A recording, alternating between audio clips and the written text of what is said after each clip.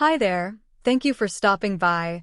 Please check my Patreon for a lot more audiobooks, ranging from fictions, NSFW, and fantasy light novels. Your support keeps us going. Link in description below. Thank you again, and I hope you enjoy the book. Grimgar of Fantasy and Ash, Volume 3. 1. Social status, talent, and a slight bitterness. Ranta. Don't wander off too far, Haruhiro cautioned. Even as he said that, he got in position behind a kobold foreman Maguzo was exchanging blows with and started to look for an opening. Yeah, there are openings. Lots of them. There was one a moment ago. Right then, too. We can do this. We can. The foreman was shaking its tail and moving around a lot, but Haruhiro had a grasp of its quirks. When Maguzo attacked a certain way, he knew how it would defend, and then he had a good idea what it might do after that. He could finish this with backstab or spider, of that he was confident. And yet, Haruhiro didn't close in on the foreman. Because that wasn't the point. Haruhiro was after something else. Will I see it? He was wondering. That line. That vague, hazy line that shone just a little. If he could just see that. That line you saw is something anyone who's gained some experience will have seen once or twice, or felt, rather. That might be the more correct way to describe it. That was what Barber-sensei from the Thieves' Guild had said to him. Sometimes I see it, sometimes I don't. It's not something you can see by focusing, after all. That's not a bad sign, she had said as well. However, don't misunderstand. It's nothing special, she had made sure to point out. It was a thing anyone who gained some experience would see once or twice. However, Haruhiro had seen that line a good number of times. Even the time he had taken down death spots, no, that time the line had been clearer, more defined. If he hadn't been able to see that line, Haruhiro would never have been able to slay death spots. That giant kobold would have thrown Haruhiro off and chased down the rest of the party. If that had happened, there could have been casualties. Someone might have died. Haruhiro and the party had been saved by that line. What if it had been pure coincidence that he had been able to see it? Just then, at the perfect time, he had happened to see it by chance. What if that was all it was? It would mean fortune had been on his side then. Haruhiro had gotten lucky. Without that fluke, they might have all died. I don't want to think I just got lucky, do I? Haruhiro honestly didn't know, but he knew for sure that being able to see that line would help him. He wanted to see it. If possible, I want to have complete control over when I see it. Whenever I want, however often I want. If I could see the line on those terms, just maybe, I'd be kind of invincible. It's not that I want to be invincible, that's not it. But if I can get stronger, if I can gain a power that'll give me that decisive edge in battle when I need it. Thanks, Maguzo shouted. While Haruhiro was thinking about the line, and nothing but the line, Maguzo used thanks / or what was more properly known as rage blow, to hit the foreman with the most powerful diagonal / he could muster. Maguzo's blade buried itself 15 to 20 centimeters deep inside the foreman's shoulder. The foreman's chain mail armor didn't do anything to stop it. Maguzo's dumb, brute strength is a thing to behold, Haruhiro thought. However, there's more to it than that. It's the sword. His cleaving blade, the chopper. After discussing it as a group, ultimately they had gone with Ranta's suggestion, and that was what it had been named. It was only about 1.2 meters long, which wasn't that long, but it was fairly thick. While it did have a handguard, it gave off the impression of a gigantic carving knife. That thing came from death spots. I'm impressed he can wield it so well. Maguzo kicked the foreman to the ground. Without missing a beat, he slammed the chopper down on the foreman's head, smashing it open with a wet thud. Next, somehow I feel like I can rely on him.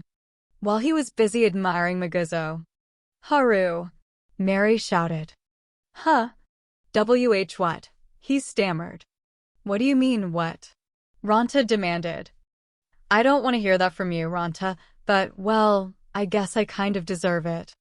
Haruhiro and the others had been frequenting the third level of the Cyrene mines, a residential area for kobold workers, for their hunting and mainly targeting elder kobold foremen. The talismans the foremen carried, while they could be hit or miss, sometimes sold for a high price, and now that Death Spots was gone there wasn't much danger on the third level. It was a good hunting ground for making a constant income. Even so, this was a stronghold of the kobolds, a hostile race, so it wasn't without danger. Actually, if they let their guards down, they would pay for it. Maguzo had taken down the foreman, leaving only 2 followers. Ranta was taking on follower A, while Yum and Mary were clobbering follower B. With the scary foreman taken care of, it was easy to think this would be an easy win, but it was the way of the world to betray such expectations. Because here another foreman came, 3 little minions in tow, energetically running towards them. 6. Haruhiro whispered, having done some quick mental math, but then Maguzo bellowed, thanks, and slammed the chopper into follower B, the one Yum and Mary had been facing. 5, Haruhiro said. Why you? Ranta shouted. Ranta and follower A had locked blades, or so it seemed, but then Ranta knocked the follower back with a loud clang. That was his newly learned dark fighting skill, Reject. When an enemy gets in close, he uses his sword to push them back and gain some distance. It's a rather plain skill. Considering Ranta's personality, I'm amazed he decided to learn it.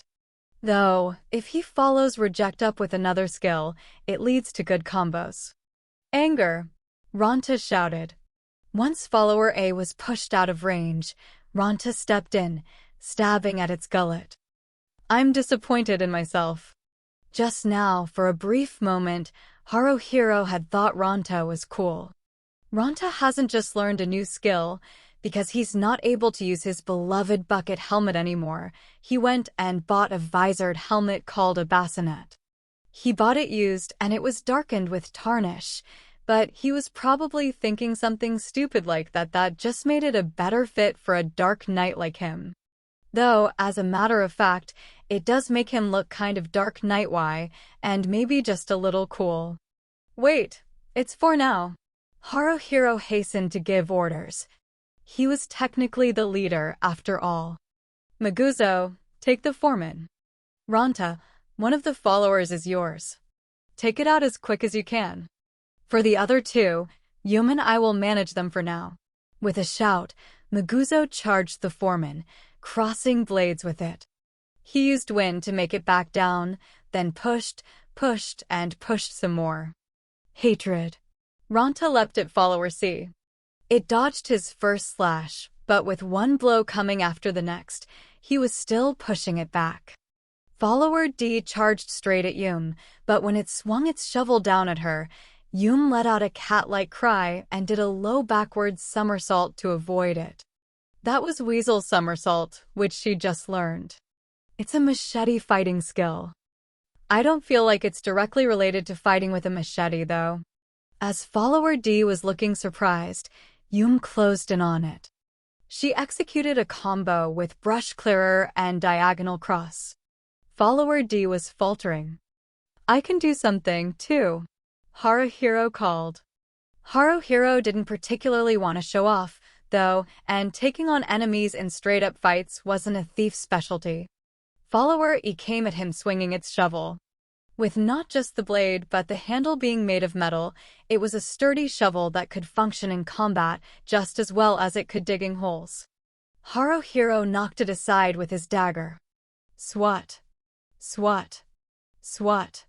Swat was primarily a defensive skill, but when the opportunity arose, it could be used like this too.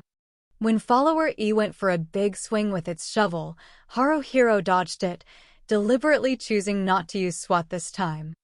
Follower E must have sensed the danger because it quickly pulled back its shovel, using more compact swings from then on. It was focusing on speed over power. NGH.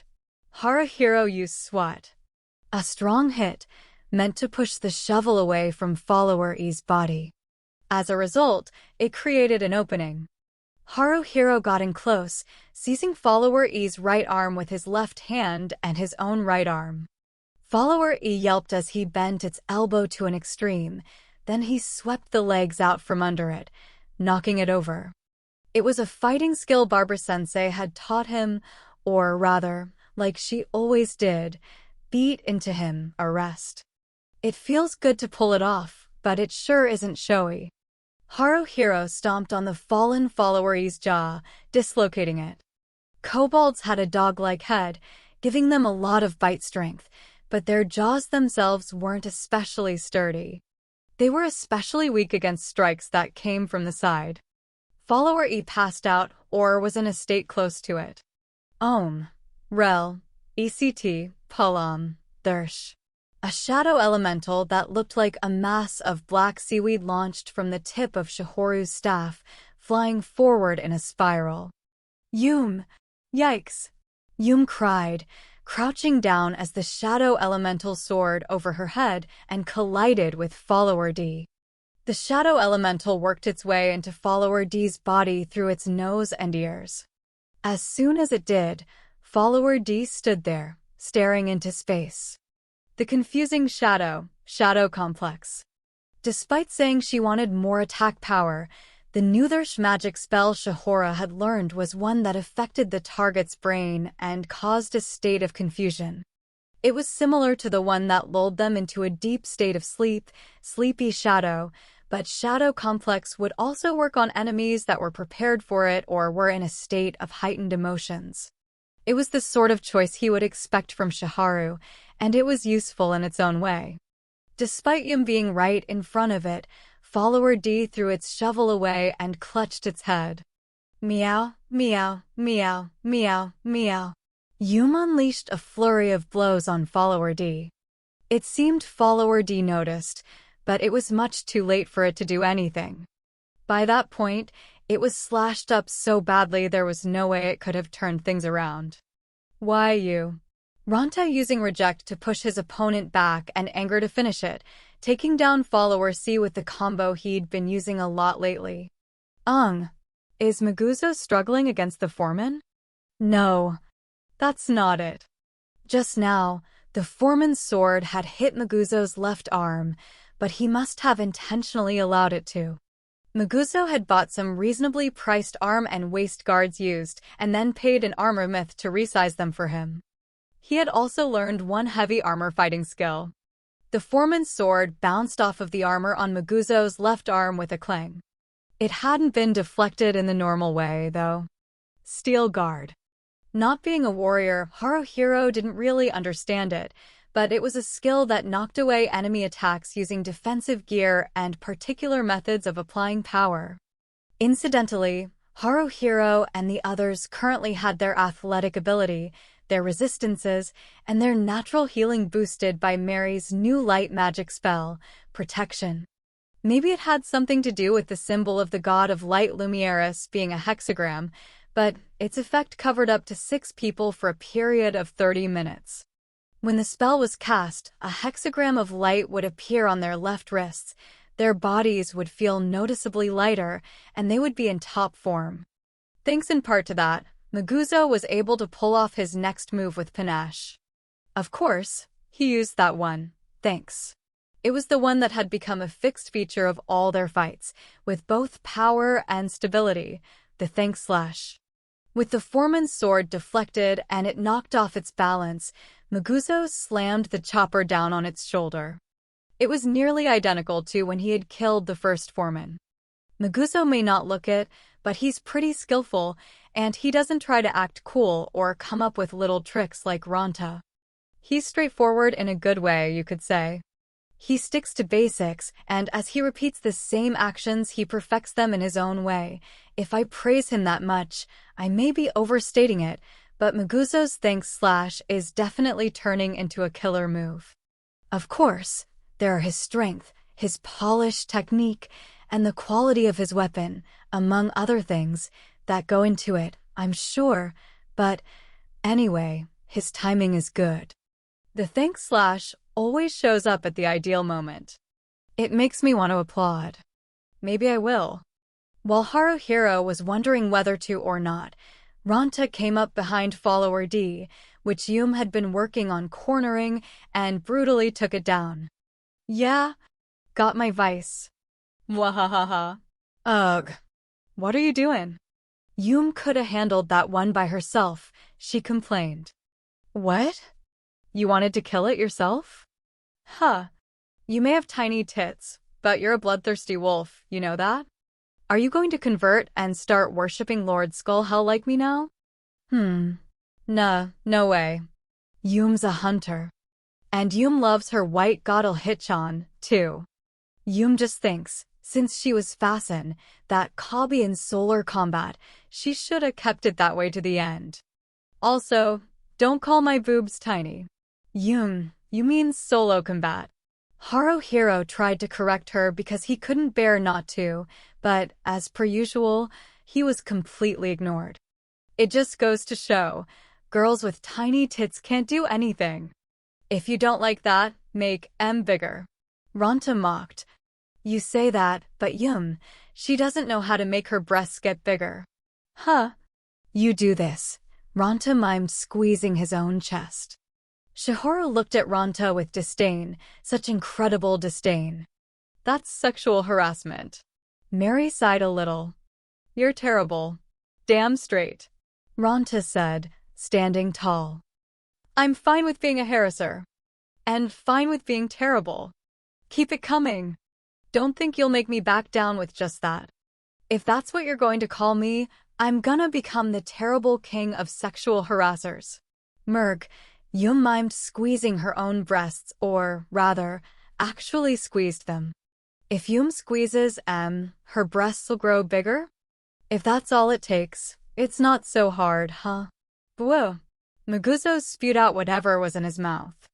Why, Yum? Shihoru grabbed Yum by the arm, stopping her. I don't think you should do that in front of other people. Huh? Does it work better if Yum does it when no one's around? No, that's not the problem. Ranta laughed derisively. Your pitifully tiny tits ain't big enough to squeeze anyway, so you don't need to worry about it. Gwahaha. Ugh. Ranta, you dummy. Yum wailed. I'm no dummy. I'm the terrible king of sexual harassers. Freshly crowned. Revere me. Don't get so stubborn, Haruhiro muttered. Haruhiro started checking over the kobold bodies. Their equipment and other stuff wouldn't sell for enough to be worth the extra weight, so he was fine with just collecting the talismans. When he crouched down next to a follower and began to carefully remove an earring, Ranta came running over. He quickly tore a golden nose ring off of a follower that was right next to the one Haruhiro was working on. Come on, that crudeness is what people don't like about you. Well, that and a whole lot of other things. Actually, they dislike pretty much everything about you. Huh? What's your problem? Ranta glared at Haruhiro. You got something to complain about? Not really. Well, I do. Huh. About you, Haruhiro. Ranta flipped the golden nose ring with his thumb, catching it in the palm of his hand. Man, I think you're misunderstanding something. Misunderstanding? Huh. What are you on about? In other words, it's like this. I hope you don't want to be a hero or something like that, do you? A hero? Haruhiro asked. Since it was coming from Ranta, he had to just be spouting nonsense. That was what Haruhiro thought at first. However, once he mulled over the words, he felt a weight quickly building in his stomach. A hero. I'm no hero. I've never even thought I want to become one. I haven't, but I really don't want to be a hero, not in the least. It's just, what exactly? Earlier, Ranta said, lowering his voice. He was trying not to be heard. Could he possibly have been trying to be considerate somehow? Even though this was Ranta? The way you were moving was weird, man. No, it wasn't. No, seriously. It was strange. If I were to go further, I'd say you were the only one acting strange. It was like you were going at a slower pace, I could say. Maybe that's not it. That's not quite how I'd describe it. Or maybe it is. Well, either way, doesn't matter. I know what you were up to. You were trying to take them down with one blow, weren't you? Haruhiro just shrugged a little, giving no answer. He did his best not to show any change of expression, but he was sweating inside. Because Ranta was dead on. This was Ranta. How had he figured it out? It's not like you, Haruhiro, you know that? You ought to know your place. Okay. Ranta slapped him on the shoulder. Haruhiro had a strong urge to knock Ranta flat, but he refrained. Even if I told you, there'd be no point. Would you understand? You, Ranta? I don't think so. Ranta couldn't possibly understand how Haruhiro felt. Haruhiro had nearly died. He had meant to give his life so his comrades could escape. True enough, his comrades had been fine, and Haruhiro hadn't had to die. On top of that, he had even taken down death spots. It had gone great. The result had been great, but he couldn't just say, "All's well that ends well." After all, he had just gotten lucky. Had he not happened to see the line that time, Haruhiro couldn't have killed death spots. But I did see it, so what was wrong with that? I shouldn't take it lightly like that. If he got in a similar situation again, would he leave his fate to the heavens then, too? He couldn't do that. Well, what could he do then? There were two things. One was to avoid getting into a life or death situation again. Of course, he intended to be careful not to. Then there was the other option. Make it not a fluke. He just had to make it so he was able to see that line at all times. But it doesn't work like that. Even Barbara-sensei said, "Sometimes I see it, sometimes I don't." It's not something you can see by focusing, after all. It's unreliable. It's a mistake to try and count on it. I know that. But maybe Haruhiro might have been thinking, it wasn't a fluke at all. I might have some sort of talent. If I do, that'd be nice. Haru. Huh. When he looked up, Mary was crouched down next to him.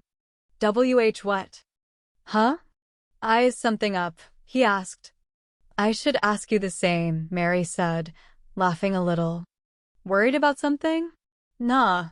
If this hadn't been the third level of the Cyrene mines, and Mary had been the only one around, would he have opened up to her and been honest? Even then, he might not have.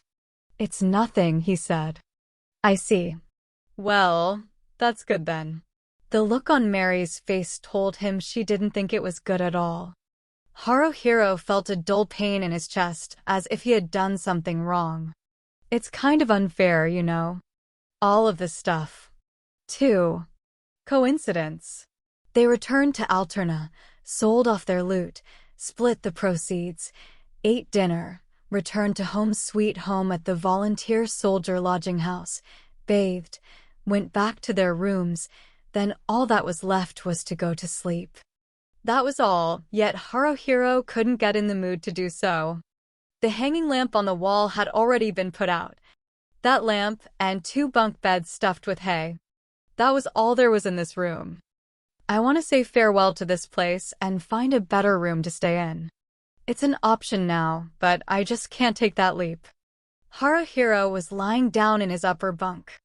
Maguzo was in the lower bunk of the bed next to him while Ranta was on the top one. There were 3 of them in a 4-person room. In the beginning, the room had been at capacity and there had been 4 of them. Haruhiro was about to quietly call their lost comrade's name, but he stopped himself. When he came down from his bunk, Haruhiro-kun, Maguzo called out to him. Is something up? Ranta was snoring loudly. It seemed he was asleep. Yeah. Unable to come up with a good answer, Haruhiro was vague. Well, it's not really that anything's up. After saying it, he regretted not just saying he had to go to the washroom or something. Are you going somewhere? Maguzo asked. Huh? I'm not going anywhere. Outside. To get some fresh air? Haruhiro just said whatever came into his mind, and it felt kind of awkward, but Maguzo didn't push the matter any further. Okay. Haruhiro was relieved. Yeah. Maguzo, you must be tired. You sounded at least. You should sleep. Good night. Good night. After leaving the room, he debated whether to actually go out for some fresh air. He wouldn't have minded it, but he didn't especially want to, either.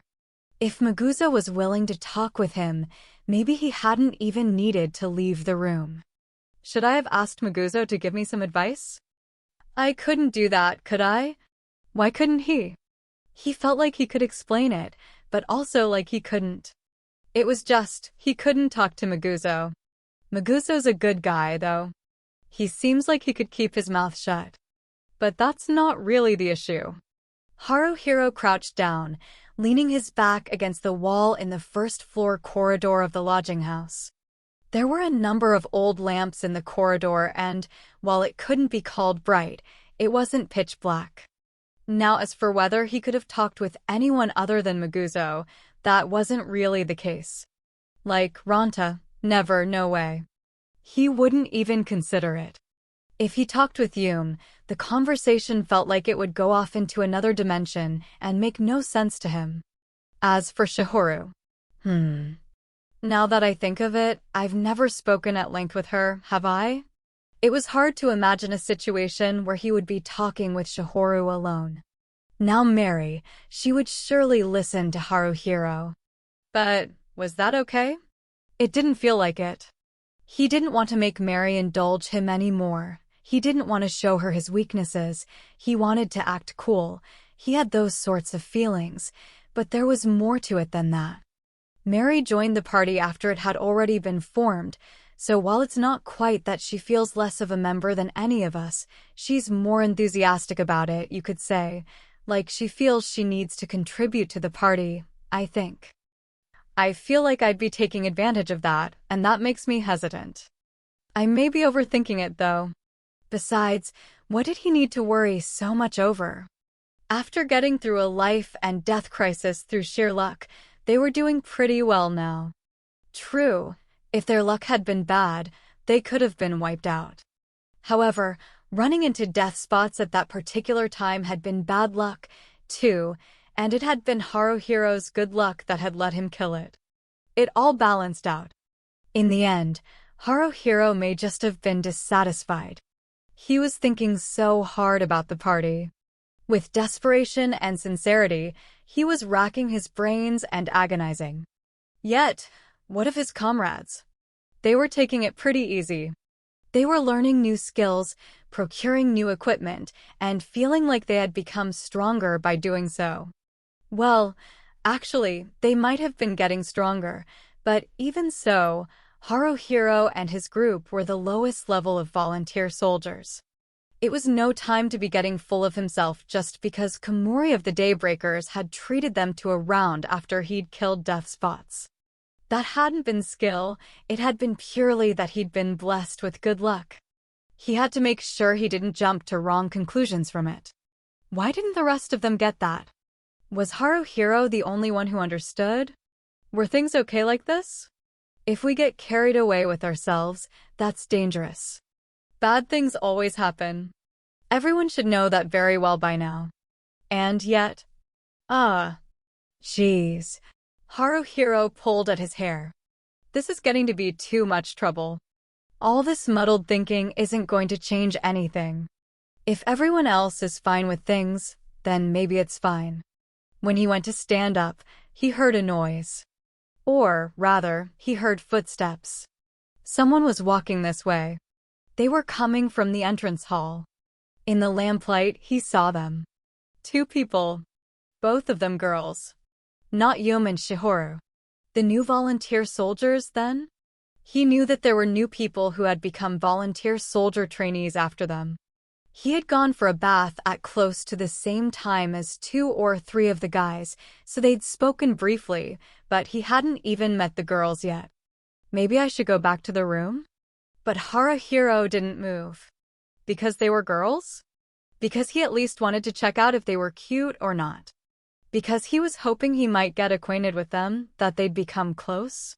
He couldn't say that he was completely free of those ulterior motives, but he couldn't say for sure that he had them, either. Well, I'll just sort of see what happens. Haruhiro stayed crouching where he was. He tried not to look in their direction. Though, if he kept looking down, that would seem forced. He was looking at the wall without staring off into space. That was how he was trying to look. Am I an idiot? What am I doing? They must be wondering who this weird guy is. It's showing in the way they walk. They're clearly on guard. It's fine, I'm harmless, Haruhiro thought to himself. I won't do anything, okay? Go on, go on. Don't you mind me. He should have left before the girls came. It's weird, isn't it? I'm finding my own actions suspicious. It happens, I guess. Sometimes. I dunno. Does it? The girls walked in front of Haruhiro. Then, one of them stopped. Somehow. Huh? It feels like someone's looking at me? Haruhiro raised his face and looked towards the girls. He hadn't been imagining it. A girl with her hair cut in a bob was staring at Haruhiro with her big eyes. Her eyes really were big. They looked like they might fall out at any moment. She had slight bags forming under her eyes. Her pouty lips gave her a moody appearance, and she gave off an impression of being hard to approach. Yet, on the other hand, he was strangely interested in her. Hold on, this girl, why is she staring at me like this? Choco, the other, short-haired girl said, placing a hand on the girl with the bob cut's shoulder. Is something up? Huh. The one who had spoken without intending to wasn't the bob cut girl, it was Haruhiro. Choco. Did she say Choco? Yes, the bob cut girl asked, tilting her head to the side. I was crouched down in front of some big box full of light. There was someone standing next to me. A girl with her hair in a bob. Choco. That was what I called the girl with the bob cut. What was that? Just now. I was remembering. I remembered? I dunno. But.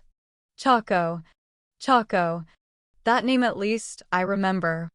Just the name? No. That's not it. Those big eyes.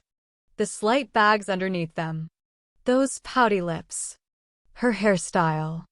That bob cut. I know her. Hey. But what should I say to her? Do you know me? Like that? If she did, she would be acting like it. This doesn't feel like a meeting between old acquaintances. But she was looking at Haruhiro. Everyone had forgotten what had happened to them before coming to Grimgar. Maybe she had forgotten, too, but there was something tugging at the back of her mind. Like there was for Haruhiro. If so, the short-haired girl stepped between her and Haruhiro. If you're here, you must be a volunteer soldier, too, right? Did you need something from us? No, it's not that I need anything. Well, goodbye then. Right. Let's go, Choco. Okay. They walked off quickly. As they did, Choco turned back just once. Their eyes met. However, she soon turned away again. Did they think I'm creepy? If so, it's a bit of a shock. No, not just a bit. It might be a major shock. Choco, Haruhiro whispered, and then thought, if she could hear me, she'd be even more creeped out. Is she that same Choco? It's a coincidence. Right. 3. A story of impossible dreams. Hey, wake you up. Gwa. Haruhiro shouted. What? What happened? An incident? An accident? A natural disaster? A man-made disaster? It was an elbow. Haruhiro was shocked into awareness when Ranta, the stupid jerk, elbowed him hard in the solar plexus. What was that for out of nowhere? What the hell, man? Don't do that. I can only tolerate so much of your crap, he shouted. Huh? What are you so mad about, Haruhiro? Ranta asked. You were sleeping the day away, so I decided to be a nice guy and gently wake you up, you know? I couldn't get to sleep last night. Is there something wrong with that? Yeah, there is. That's why I'm saying something about it, duh. Ranta said. What could possibly be wrong with it? Haruhiro demanded. When I went to the trouble of rushing back here to give you the extra special info I heard, you were snoring like a baby. That's what's wrong. You, Ranta-kun, Maguzo began.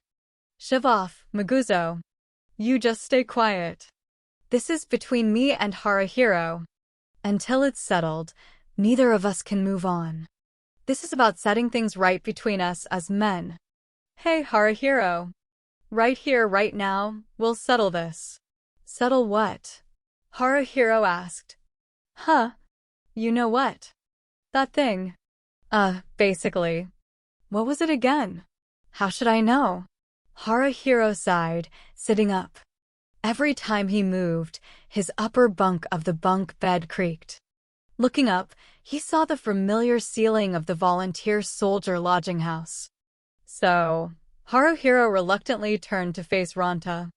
What's this extra special info? Right, that. Ranta grinned. What an incredibly aggravating expression. How can he manage to piss people off so badly with a simple grin? It's practically a talent. Of course, it's the worst, most awful talent ever. You didn't wake up at the usual time, and Maguzo said something stupid about waiting and letting you wake up on your own, so there I was, feeling real hungry, and so I went to the bakery. Yeah, the bakery. You know where I mean? Tatton's Bakery, just outside of West Town. Well, when I did, there were a bunch of volunteer soldiers there. They were talking about it. Now, I'll bet you want to ask what it was, right? Well, hold your horses. There's a proper order, a sequence to all this. It's like that in dating too, isn't it? Oh, maybe it's too soon for you to understand that. You're still just a little kid after all. I mean, it's pretty obvious that you're still a virgin. Not me, of course. I'm the king of the old in and out. It's like they say, experienced candidates receive preferential treatment. You get me? With my incredible technique, I leave those she-cats in an ecstatic frenzy. Okay. Could you just let me know how long I'll need to listen to your nonsense before you get to the point? Haruhiro asked. It's not nonsense, Ranta insisted. The only thing that comes out of my mouth is truth. In other words, it's all fact. So, what's the extra special info? Haruhiro asked. Before that, man, get down here. It's extremely unpleasant having to look up to talk to a guy who I feel is beneath me. Yes, it was a bunk bed, but it wasn't that high. The top level was at shoulder level for Ranta, who was standing on the floor. But with Haruhiro sitting up in bed, he was looking down at Ranta. It may not have felt especially good doing so, but it didn't feel bad either. I don't wanna. How about you try dying then? Huh? Ranta exploded. Man, you whine about every little thing, Haruhiro muttered. Huh? Did you just say something? Yeah, I did, Haruhiro said in irritation. I said you're like a pesky insect. Sorry. That's not it. I said you were a pesky insect. You dolt. I'm not a pesky insect, I'm a beneficial one. What, you don't mind being an insect? Huh. Tired of the fruitless squabbling, Haruhiro got down from his bunk, taking his seat on the frame of the lower bunk. So, what's the extra special info? He asked. Hold on, how many times am I going to have to ask that same question before I get an answer? Don't try to get things without working for them, Ranta said. I sound like an old man now. Ha, ha ha ha, Maguzo laughed, causing Ranta to crack a smile. You get it, Maguzo. Unlike Haruhiro here. You get what makes a gag funny. Haruhiro's hopeless. He doesn't get a thing. He doesn't have a single funny bone in his body. Haruhiro did his best to clear away the murky feelings that were beginning to cloud his heart. So, what's the extra special info? You're repeating yourself, Haruhiro-kun, Ranta said. So? What's the extra special info? Oh! There it is again. You're trying hard now. Out with it. Haruhiro leapt up, grabbed Ranta by the throat, and started to throttle him. Tell me. Just say it already. While I'm still holding back. Why you're not holding back? Ow! That hurts. STO, are you trying to kill me? Fine. I'll talk. Okay? Okay. It's an order. There's an order. An order. Haruhiro exchanged glances with Maguzo. Maguzo's stomach grumbled. His face turned a deep shade of red. Sorry. I'm hungry. No, it's nothing to be sorry for, Haruhiro said. You can't stop yourself from getting hungry. Look, we just so happen to have some bread here, so why not eat? I bought that, and you know it.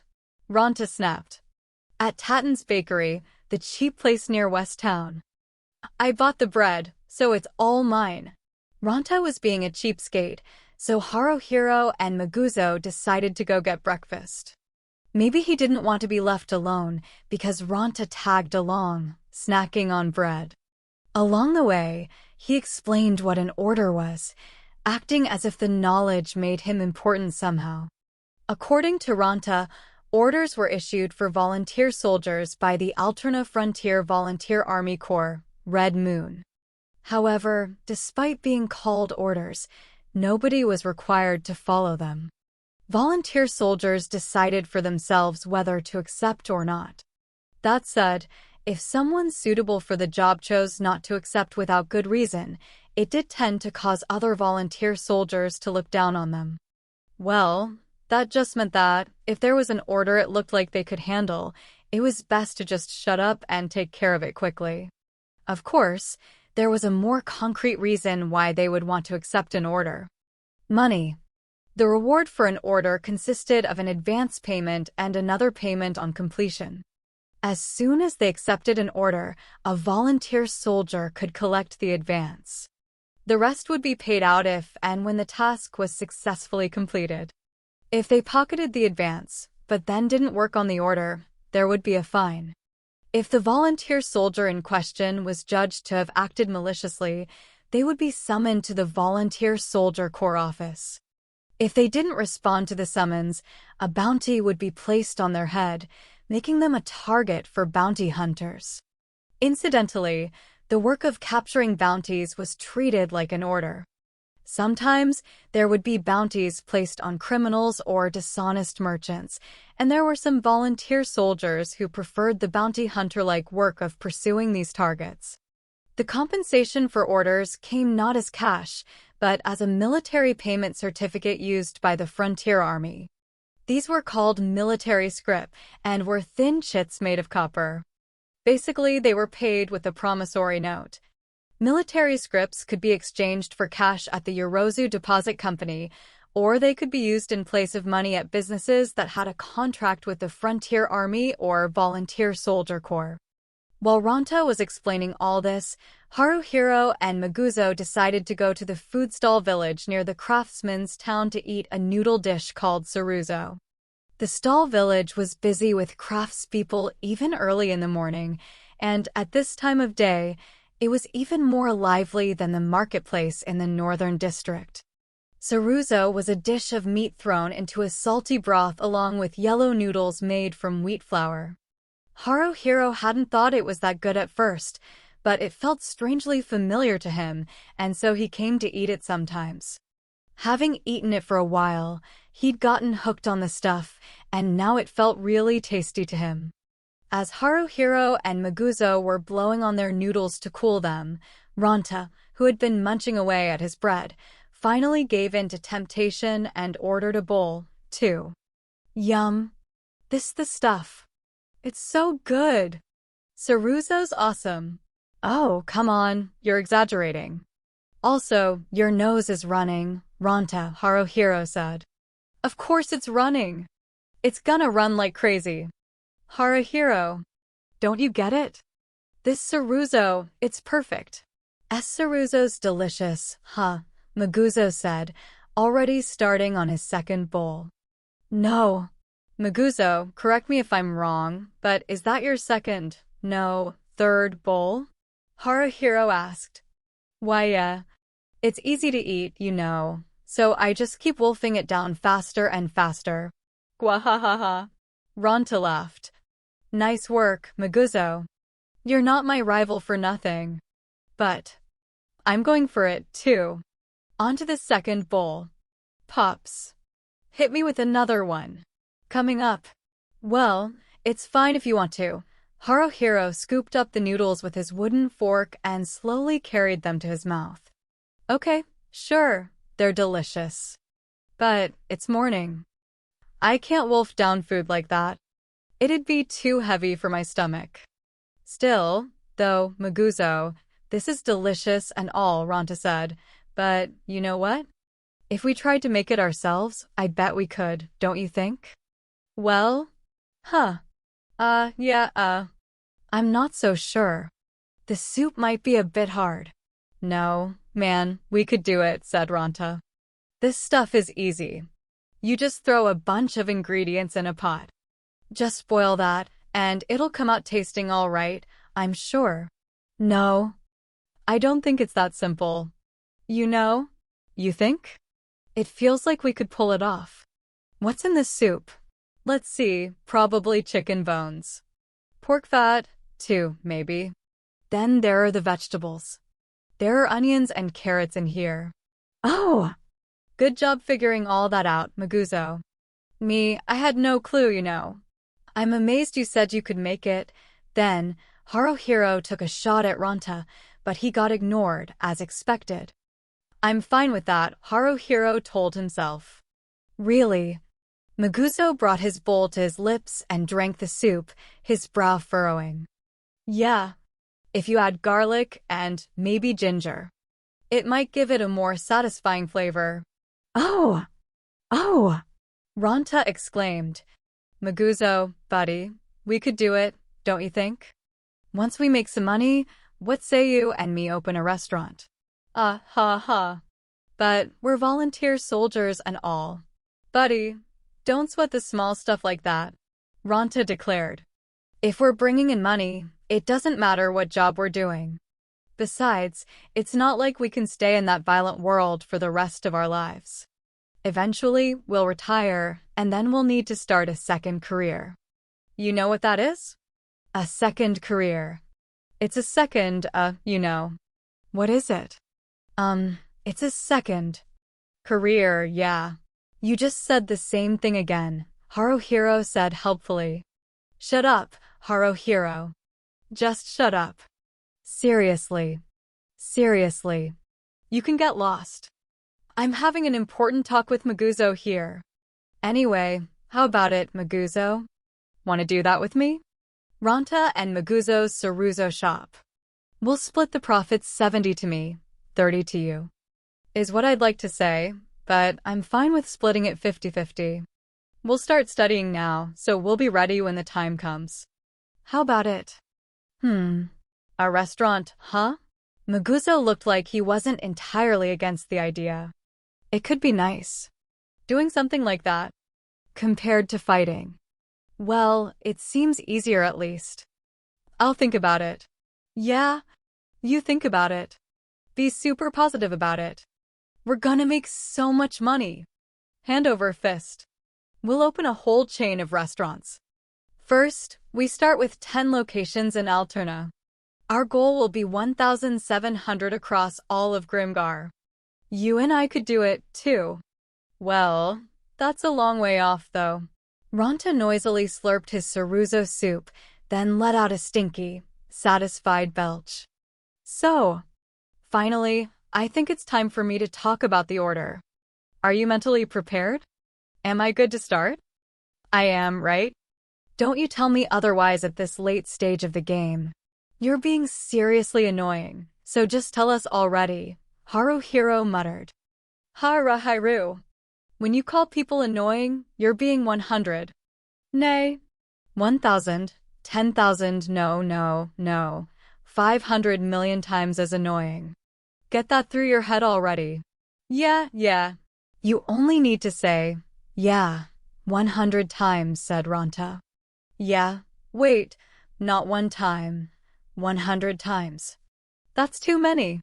Don't underestimate me. Brilliantly surprising people is what I, Ranta-sama, do.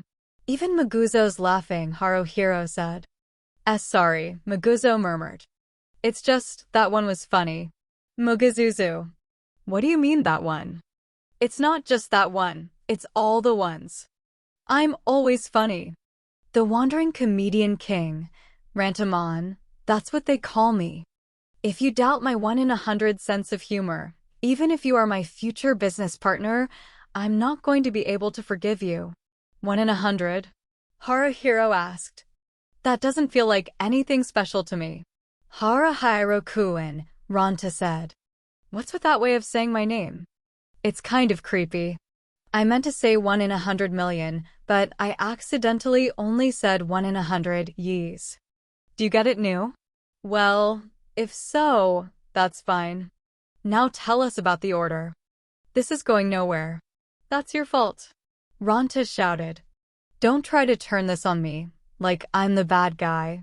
You're the bad guy. Enough already, just talk. What is it, this current order? Haruhiro snapped. Wahahaha. Don't let this shock you, okay? Ranta suddenly stood up, wiggling both his arms, imitating. Snakes? Or something. With them. It's this. No, there's no way I'm going to be able to figure it out from that, Haruhiro said. It's a two-headed snake.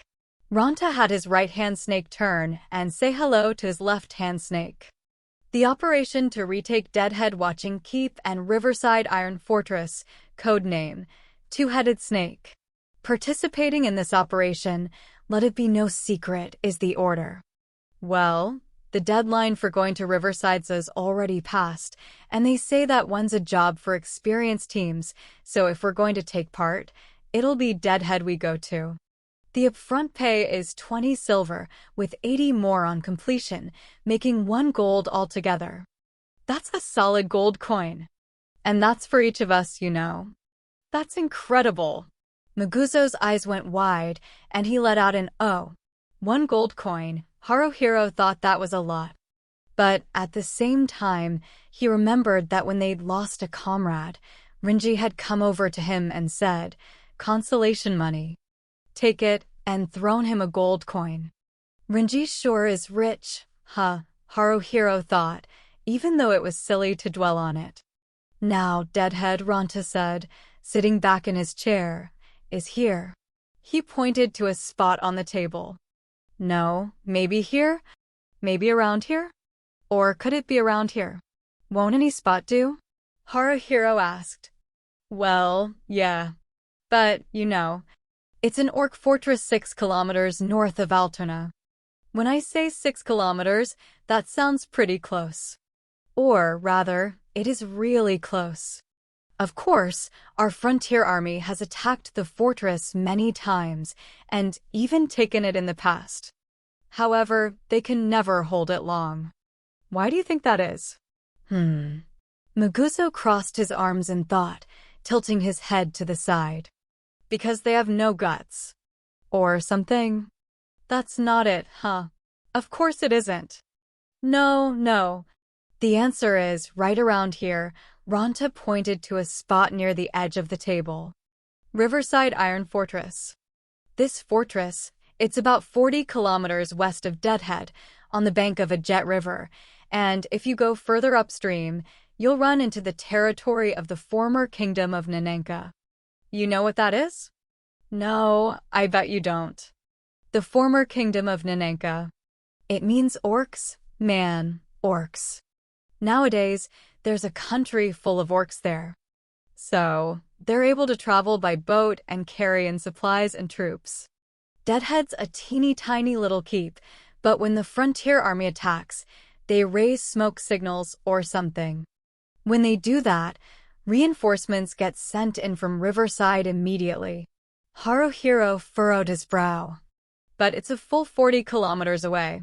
The Orcish armies got what they call dragoons, Ranta said, taking on a funny pose. Is that supposed to be some sort of animal? An octopus? No. They're called dragoons, but they don't ride dragons. They ride these huge lizards, Ronta said. The big lizards are called horse dragons. They're crazy fast, and they can make the trek from Riverside to Deadhead in as little as an hour. Maguzo punched his right fist into the palm of his left hand. Is that why we're doing both at the same time? Clever thinking, just what I'd expect from my business partner. Ronta tried to snap his fingers, but they didn't make a sound. He tried again a few times, but he just couldn't get it to work. Looks like he finally gave up. Damn it, Ronta muttered. Curse you, dry skin. Haruhiro sighed. Don't try to blame your skin. Don't butt in on everything, even me blaming my skin. What are you, my mother-in-law? So, moving on. Where were we? Haruhiro asked. Ignoring me, huh? You've got guts, pal. Riverside Iron Fortress, was it? Haruhiro asked. And Deadhead watching Keep, they're attacking them together. Wait, somehow, that almost seems like a war, don't you think? TCH. You just insist on ignoring me. Haruhiro, didn't you know? We humans have been at war with the orcs, the undead, and more all this time. Well, I had a sort of vague sense of that. But we didn't seem to be going at it that hard, you know. When the chance comes along, we go at it hard, Ronta said. Not that long ago, a bunch of orcs fought their way into Alterna, remember? Ishdogran? Was that it? The guy Renji killed. Yeah, that's it. Apparently, this got started as revenge for that. That was what got it going. And so, if we're going to do it, rather than just harass them, we might as well take the whole fortress good and proper. That's my thinking. We've taken Deadhead a number of times in the past, but they always take it back from us in no time. It's Riverside that's to blame for that. So, we're not making the same mistake again. Ronta talks about it with a condescending tone, like the frontier armies learned from their mistakes, wahahaha, but the more I hear, the more clear it is that this is a war. Isn't it kinda dangerous? Haruhiro asked. And hold on, we're not attacking with just volunteer soldiers. There's no way that'd be it, right? Obviously, the frontier army will accompany us, or rather, they're the main force and we'll be accompanying them, Ronta snorted. The volunteer soldiers are there in a supporting role, of course. Try to think a little. Are you a moron? Don't just keep looking at it with sleepy eyes like that, Haruhirian. Don't talk about my eyes. I'll stab you from behind. Also, drop the Haruhirian thing. Haruhirian can't take a joke, I see. Come on, man. You, Maguzo interrupted them. How many people will be going to do that? Like, numbers. Numbers? Ronta stroked his chin with his thumb. Let's see, at Deadhead there'll be 500 or 600 from the Frontier Army, they were saying. As for volunteer soldiers, it was 100, maybe 150. Riverside's one tough fortress, so I expect it'll turn into a pretty intense battle. I hear Soma's Daybreakers, Red Devil, Ducky's Berserkers, one-on-one, Max's Iron Knuckle, and Shinohara's Orion will be participating there. Honestly, that's some crazy stuff. If you aren't confident in your skills, it feels like they're saying, if you come, you're gonna die, so don't come, you'll only get in the way. I feel like I understand why Ronta's acting like this'll be easy, Haruhiro thought. Ronta's taking it too lightly, that's gotta be it. He thinks taking Riverside Iron Fortress will be hard, but Deadhead watching Keep will fall easily. Actually, he probably thinks we'll win the moment we start the attack. So, there you have it. Ronta had both his hand snakes make fighty motions. 1 gold coin. We've gotta do it, with that up for grabs. It's decided. Yep. Let's go and apply already. There are 3 days left before the deadline, but you know that proverb about striking while the iron's hot, right? Or was it an idiom? Well, whichever, it's a thing they say, and I say I'll go to the office right now and… Why you can't do that, Maguzo said. stopping Ranta before Haruhiro had the chance. WEVE got to let everyone else weigh in on it first. What? Who cares about doing that? Just be like, we're doing this, okay, let's go, and they'll tag right along. They won't even realize what's up, not those girls. You can't be right about that, Haruhiro said, scratching his head. Well, I'll bring it up with them tonight, and we can make a decision after that. There's still time, so it should be fine. Ranta snorted. Oh, fine, if you insist. Next time, I'm going to punch him. Haruhiro promised himself that. 4. Don't go with the flow. After a day of work in the Cyrene mines, the party sold off their loot, grabbed dinner, and then all of them rushed into Sherry's tavern. Of course, I'm getting beer, like a real man should, Ranta declared. Well, and me, too, then, Maguzo added. I'll get mead, said Haruhiro. Me, too, said Mary. Yum thinks she'll go with lemonade. It's so bubbly and delicious. I'll go with that, too, Shihora nodded. Soon after, the drinks came around. Ranta took it upon himself to start running the show. Okay, everyone got theirs. Good work today. Cheers. Gee, good work today, Maguzo said. Good work, Haruhiro agreed. Good work, everyone said Mary. Good work, said Yum. Good work, Shihora added. Ranta and Maguzo both knocked back their beers and chugged them. Maguzo was probably just doing it because he was parched, while Ranta didn't want to lose to Maguzo. Haruhiro, sipping away at his slightly tangy but sweet mead, couldn't understand it at all. What the hell? Why is he so competitive? Wha? I win. Ranta slammed his empty ceramic mug down on the table. What are you going to do if it breaks? Haruhiro wondered. Maguzo, how do you like that? I won. Wahahahahahaha.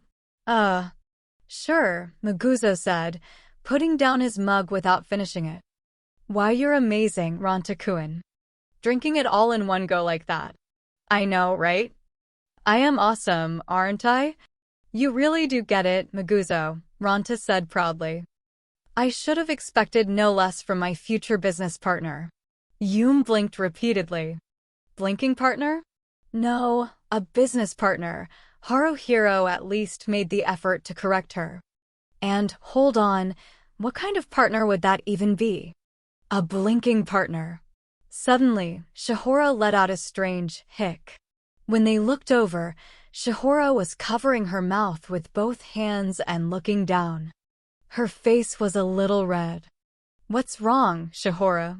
Haruhiro asked. It's nothing. Nothing, really, she murmured. Oh, yeah. Ranta displayed one of his irritating grins. Shihoru, I'll bet you were imagining something weird. Something weird.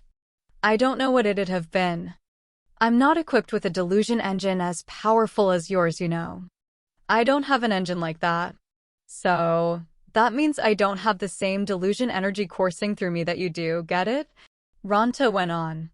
It's not coursing through me. That's some nasty accusation, Ranta. Yum said, holding Shihora close to her. Shihoru's not like that. She doesn't have no delusion apogee or whatever weird thing you said. Got it. You got the words wrong, though, Mary whispered quietly. What? Did you goof it up again? Ranta laughed, mockingly. Your words are wrong way too often, you know that. It drives the people listening to you crazy, so don't talk for a while. Shut up. Nah, no way. Yum shot back. You don't get the right to refuse here. Yum has her own opinion, too. No one said anything about you having an opinion or not. Ranta, you did. I said you don't have the right to refuse. Right. 2. Refuse. You know what that is. The right to refuse. Yum knows that much. Yeah, well, before we talk about what you do or don't know, stop getting words wrong so often. Do you have holes for ears? Ranta shouted. Ranta. Haruhiro stuck his fingers in his ears. Yep, they're there. Holes in my ears. Everyone has holes for ears. Or are you blind? Do you have holes for eyes? Huh. Ronta realized his mistake, but that wasn't enough to make him change his attitude. He gave it a sarcastic shrug. Here we go again. This is it. This here. This is the problem with our party's leader. He likes to pick at any little mistake people make. On top of that, the way he criticizes them for it is downright malicious. What an awful personality. You're the last one I want to hear that from, Haruhiro muttered. If you don't want to hear it, then don't act in a way that makes me say it, huh? Show some restraint, okay? Hey, Maguzo, Haruhiro said. Listen, just a friendly word of warning, but if you're planning to run a business with this piece of shit in the future, you really ought to reconsider. There's no way it'll be a success. Maguzo laughed awkwardly. A business? Mary asked, cocking her head to the side. Oh! Haruhiro told her about what had happened at the food stall. So, once they've saved up some money and retired from being volunteer soldiers, Ronta suggested to Maguzo that they open up a Saruzo shop together, you see. Oh, you mumbled. Saruzo, that's that stuff that's like ramen, huh? Ramen. For an instant, Haruhiro felt a salty taste spread through his mouth. Ronta crossed his arms in thought. Ramen. Ramen. Shihoru touched her lips. Maguzo leaned out over the table. Ramen. Ramen, wait, Mary said, a slightly frustrated look on her face. What was that again? What? Yum looked around restlessly. Ramen is. Huh? That's odd. Yum, did she know it? From somewhere? Maybe? What was it again? Huh?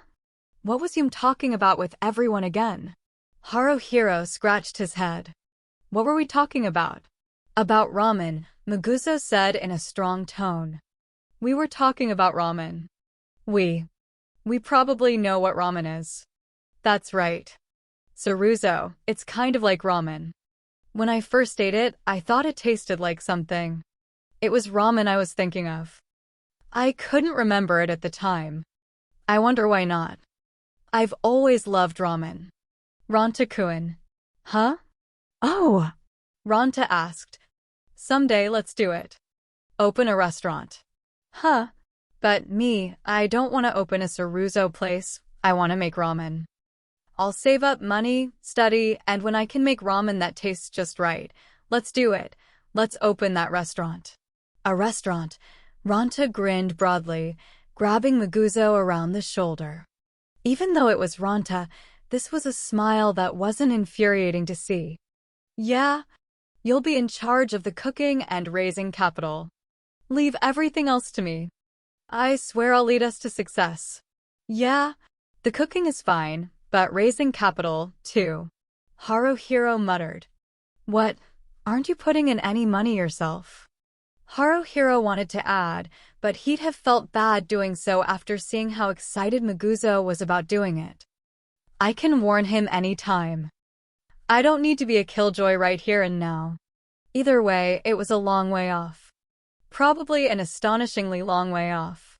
The saying about the best laid plans of mice and men came to mind, but Haruhiro wasn't so boorish that he was going to tell them to stop talking about it. He felt things were fine the way they were. Honestly, he was even a little jealous. Haruhiro was only ever thinking about tomorrow, maybe 3 days into the future at most. Even if he wanted to think about more than that, he couldn't. And technically, he had something he needed to make a decision on within those 3 days that was the most he could think about. Anyway. By the way, since everyone's here, I had something I wanted to talk about, Haruhiro said. When Haruhiro gave them a quick rundown of the order. Hell. Yeah, Ronta cried, thrusting a fist into the air so hard it seemed like he might jump up on top of his chair. We've got to do it. That goes without saying, I mean. It's a gold coin. Golden work. Not doing it isn't an option. What are we gonna do if we don't? HRMM. Shihara looked down, clearly not enthusiastic about the idea. Yeah, that figures, Haruhiro thought. I mean, it's Shihoro. How does Mary feel? She was lowering her eyes, stroking her chin, looking like she was deep in thought, but she hadn't approved of it yet, either. She probably planned to go along with the rest of them. She might be trying to be considerate. Everything up to this point was going as Haruhiro had expected.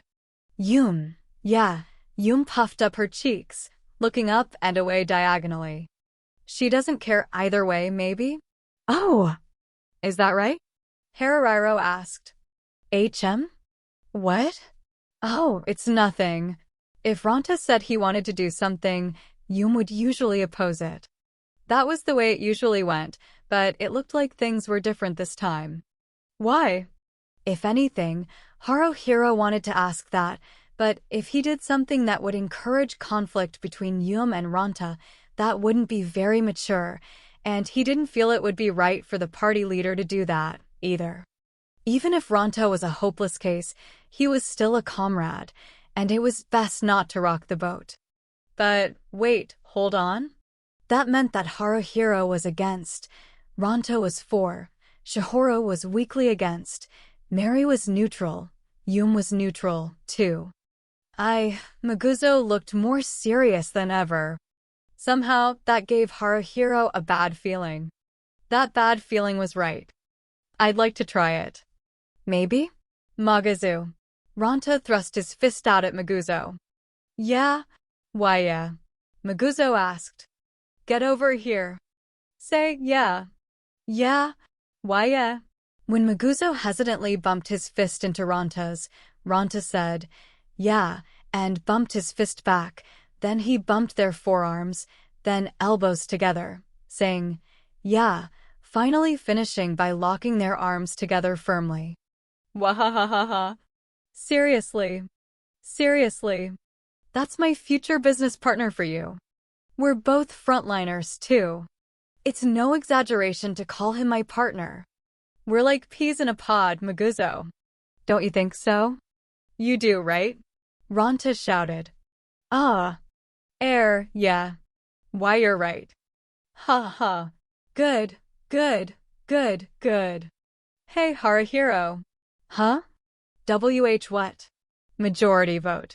Ranta put his arm around Maguzo's shoulders, licking his lips.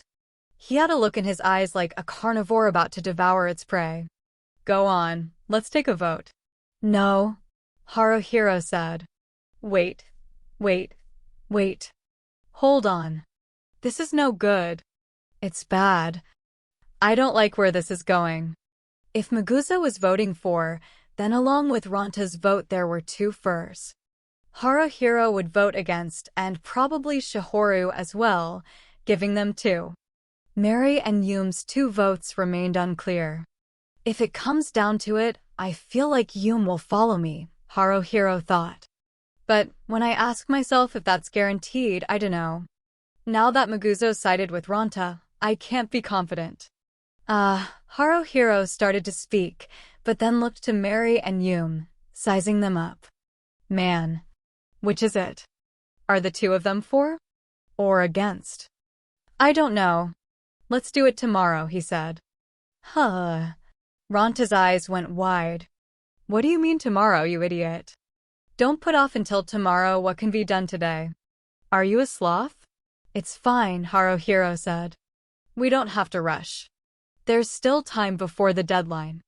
We can take a day to think it over properly, and it still won't be too late to decide then. Mary raised her hand to support him. I think that's a good idea. She's like a goddess. She looks positively radiant. Oh, I guess she's always like that. Well, Yum lay down on the table.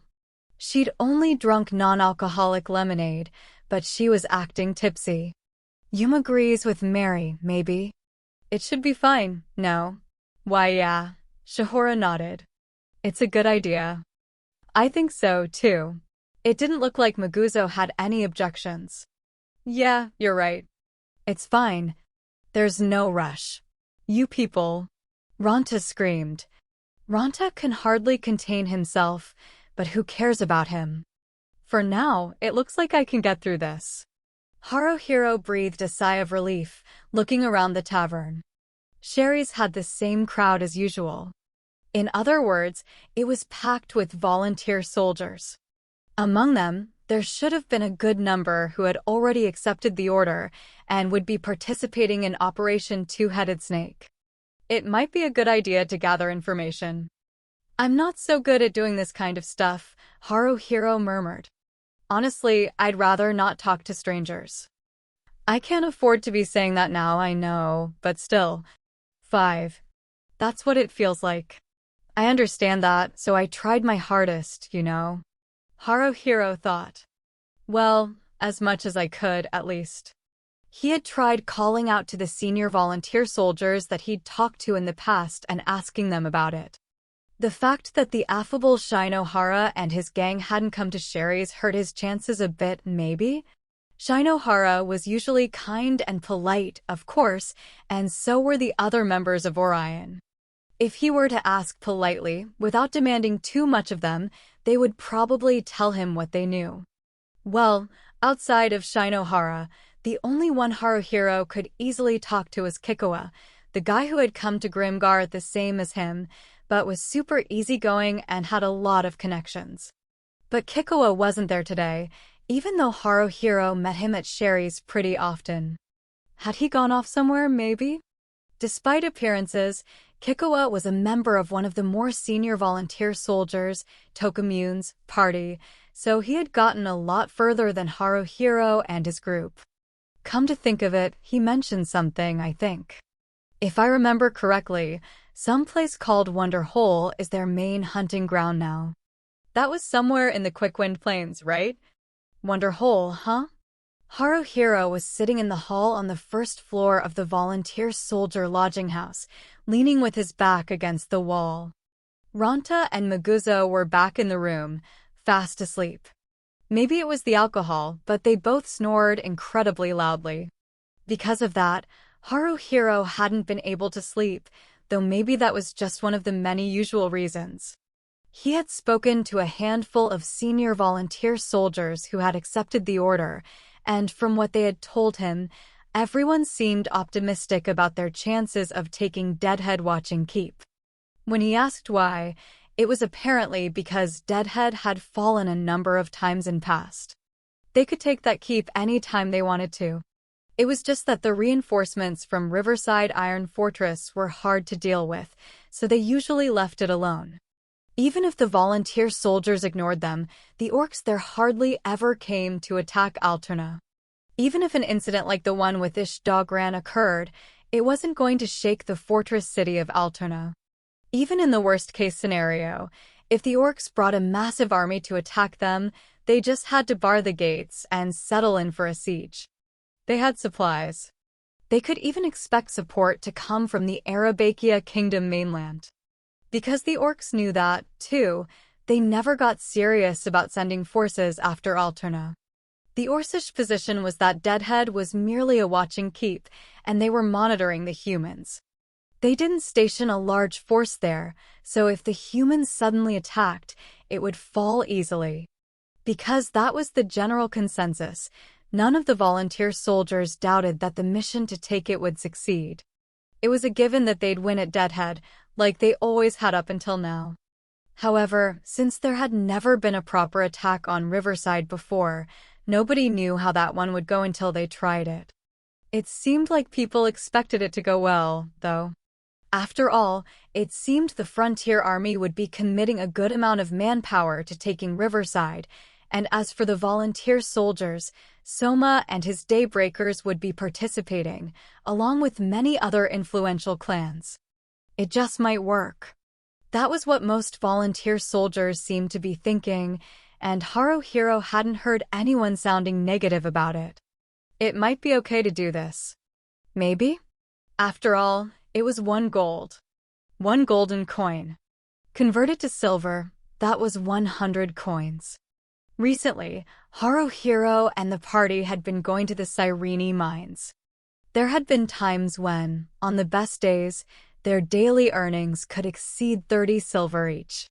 Though, most of the time, it was questionable whether they would make 10 silver each or not. The talismans from elder kobolds like Foreman always sold for around 5 silver at the minimum, so it was fairly stable. However, their living expenses were going up, too. Everyone was clearly eating better than before.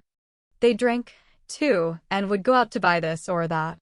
From what he'd heard, while the upfront payment and completion bonus were 1 gold altogether, every full night they were out on the mission would earn them another 30 silver each. That meant, probably, that the higher-ups intended to finish this in a single day. 1 gold in 1 day. That was a big deal. A really big deal. It was very tempting. It seemed like a winning battle, and the money was really enticing, so why was Haruhiro so incredibly hesitant? After leaving Sherry's tavern, he considered consulting Mary about it. It wasn't something that she always did, but Mary seemed to have a habit of first leaving with everyone else, then turning back and going for another drink by herself. He probably had the opportunity to do it, but Haruhiro didn't. Why not? In the bar, no, it wasn't just that. He didn't know when it had started, but lately, Haruhiro had been sensing a wall. It had risen up between Haruhiro and his comrades. Haruhiro was being separated from his comrades by something that felt like a wall. It must have been his imagination, or rather, he was just overthinking it. It couldn't be that Haruhiro was the only one on the side, and everyone else was on the other side. But there was a gap between them. That was a fact. His comrades were starting to build confidence. In fact, Haruhiro thought that they were growing in strength too.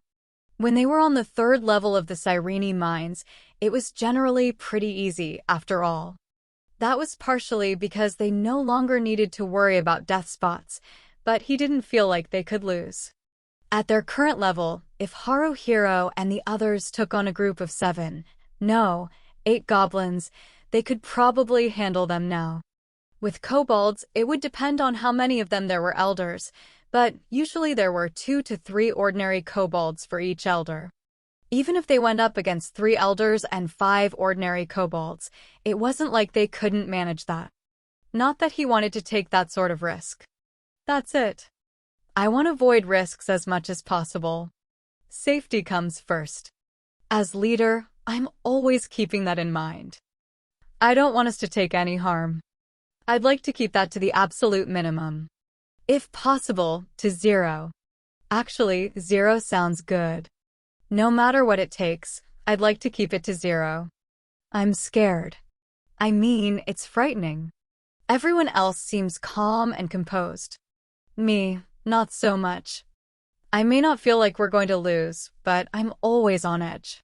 If we keep thinking, we can do this, I worry we're going to get done in. Eventually, something weird could happen. One of us could mess up horribly.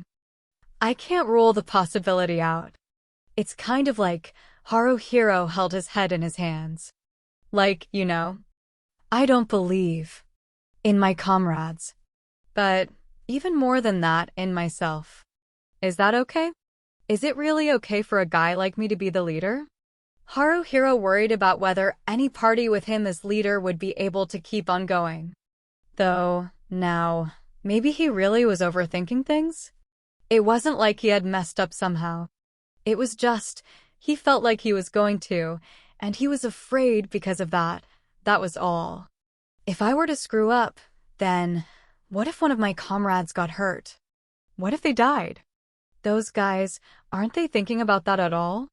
If they aren't, isn't that a little naive? They're being way too optimistic. In the end, that's probably because none of them is the leader. They're not in a position of responsibility, so they can take it easy. Haruhiro moaned. This is getting to be a pain. It's always like this, though. Maybe I don't care. I don't need to think too deeply about it. When it comes to the order, just put it to a vote, and if everyone says they want to do it, let them. There's not much else I can do. No.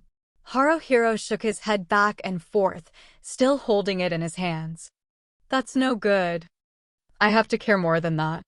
Ugh. As he was groaning, he heard footsteps, but those footsteps immediately stopped.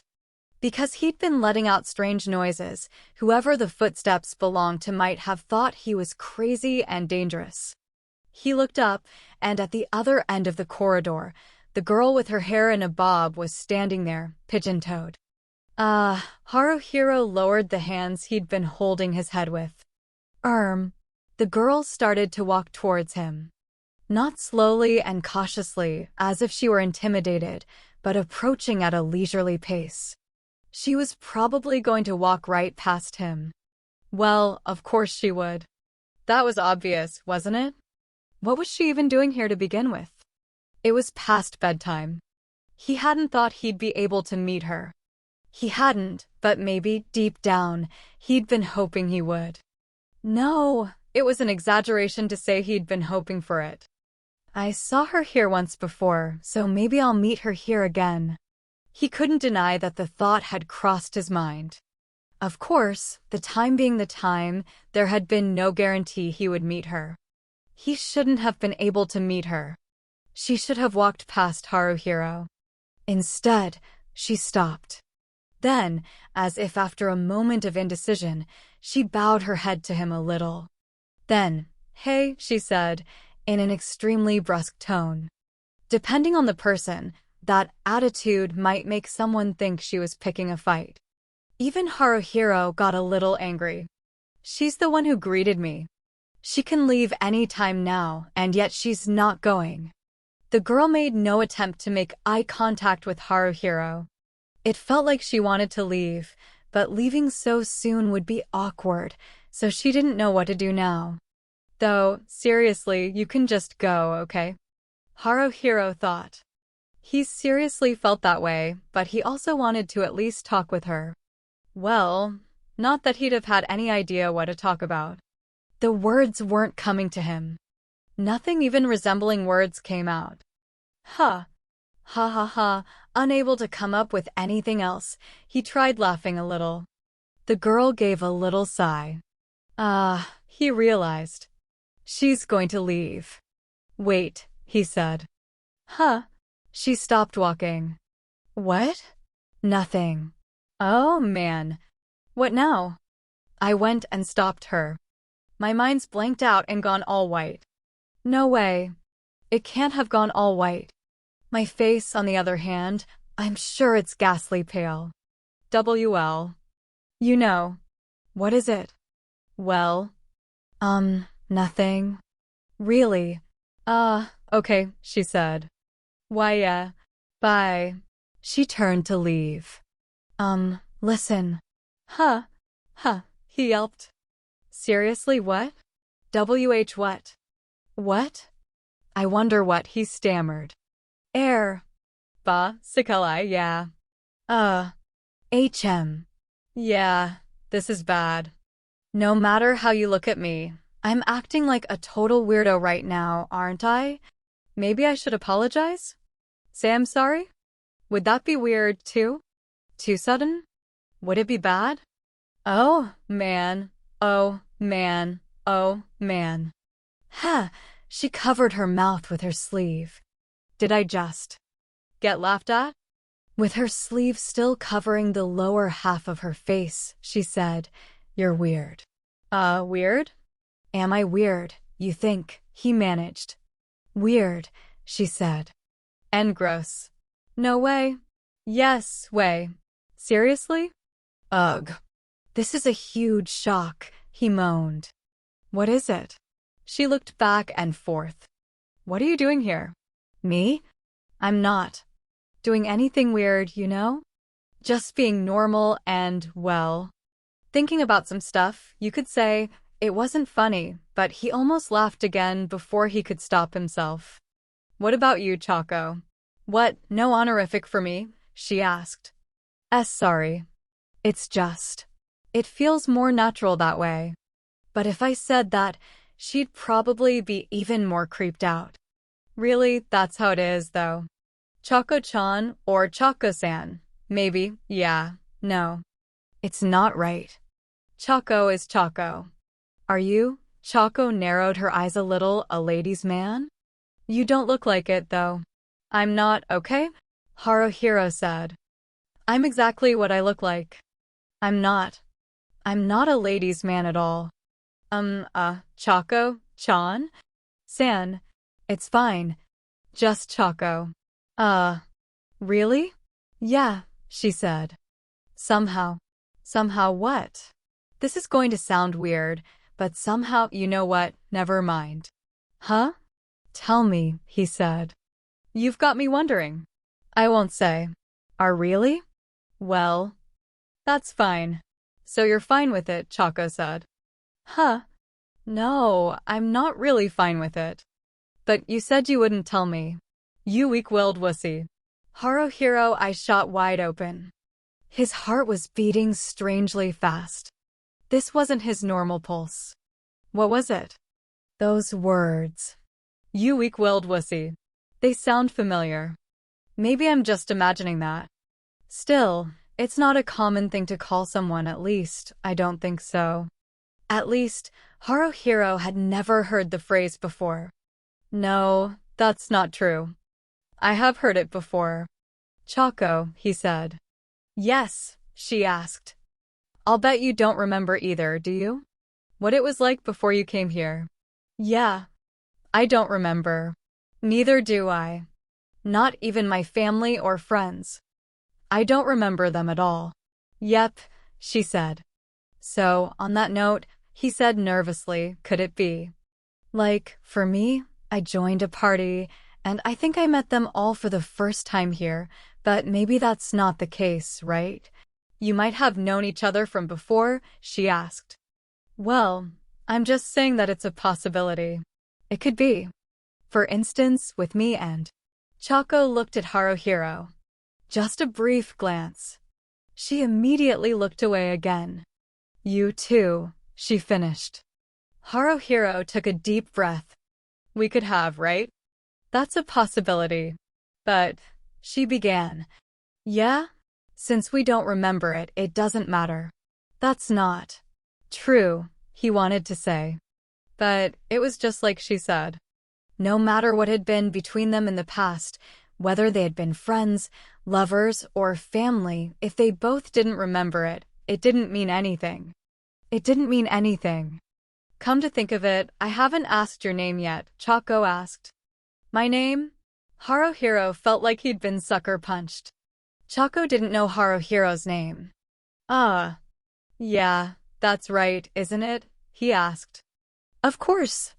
They had only just met, so there was no way she would have known it. It really was just a coincidence. Before he'd come to Grimgar, Haruhiro had known a girl named Choco. This girl here now just happened to be called Choco, too. You weak-willed wussy. It sounds like I've heard it before, but that's just what it feels like. In the end, that was all there was to it, nothing more. I'm Haruhiro, he said. Haruhiro. Choco lowered her eyes, then glanced at Haruhiro again. Well, can I call you Hiro? Sure. It was really weird. Why were his eyes getting all hot? Haruhiro didn't understand it. Yum called Haruhiro Harukuin. For Mary, he was Haru. That was generally how it went. But somehow, I've been called that before. That's what it feels like. Called Hiro. By someone somewhere. I'm okay with that, he said. Of course. I see. Choco crouched down, peering at Haruhiro's face. Are you okay? Huh? What do you mean? Haruhiro rubbed his eyes with one finger. I'm fine, you know? Choco seemed suspicious. Haruhiro stood up, stretching a little. Better hit the hay. What are you up to, Choco? It's pretty late. A walk outside, she said. Can't sleep? Yeah. It happens sometimes. Well, we may run into one another occasionally then. Who cares about some past I don't even remember properly? There's still the future to come. Right now, the Choco in front of me seems kind of gloomy, unsociable, and hard to approach. Her big eyes remind me of a little animal, full of caution, and she doesn't look people in the eye when she speaks to them. But when she occasionally stares at me, it makes my heart race. She's probably the kind of girl I like. At the very least, I'm interested in her. What's wrong with that? Choco, you're a thief, he asked. How could you tell? She asked. I can tell by your equipment and such. I'm a thief too, after all. You look like one, she agreed. Huh? What part of me? You're lanky. No, that may be true, but I'm a thief because I'm lanky? Is that the image you have? Is that what thieves are like to you? Why did you become a thief? I just sort of did. Going with the flow, he asked. Something like that. What's your trade name? Haruhiro asked her. The one we only use with other thieves? Yeah. Since we're both thieves and all. I kind of don't want to say, Choco said. No, well, I'm not that fond of mine either. It's something someone else gave me anyway, she added. Well then, how about we both say them at the same time? The same time? We'll do it with a 1, 2, 3, go. Okay, she said. All right. 1, 2, 3. Go. Cheeky cat. Old cat. They looked at one another. Choco let out a little burst of laughter. WH what? What is it? Haruhiro stammered. I mean, come on, old cat? Yeah, I know. I get told I have sleepy eyes all the time. I must look like an old man, I'm sure. I probably got mine because of my eyes too, Choco said. Because they look cheeky? Not because you act that way, too. Could be. And wait, we're both cats, he added. That's some coincidence, she said. It really is. Is it just a coincidence? Of course, it probably is. Is your mentor Barbara-sensei? He asked. Who's Barbara? She responded. Oh, she isn't. Well, she's there. There's a person at the Thieves Guild called Barbara. Choco said. Is your mentor a man? He asked. Yeah. He's scary. Barbara-sensei, too, he agreed. She's a woman, but she's insanely scary. I should never have become a thief, Choco said. I hear it's hard at the other places, too, though, Haruhiro told her. There are thorns on every path, she asked. I'd say so. I want to take it easy, she complained. Well, yeah, if I could take it easy, I think that would be for the best, too. Do you find it all a pain? She asked. Yeah, he agreed. I'm always quick to think that. This is such a pain. Same here. I see. Hey, Choco said. Huh, he asked. Hiro, is your party accepting the order too? The order. This time, he really had been caught by surprise. For a moment, he honestly thought he'd been punched in the chest with something not all that hard. The order. Wait, too? Choco, your party's participating in that operation. I don't want to do it, though. It seems kind of dangerous. When Choco let out a heavy breath, her bangs shook slightly. But apparently we are. 6. The vote. Okay, we'll put it to a vote then. One night had ended. And now it was night again. Having made a tidy profit on their volunteer soldier work for the day and retired to a corner of Sherry's Tavern, as usual, Haruhiro and the party were planning again today. They had ordered drinks, which were already laid out on the table, but nobody had touched them. Haruhiro looked at each of his comrades' faces. Ranta had his arms crossed, looking all smug and self-important. Maguzo must have been rather tense, because he had a stern look on his face. Shihiro was looking downwards. Yum looked like she was praying that this would end soon. Mary looked like she was keeping her calm. Haruhiro sighed deeply. The subject is whether or not we participate in the order for Operation Two-Headed Snake. All in favor, raise your hands. Yeah. Ranta immediately raised both of his hands. Maguzo followed. Yum kept her hand at table level, raising it a little, then lowering it again. Mary remained stiff and unmoving. When Haruhiro gently raised his hand, Chihoro raised her own, as if being dragged along. Huh, she said, looking back and forth from her own hand to Haruhiro's. Ho, Yum let out an odd sound in surprise. Mary's eyes went wide. Huh? Maguzo blinked repeatedly, tilting his head to the side. Wah, Ranta jumped out of his chair, his eyes darting around as he counted the number of hands. 1, 2, 3, 4, 5. 5? No, Ranta, you just counted both of your hands, Haruhiro said. Huh. I did not. Like I'd do that. No, wait, maybe I did. Yeah, I did. So, what then? It's 4? 4. That's a majority, huh? Yeah, it kind of is, Haruhiro said. So, that settles it. We'll accept the order. All right, said Ranta, looking uncertain. What? Haruhiro asked. That's what we voted. There shouldn't be a problem. I don't have a problem with it. But, wait. Haruhiro, you're in favor. What's brought this up? Ranta exclaimed. Not up. You mean on, right? Shut up. You're such a pain. It doesn't matter, really. You're a coward to the core, so if you're voting in favor, what are you plotting? No, don't tell me. I've got it. I've got you figured out.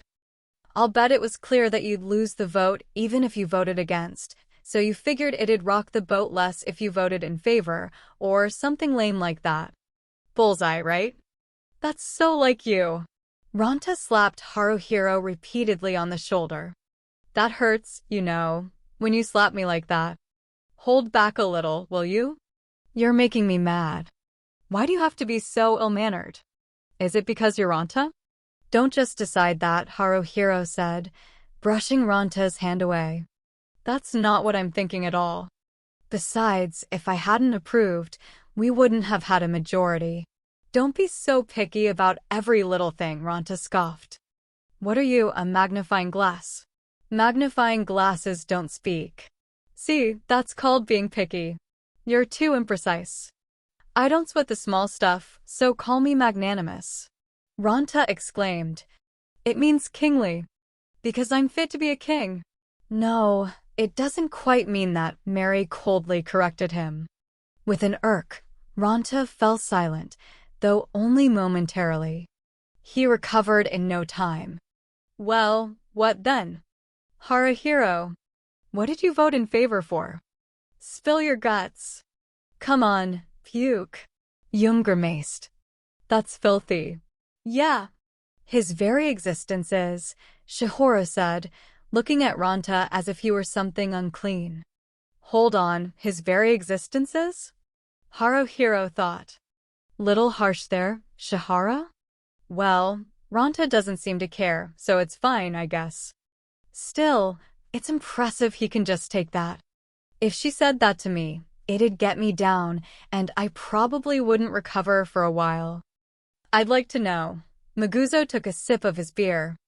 I'd like to know your reason for it, too. Maybe?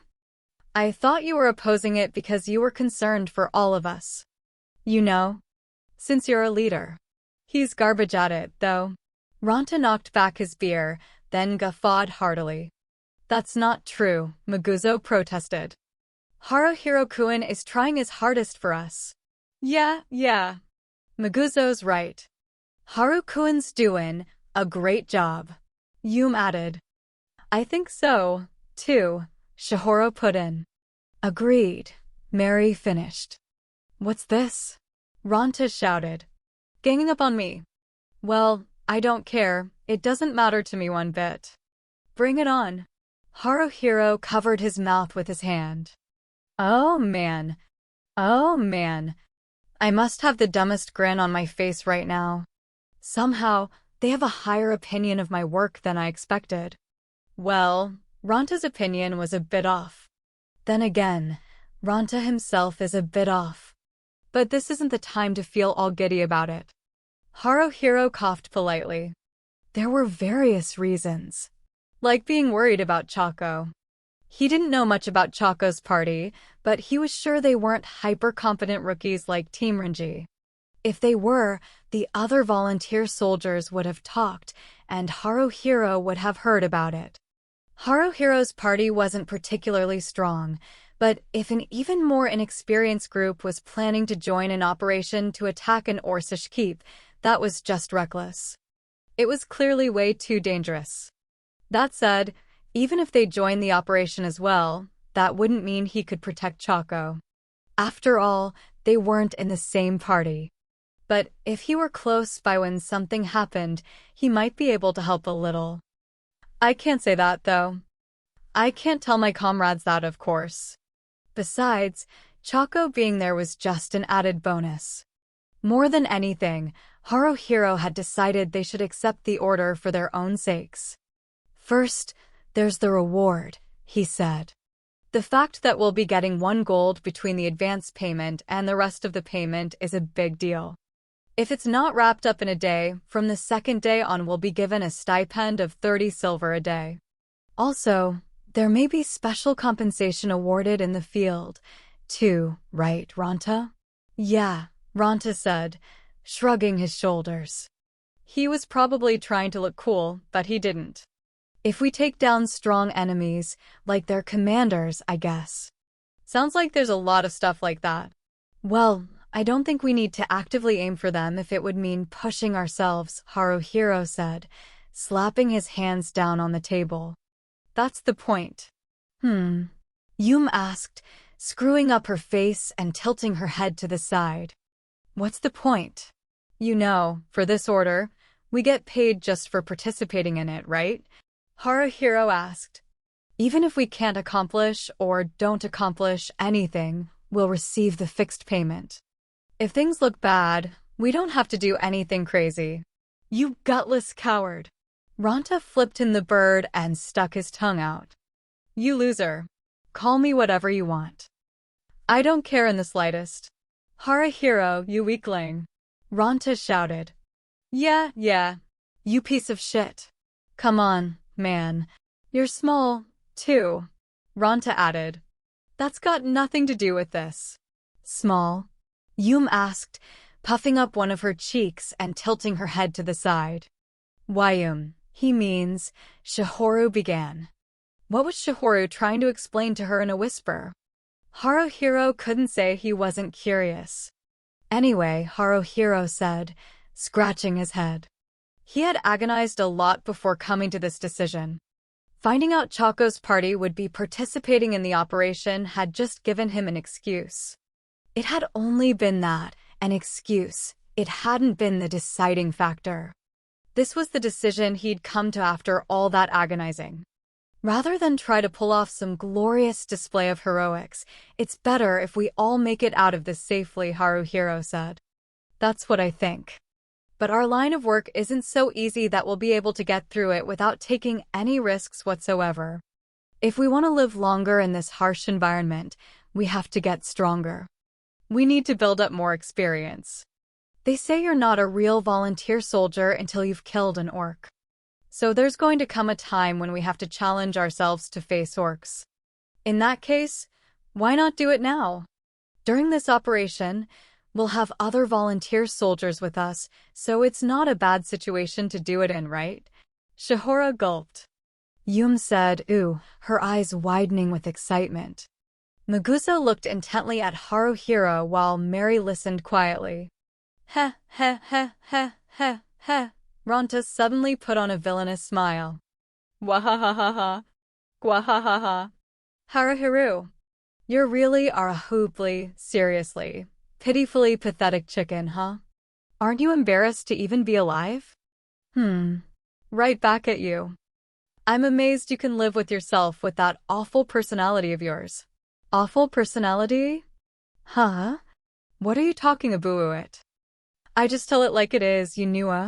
If I see that line the next time I'm behind Ranta, I'll backstab him without hesitation. Well, for now, I have to hold back. Yeah. Okay. Patience. If I give him the time of day, he'll just get worse. Ignore him. Besides, Haruhiro said aloud, say what you will about us, we're the party that took down death spots. And the keep this time is called Deadhead. The names are close. I dunno, don't you think it's a sign? It could be. Wow! Maguzo's huge body bent backwards. He must have been surprised, but he ended up surprising Haruhiro too. And now that you mention it, you're right. Death spots and Deadhead. I never noticed. Yum looked excited. Who? Yum too. Yum too. That's right. Death spots and deck rot, they're real similar. But death spots sounds like date spot too, huh? Not deck rot, deadhead, okay?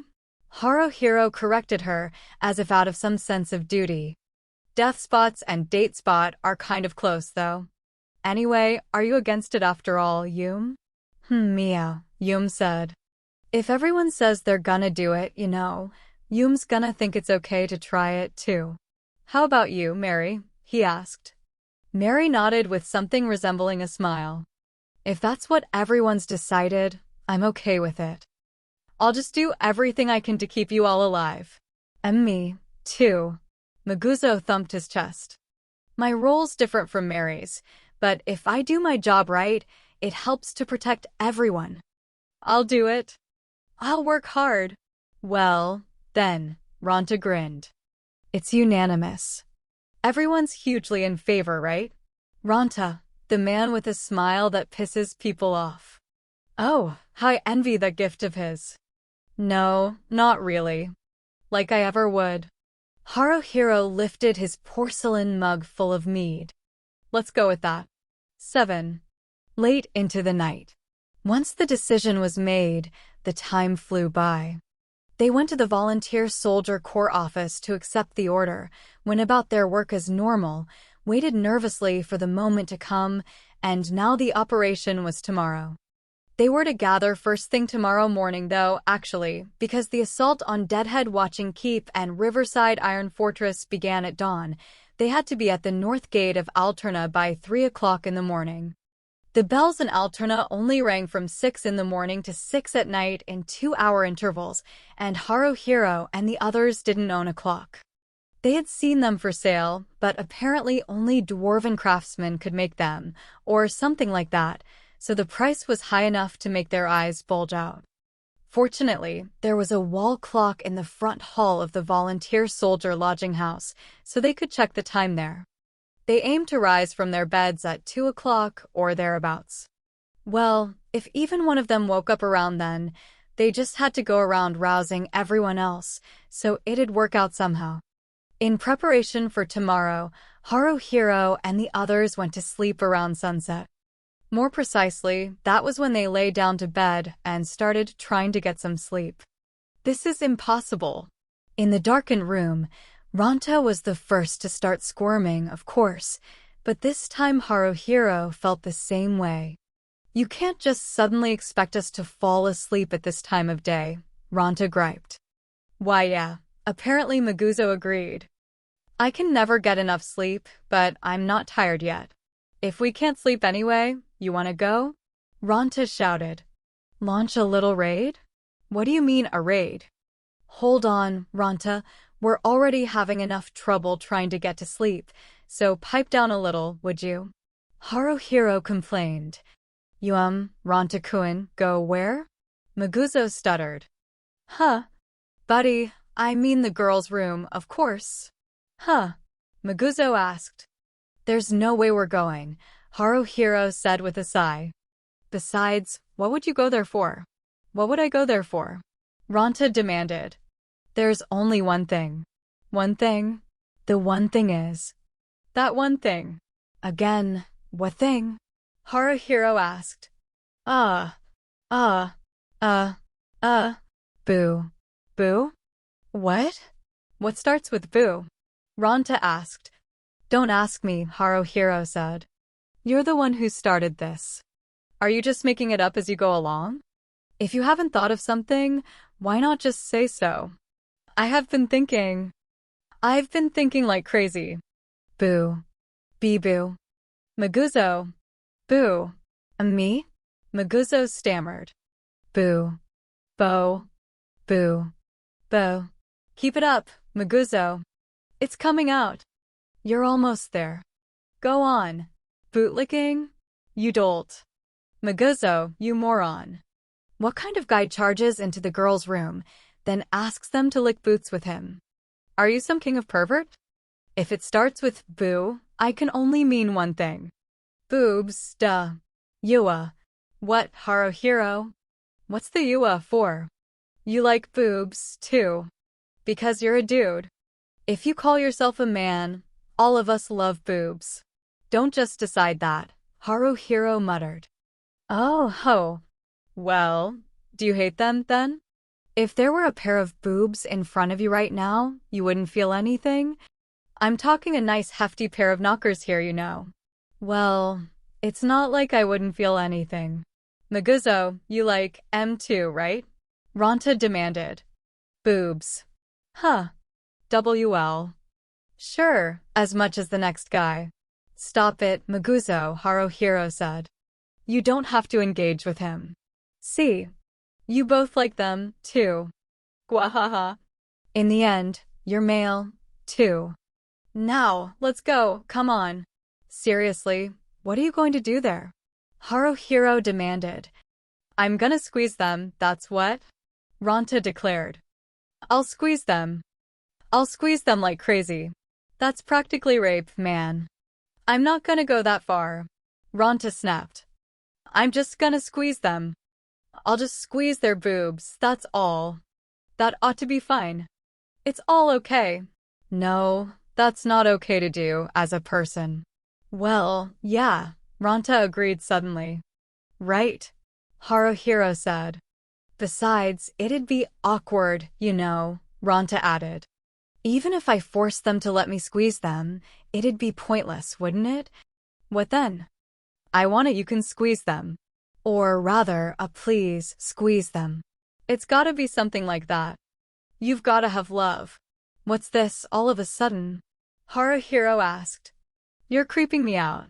You moron, this is the time for talking about love, obviously. Ranta shouted. You know what's up, right? Yum and Shihoru'll be doing it too. No doubt about it. They're doing it. They're doing it like crazy. I mean, they're girls after all. Yeah, Maguzo grunted in agreement. Haruhiro turned over in bed. Is that how it is? Damn straight it is, Ranta said firmly. Girls and talking about love are inseparable. They're as closely connected as old men and fires. Yeah. Forget that comparison. It failed. But these creatures called girls, their heads are seriously filled with nothing but love. They're talking about it now. Shiharu, who do you like? What? What about you, Yum? Like that? They're so doing it. No. I'll bet they aren't talking about anything like that. Haruhiro, you don't get girls at all, Ranta said scornfully. They're these bizarre little creatures who would sooner fall in love than eat. When they fall down, they don't just get up. They fall in love. If they fall down 7 times, they'll fall in love 8. That's what girls are like. So? How about you? Huh? How about what? Haruhiro asked. Who do you like? Huh. Perhaps it was because he was completely unprepared for the question. Bam. Bam. 2 faces appeared in his vision. The order they appeared in was. Haruhiro wasn't sure himself. The 2 faces seemed to flicker back and forth. What do you mean, who? He asked. Want me to take a guess? It's Yum, yeah. Wha? Bullseye, huh? Mary's got the best looks, no question there, but she's clearly out of your league. Shihoru's got huge boobs, which is a big point in her favor. Her face is decently cute, too. But that personality of hers seems like a pain, and she doesn't talk to guys much, anyway. An indecisive guy with low self-esteem like you is gonna go for an airhead like Yum. That's just how it is. Well, sorry for being indecisive, Haruhiro snapped. It's not okay. It's annoying. Girls don't go for that, man, Ranta said. To be blunt, I'm pretty sure girls aren't into you, either, for an entirely different reason. Also, you weren't even right. He almost said it, but Haruhiro was under no obligation to correct Ranta. That's not how it is. I don't have any feelings of love. At least, it hasn't gone that far yet, I think. Probably. Huh, Ranta declared. You're the kind of moron who can't tell that I use charm. That's why girls aren't into you. Haruhiro, that's enough out of you. Maguzo, what about you? Who do you like? It's not that there's anyone I like or anything. Nah, there's gotta be someone, Ranta said confidently. If there are men and there are women, there's no way you don't have someone. Our male instincts naturally select a female. It sounds so raw. When you put it like that, Maguzo murmured. That's because we're alive. We're young too. If we aren't raw and full of life, what are we? Let's cut to the chase. Maguzo, who do you want to breed with? Ranta, Haruhiro said with exasperation. Huh? What, Haruhiro? I'm just putting it plainly. Because when a man is looking for a woman, that's basically what it's about. But Ranta-kun, Maguzo stammered. I don't think like that. You know? Well, what do you think like? Come on, say it. Talk. It's more like. I admire her, you could say, Maguzo said. Oh, ho. Or I sometimes think. She's so pretty. So, Maguzo, you're gunning for Mary then. What? How did you know? I am not gunning for her, though. Of course I'd know, Ranta smirked. If you say pretty, Mary's the only one of them that fits. Haruhiro shook his head.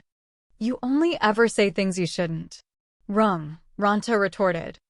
I'm a man who only speaks the truth. No matter how you look at Yum or Shihara, neither of them is what you'd call a real beauty. Dig the wax out of those sleepy eyes of yours and take a proper look, damn it. You don't dig wax out of your eyes, that'd go terribly, and how many times do I have to tell you not to talk about my eyes? Haruhiro asked. Still, though, Ranta mused. Maguzo wants Mary, huh? Nice choice. Yep, that's my partner for you. Maguzo laughed nervously. Huh. Ha ha. But I just think she's pretty, that's all. Still, man, Mary said it herself, Ranta added. If she had to choose one of us, it'd be Maguzo, or something like that. Why yeah, Maguzo agreed. The truth is, after that. I don't know, but just a little. I've been more conscious? Of her. Conscious, Haruhiro mumbled. Maguzo had quietly been developing an interest in the opposite sex, weird as it was to put it that way. Still, it was kind of a shock. Gwahahaha. Ranta was strangely excited for some reason. Maguzo, you dog, you. Push, push, and push harder. Who knows? Maybe it'll even work out for you. No, I couldn't. Maguzo, buddy, let me tell you something, since I'm your partner. Life may seem long, but it's short. You've got to do what you've got to do, you know? So that you have no regrets, okay? So confess your love. MRGH. I can't do that. Just confess, okay? Ranta ordered. Do it tomorrow. I'm telling you, I can't. You can't because you think you can't. If you think you can do it, you can. That's how it works. Right, Haruhiro? I'm right, aren't I? Huh? Yeah. Well, I suppose. Hey, wait. Don't suddenly drag me into this. You idiot. Aren't you going to support Maguzo? Ranta retorted. We're comrades, aren't we? Support him. Haruhiro muttered. Well, it's not like I don't, but... Don't you want him to find happiness? I do. Then he should confess. He ought to confess. He's got to show off his love confession dance. What the hell is a love confession dance supposed to be? Haruhiro demanded. It's a traditional performance you put on while confessing your love. That kind of stuff exists. I just decided it does. Okay, dance for us, Maguzo. Do the I love you dance. Maguzo didn't move. I'm not going to dance. Okay. Yeah, that figures, Ranta said. It'd be awkward for me if you did, anyway. I was just saying it. I'm first-rate at just saying stuff. Ranta, you're totally third-rate, Haruhiro retorted. If a fifth-rate guy like you says that, Haruhiro, I don't even care. And who do you like, anyway? Haruhiro demanded. You asked me and Maguzo, but you haven't said anything for yourself. Why yeah, that's right, Maguzo agreed. Ranta-kun, you tell us too. Huh? Me? You want me to? What, guys, do you really want to know? If you're asking whether I actually want to know, I'm really iffy on that, Haruhiro said. I think I want to know, maybe, Maguzo mumbled. You want to know that badly? Honestly, I don't care that much, said Haruhiro. I want to know. Okay, Maguzo said. Pretty badly. You're hopeless, you know that. Well, if you insist. Haruhiro sensed Ranta turning over in bed. He sure was making a big deal out of this. No matter how you looked at it, wasn't he making way too big of a deal out of this? But then, after all of that, what did he do? I'm not gonna tell you, morons. Man, don't screw with us. Haruhiro shouted. Why you're awful, Ranta-kun. Gwahahahahaha. Don't think you'll get a secret out of me so easily. I got your secrets perfectly, though. Tell us. You're being cowardly. Haruhiro snapped. Why yeah. It's not fair if you're the only one who doesn't say. If you don't like it, then make me talk. Ranta shouted. You can't do it. I swear, I'll make you talk. Haruhiro snarled. I'll twist your arm if I have to, Maguzo murmured. Hey. Hold on, Maguzo, hey. No, brute strength is dwarf. 8. Meat shield. Beneath the still dark sky, there was a raucous gathering in front of Alterna's north gate. The Blue Snake Force, which would set out to take Deadhead Watching Keep, was to be led by Ren Water, a brigadier general in the Alterna Frontier Army. At his command were 500 warriors and 100 paladins, 100 hunters, as well as a number of priests, bringing the total to a little over 700 for the main force. They were accompanied by a detached force consisting of 37 volunteer soldier parties, for a total of 197 participants. These were to be led by the chief of the Volunteer Soldier Corps Red Moon Office, as well as its host, Brittany, or Breachon as he preferred to be called. In addition, there were the well-wishers and rubberneckers, as well as merchants not about to miss a chance to sell their wares, so there were more than 1,000 people gathered in the area. Noisy didn't even begin to describe how loud it was. Incidentally, the Red Snake Force, setting out for Riverside Iron Fortress, was composed of 1,000 warriors, 300 paladins, 200 dread knights, 300 cavalry, and 50 priests, all from the Frontier Army, led by General Graham Rezentra, for an incredible total of 1,850 troops in the main force. There was also a commando unit centered around Soma's Daybreakers that was composed of 55 parties, a total of over 300 people, so it was even more incredible. Furthermore, the defense of Alterna would be carried out by the remaining soldiers of the Frontier Army under the command of Brigadier General Ian Ratty.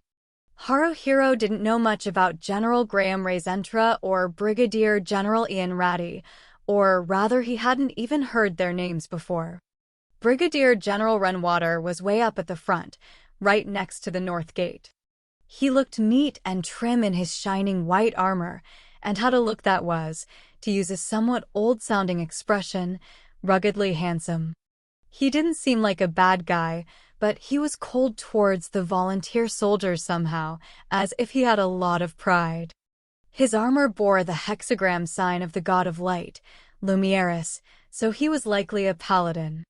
The internal ranking of the Blue Snake Force was apparent at a glance, with the paladins and priests around Renwater, the warriors behind them, and the hunters behind the warriors. The detached force was even further back. The main force were standing in relatively orderly rows, with superior officers yelling at anyone who stepped out of line, but the volunteer soldiers in the detached force were a real mess. They were divided into parties, for the most part, but they did as they pleased, standing and chatting, sitting around, or wandering here and there. Is this really okay? Haruhiro thought, unsure, but it didn't seem like it was particularly going to be a problem. Actually, the detached force were probably being left to their own devices. Surely the main force must have looked at them and thought, do what you want, as if we care. We in the regular forces aren't like you volunteer soldiers, or something like that. He didn't know anyone in the Frontier Army, but Haruhiro had lived here in Altona long enough to have a vague sense that that was the case. Volunteer soldiers were outsiders to begin with, so the regular soldiers saw them as untrustworthy somehow. The volunteer soldiers didn't particularly like them, either. However, for someone who had achieved as much as Soma, and who was held in such high esteem, it was a different matter. All of the famous volunteer soldiers like him were participating in the Red Snake Force's commando unit, so the Blue Snake Force's detached force were thought of as the dregs. And ranked even beneath those dregs were, let it be no secret, Haruhiro and his party. That said, even in the detached force, there were powerful volunteer soldiers who they respected, or who they were forced to respect. The ones who stood out most were the Wild Angels, led by Kajiko. The Wild Angels were, without exception, women, and all of them wore white feathered stoles, along with helmets, hats, bandanas, or hairbands decorated with the same white feathers. Not only were the members all women, they didn't let any men get close to them. If a man tried to approach, they would shout loudly to intimidate him into backing off. They were super scary. In particular, when it came to Kajiko, who was tall, terrifyingly beautiful, and carried a long, katana-like sword, her eyes were seriously crazy. If Kajiko ever glared at him, Haruhiro was confident that that alone would be enough to nearly kill him. Still, there was another group that was just as intimidating as the Wild Angels, a group that had enlisted at the same time as them. Team Renji. Just by standing there, Renji was so imposing that it felt like a low rumbling sound effect might start to play. He seemed so blindingly brilliant that Haruhiro couldn't bear to look directly at him. Renji had the sword once carried by the orc-ish Dogran slung over his back. As for the sword Renji had used before, it had been given to Ron, who was sitting on his haunches next to him. Renji was self-possessed and looking around contemptuously at his surroundings, but Ron was blatantly staring people down.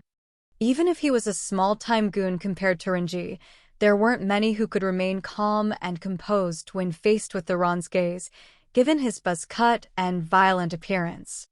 Sasa, who was standing behind Renji, had a mature aura about her, or rather an incredibly adult sexiness, and Adachi with his thick black-rimmed glasses looked like a world-shaking genius. Beside Renji, or rather, within arm's reach of him, even Chibi, who was standing there small and adorable, started to look like a mascot with some unknown and threatening power hidden within her, so Renji seriously had an incredible presence. Even Kajiko herself seemed to have taken note of Renji. She'd been staring at him hard for a while now. Whether Renji noticed or not, he was completely ignoring her. I just hope it doesn't spark any conflict later, Haruhiro thought. Guess that's not any of my business, huh? Yeah, it's definitely not. For Haruhiro, both the Wild Angels and Team Renji were so far above him as to be out of reach. Each person had their own station in life. They had their business, he had his. Haruhiro's eyes met Chako's. He greeted her with his eyes, and she gave him a little nod in return. Behind the main force, in the very, very back of the detached force. That was where Haruhiro and the others had taken up their positions. If you went by their experience and ability, well, it was a suitable spot for them. Chako's party was a little bit ahead of Haruhiro's. How am I supposed to feel about that? Nah, it's fine really. From what Haruhiro could tell, the pleasant warrior who had a face that probably made him popular with girls seemed to be the leader of Chako's party. They had formed into a ring around Mr. Pleasant, who was chatting away merrily, so there was little doubt about it.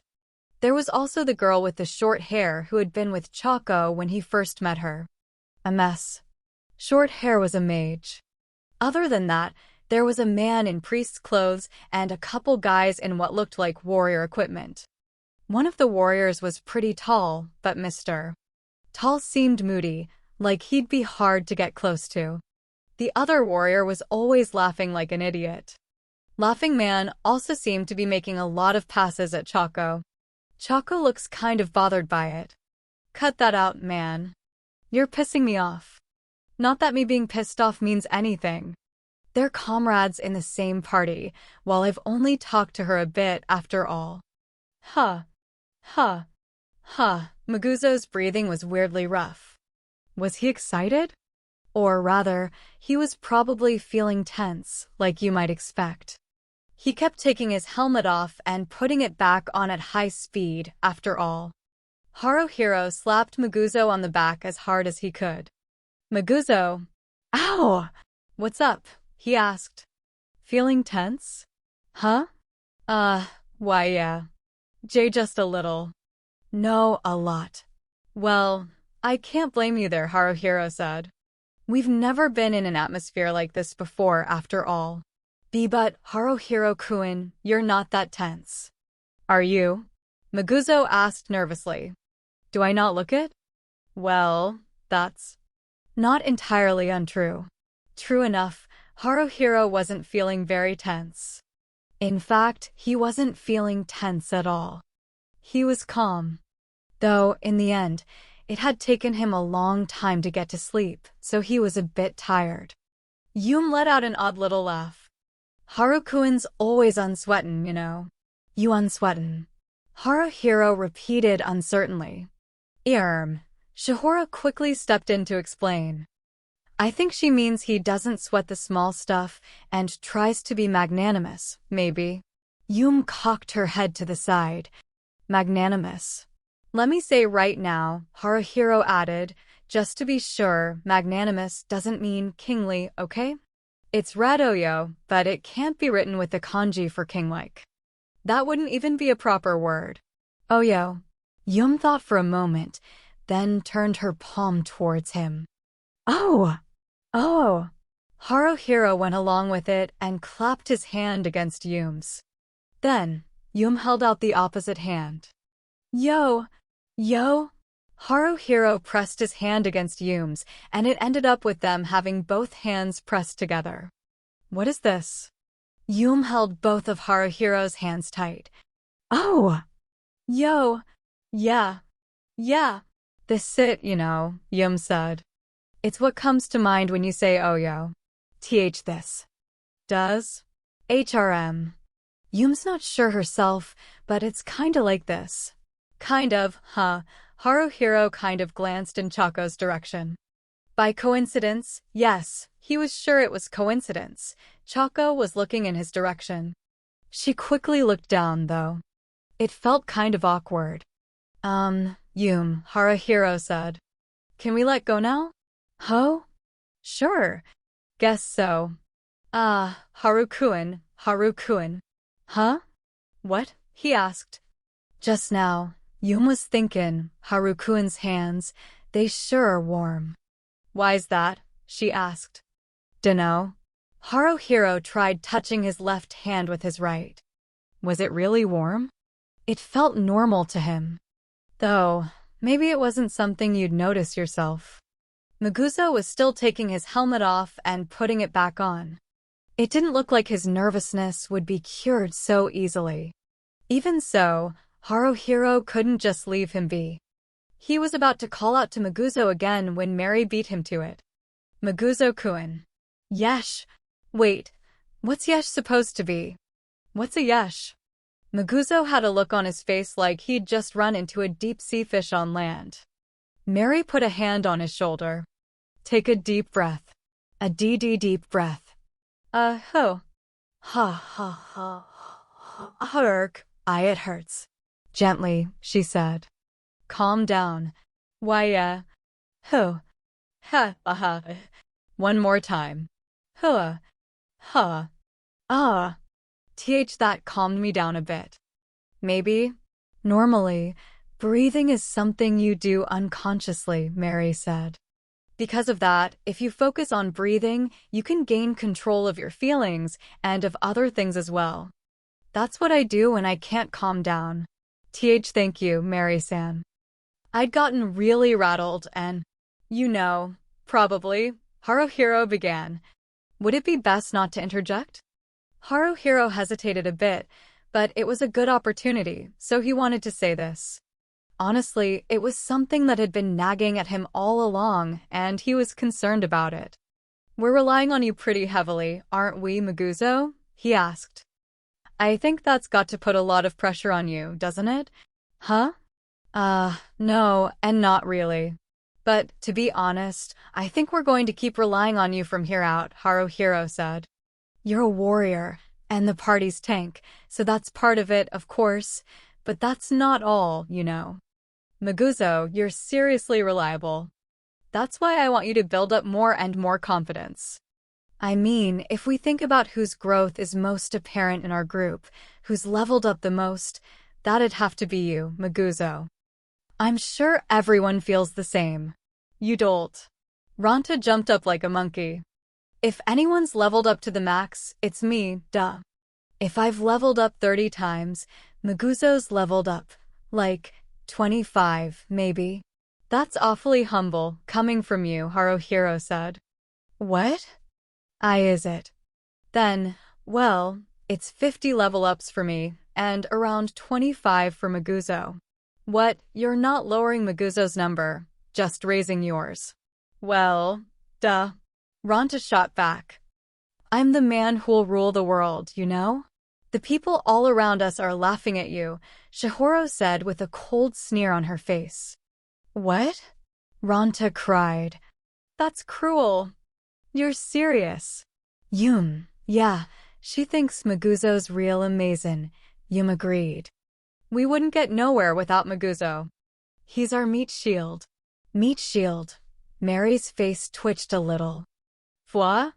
Is it no good calling him a meat shield? You meant it as a compliment, though. No, actually, Maguzo shook his head, then nodded. I'm happy about it. I don't know how to say it, but if I can be everyone's meat shield, I want to be. Yeah. Ranta put an arm around Maguzo's shoulder. I'm counting on you, partner. No, meat shield. I think I'd prefer to be called partner. HM? You would? Ranta asked.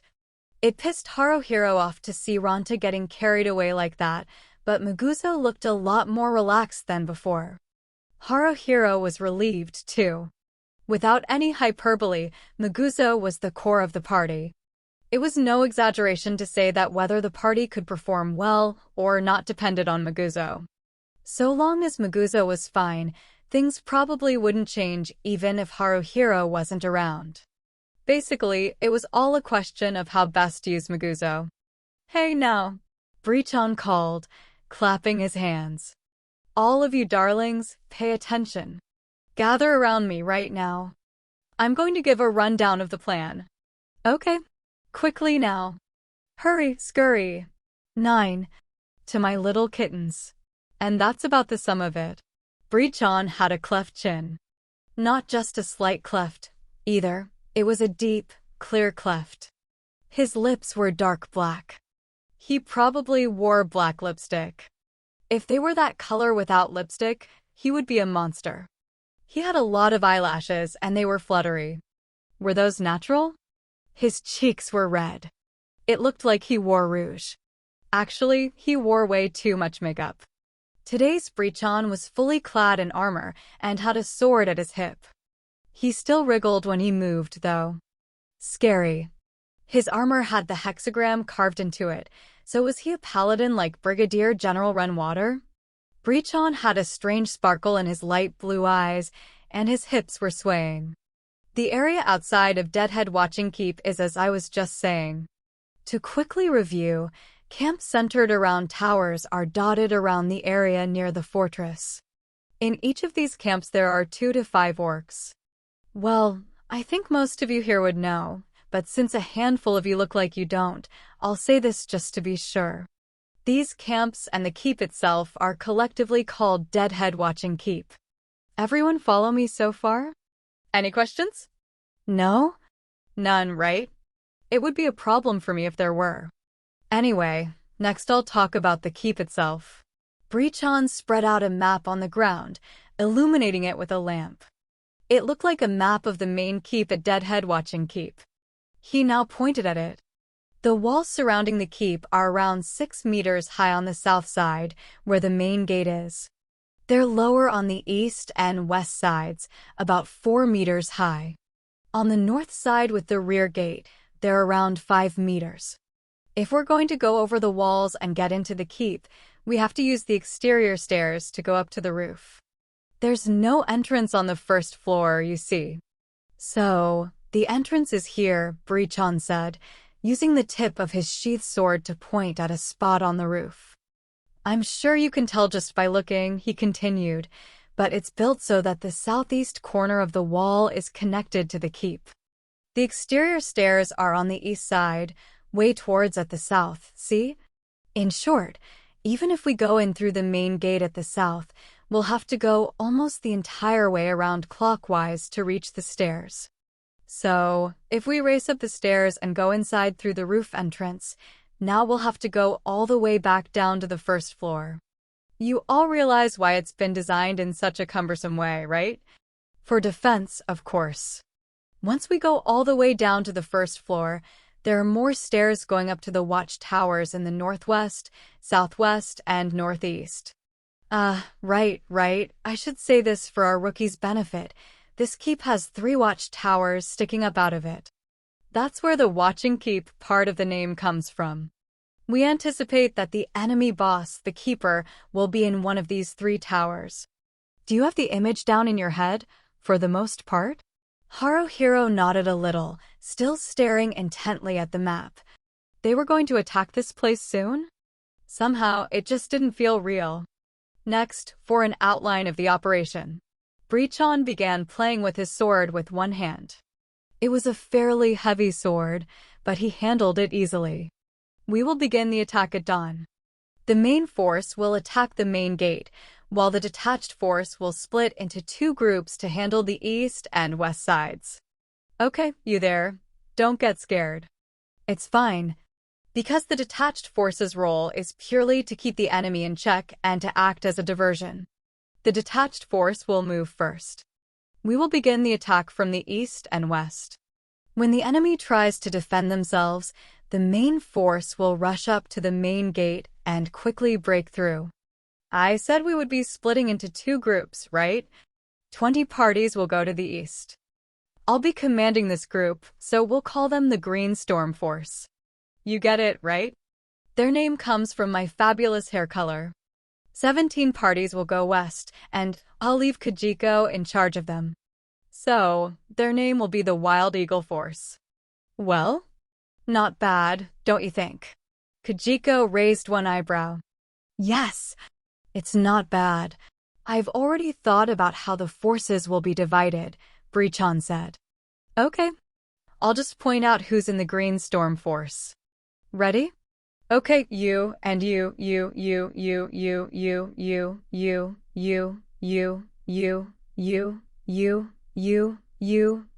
and then, Renji. Yeah, Renji said. Your party is with me. Disappointed, aren't you, Kajiko? Who's disappointed? Kajiko glared at Breachon. Are you looking to get killed, Brittany?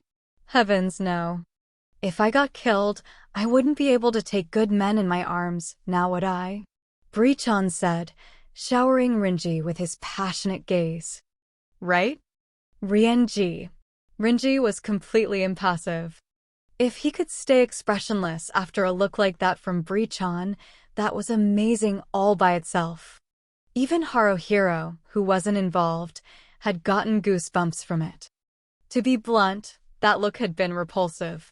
Bree-chan let out a disturbing giggle before turning to look at Haruhiro. Also you. Yes, sir, Haruhiro said. Lastly, Bree-chan said, pointing at Mr. Pleasant from Chaco's party. You. That's 20 parties. The rest of you are in Kajiko's Wild Eagle Force. Understood. The volunteer soldiers each gave their own response. It didn't sound like anyone was going to object. Even if they didn't like it, it would have taken a lot of bravery to stand up to Bree-chan. After all, he was terrifyingly creepy. Kajiko, you had a timepiece, right? Bree-chan asked. Yeah, Kajiko said, pulling a sparkling silver pocket watch from her chest and showing it to him. Oh my. Bree-chan looked like he had been about to display what looked like a pocket watch in his hand, but had thought better of it. That's a nice piece you have there, darling. Oh gosh. Mine just seems like a piece of junk in comparison. Kajiko laughed nasally. The truth is, it is a piece of junk, isn't it? Oh, you do have a mouth on you, Bree-chan said. It's old, so it's expensive, you know? I have my doubts about its accuracy, though. Anyway, if you have a watch, the timing should be fine. I'll tell you what the starting time is later. Now then, how the operation will progress. Once the operation begins, we take whatever camps we come across as we advance towards the walls. Crush any camp that has orcs in it.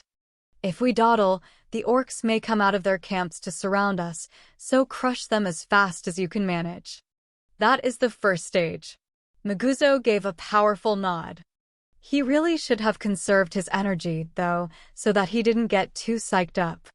Bree-chan used his sword to point at the wall. The second stage is when we reach the walls and launch our attack. The enemy will likely respond with archers, but according to the thief team sent out as scouts, there are around 200 orcs on guard. Their numbers aren't that impressive, so there's no need to be scared. That said, if you get hit in the wrong place, it could kill you instantly. We've prepared shields, so... Bree-chan gestured with his chin towards a pile of board-like objects piled up at the side of the road. Before we set out, each of you take one. You can treat these shields as expendable. Well, that's generous. Ranta gave him a big grin, but Bree-chan ignored him. Anyway, we'll be attacking a wall with no gates, so we'll be putting up ladders to climb right over. Of course, we've prepared the ladders for that as well. On that note, we need people on ladder duty.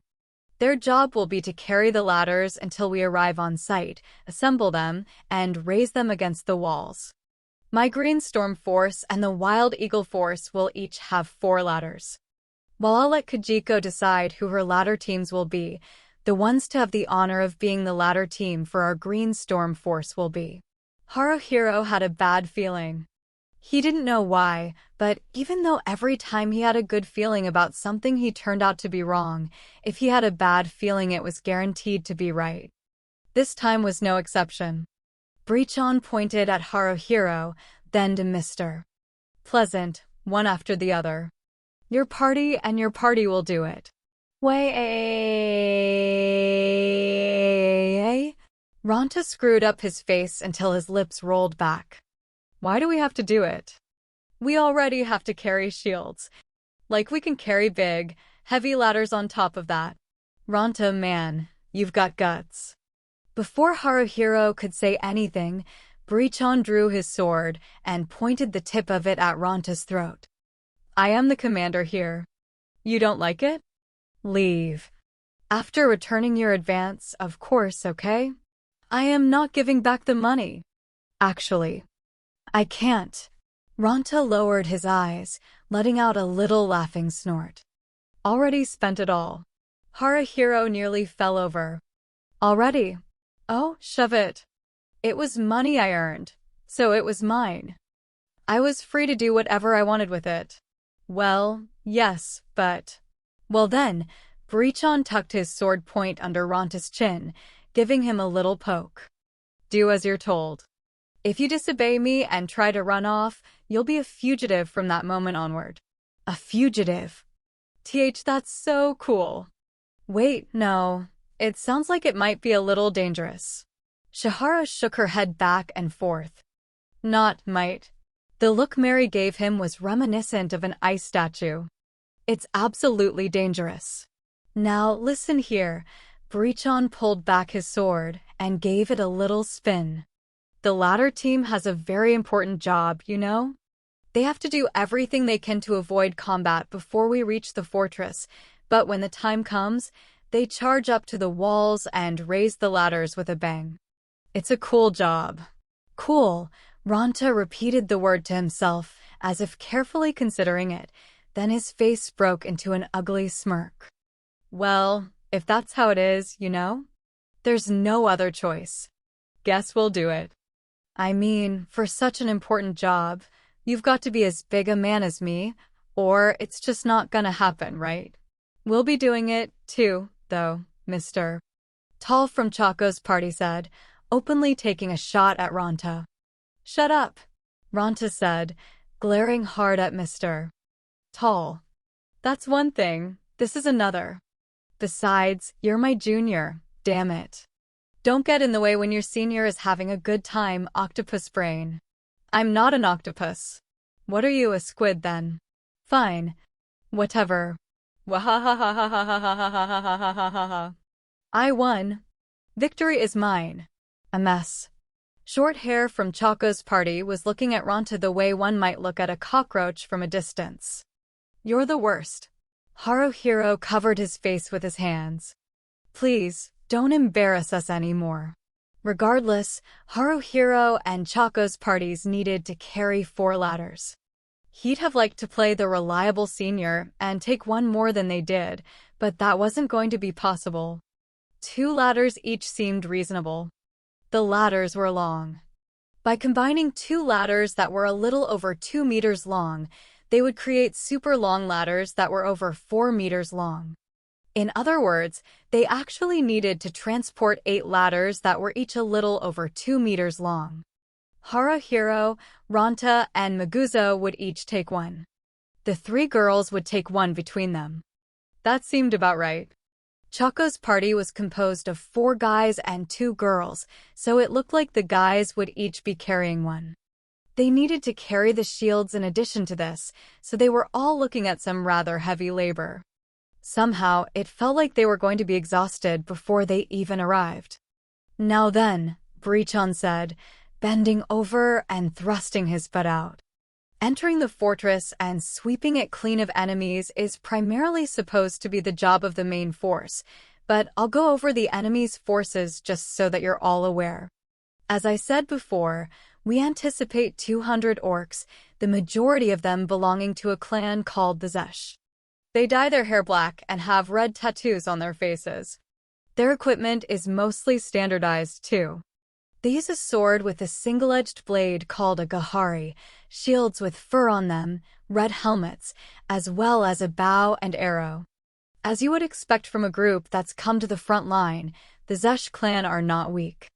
However, the orcs in the camps are of various clans, and the bonds between them shouldn't be strong. The challenge would come in the time it took to get the ladders up on the wall. The detached force's job would be to keep the enemy in check, to be a diversion. If they put up the long ladders and made it so they could climb the walls, that would make the enemy worried. When you thought of it that way, being on the ladder team really was a big responsibility. They had to avoid battles, or, in other words, they didn't have to fight, which was probably why the job had been given to volunteer soldiers as low down as Haruhiro and Chaco's parties. But if they failed, it would mean big trouble. The keeper is Zoran Zesh of the Zesh clan, Breachon said. Zoran-chan is well built enough that you should be able to tell it's him at a glance. We have intel saying he fights with a 2-sword style. The 20 or so orcs who are Zoran-chan's closest associates are all supposed to be very skilled. On top of that, it looks like there are a small number of sorcerers. Orcish sorcerers are lightly equipped. They don't wear armor or helmets, so they're easy to pick out, but I think a good number of you will never have faced one, so be careful. Orcish sorcery is centered around psychokinesis and insects. It's quite different from magic. They don't chant spells or make elaborate gestures, so it's quick. They're dangerous, so if you see a sorcerer, prioritize taking them out. Other than that, right, the smoke signals. Yum tilted her head to the side. Smoking kills? Yes, someone's collapsed. They're coughing up blood. Now they aren't breathing. Could it be? They're dead? Who could the culprit be? Who was it? This was caused by, wait, no, that's not what we're talking about. Gosh, look what you made me go along with. What are you going to do about it? Nobody even laughed. Bree-chan shouted. Could it be you're getting mad at Yum? Maybe? Yum asked. I'm not mad. There's no way I would ever be so petulant, is there? You aren't, huh? Yum said. Oh, but Bree-chan's sorry. Yum, she might have gone and done that thing. She maybe detailed the conversation. Listen now, we don't have time for you to detail the conversation, Bree-chan said. You have to derail it. Well, no, you don't have to do that, okay? If Yum doesn't have to do that, what should she be doing? Yum wonders about that. Let it go. Just close your mouth and let me talk. I don't mind girls like you, but you're throwing me off balance here, so be quiet. Please. Zip your lips. Zip. Okay. Now, back to the smoke signals. When Deadhead Watching Keep is under a large-scale attack, they use smoke signals to alert Riverside Iron Fortress. I'm sure the signal will go up right away this time, too. But the attack will be starting over there at the same time. Even if they call for them, reinforcements won't come. That's why you shouldn't panic even if you do see a signal go up. Well, that's about it, I suppose. I know I've talked a lot, but as long as we don't make some incredible blunder, we should be able to win this. The Keeper and the bounty on any famous sorcerers will likely have nothing to do with our detached force. Either way, it's not going to be a difficult battle. You kids without much experience can put your minds at ease, too. Bree-chan seemed to be directing those words at Haruhiro and his group specifically. Even if they couldn't put their minds at ease, Haruhiro was starting to feel that it might not be as bad as he'd thought. Just maybe, carrying some ladders and shields the 6 kilometers from here to Deadhead Watching Keep would be their biggest difficulty. That said, Bree-chan went on, suddenly taking on a dangerous tone. We're up against our natural enemies. With No Life King dead and gone and the undead suppressed, the orcs are the largest faction in the frontier. Let your guard down, and you won't get off with just a slap on the wrist. You could die quite easily, you know. Haruhiro gulped. Boost them up, then let them down. That was what Bree-chan was doing, huh? Still, it might be an effective strategy. In fact, Haruhiro had been getting a little optimistic, so being knocked down from that high had put him in a good state of readiness, both mentally and physically. Bree-chan's pink tongue licked his black lips. Well, there you have it. Get your butts in gear and let's go, my little kittens. 10. Graduation. Soon, the dawn would come. No one was speaking.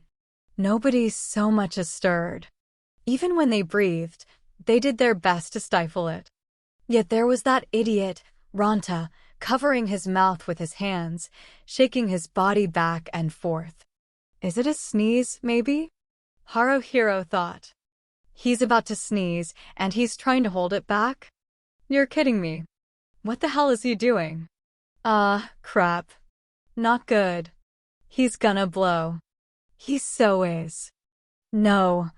Looks like he managed to hold back. Haruhiro let out a sigh of relief. Thank goodness. In that moment, it must have come back. Achoo! A few dozen glares stabbed into Ranta over his inability to hold in a sneeze. Yet, Ranta, when he looked to the other volunteer soldiers around them, gave a gesture that was less an apology and more an, oh, just calm down. He doesn't feel guilty in the least. What's wrong with him? Haruhiro poked his head out from behind a pile of scrap wood, looking at the camps here and there. The camps generally had one tower and one, two, sometimes 3 tents. On top of some towers there was an orc, but not always. It didn't look like there was any movement. The sound of that sneeze must not have reached them. They were safe. The sun wasn't up yet, but it was already pretty bright. The Green Storm force led by Brittany or Breachon was to the east of Deadhead Watching Keep. They were laying low in what seemed to be the remains of a camp, at least judging by the lumber, cloth, and stones lying around. Orc camps were attacked by volunteer soldiers, destroyed, and then rebuilt. It was something that had happened time and again, so there were plenty of places like this one to hide in. Even so, Haruhiro was beside himself with worry that the orcs might find them any moment now. He was feeling restless and impatient, too. Having to wait like this, it was tough. He wished it would just start already. He would feel better that way.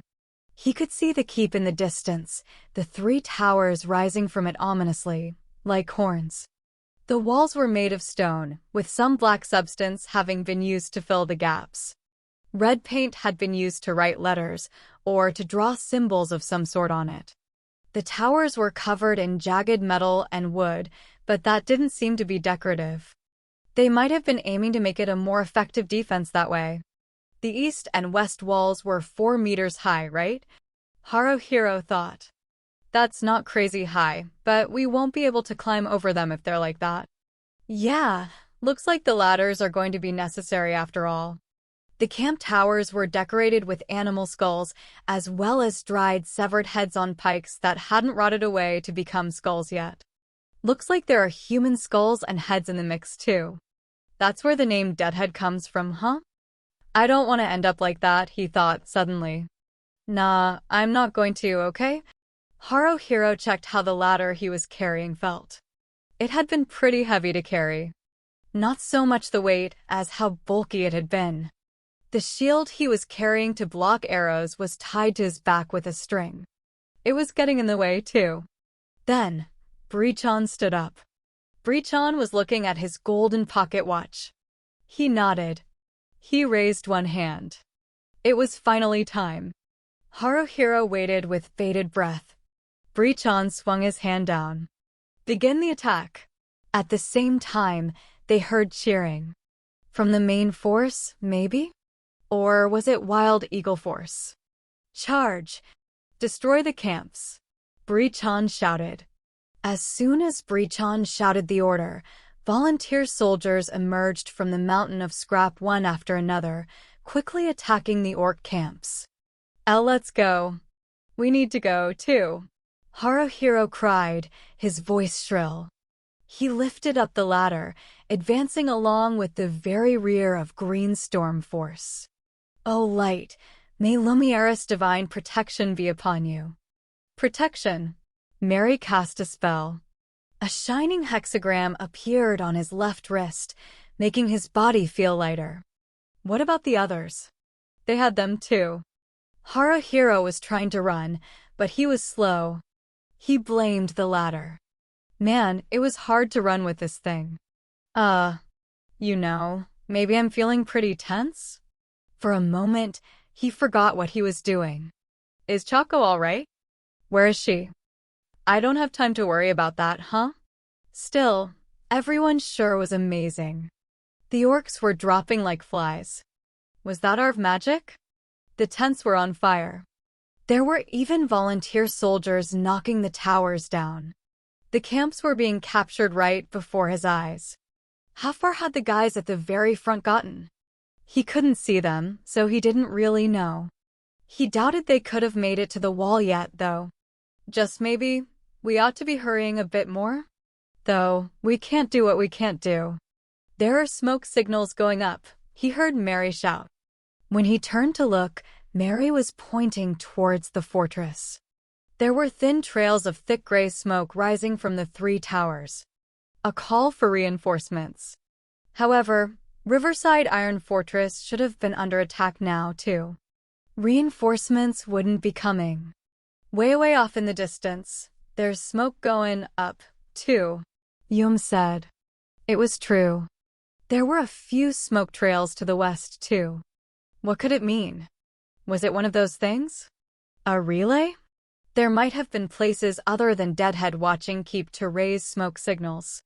It was around 40 kilometers from here to Riverside, so they might not be able to see them from there otherwise. But wait, the smoke trails, didn't it seem like they were going up two at a time? That was it.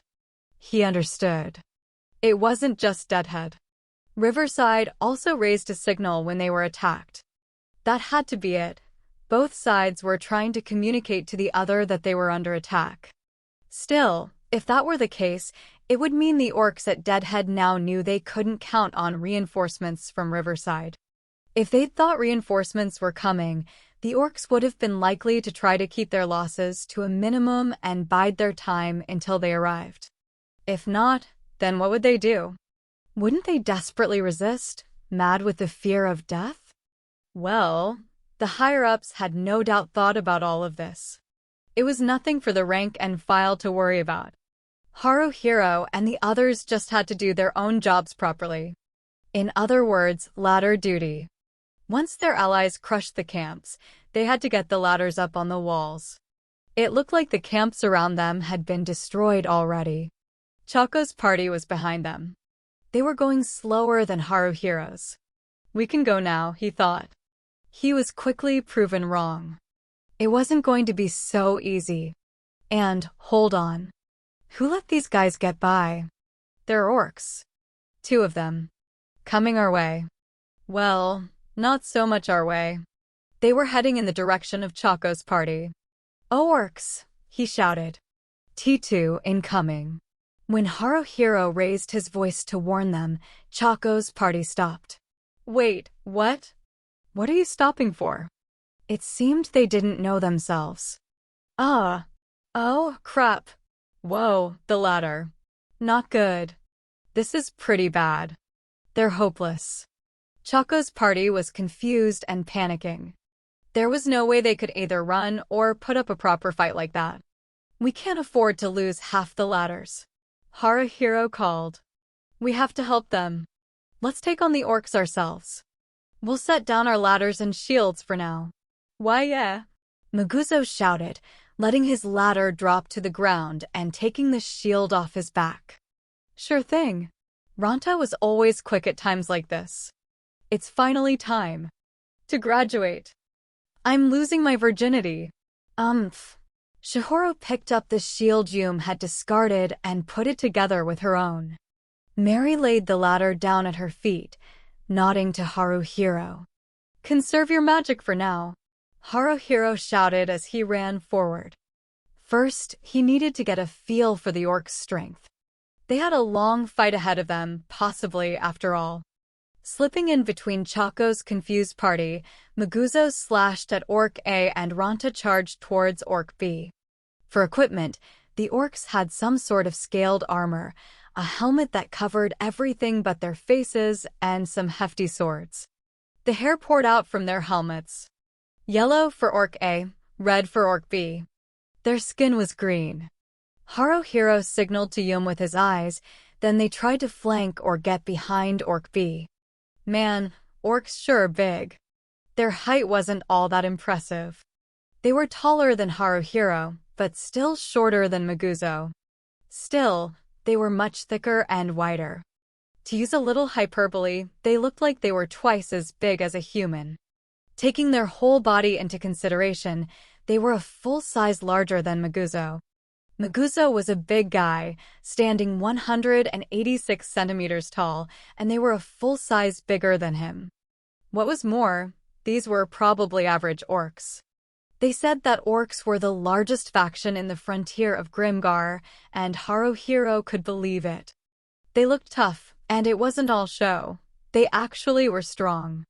Ranta was, of course, being pushed back by Orc B, so he used exhaust to go straight backwards and run like crazy.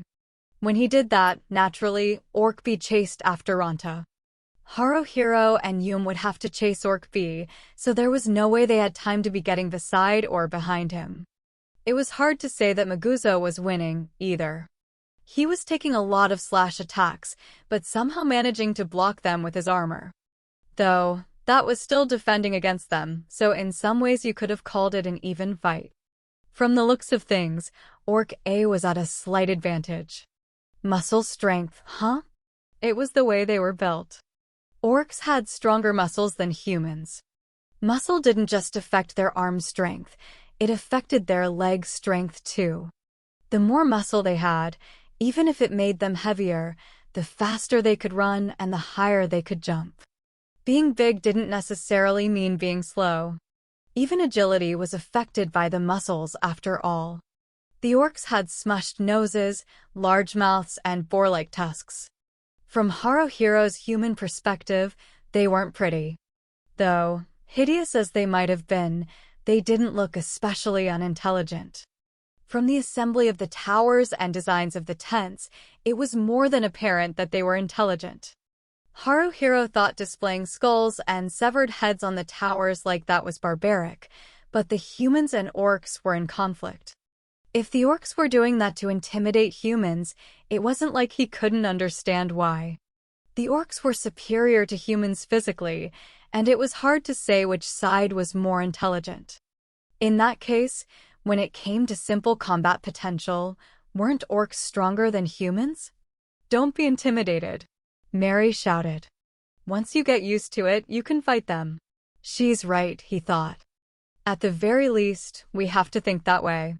If we lose in spirit, even fights we should be able to win will become unwinnable. Mary's right, he shouted.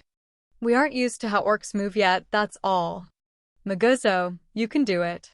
There's no way you can't. Maguzo went on the attack. Or rather, he had used a skill. A heavy armor combat skill, Steel Guard. Maguzo deliberately used his armor to knock back Orc A's sword. Then, while Orc A was off balance, he slammed the chopper into him. Even when the orc defended, he pounded it into him. Seeing Orc A faltering, Orc B's footwork became more cautious. Haruhiro's eyes met Ranta's. You don't have to tell me, Ranta shouted. Even when Orc B closed in, Ranta didn't run away with exhaust. Orc B had closed in less intensely than before. There, it was reject. Ranta pushed Orc B back, immediately stepping in after him. Anger. I thought it was a good thrust, too. Orc B twisted and avoided it. But he only barely dodged it. It was close. Ranta almost had him. I know. I'm unbeatable, Ranta called. Since when? Haruhiro shouted. His back. Orc B had its back to Haruhiro. He couldn't see that line. He went for a spider, but the orc noticed him at the last moment and avoided it. But Haruhiro wasn't alone. There. Yum attacked with a combo of brush clearer and diagonal cross.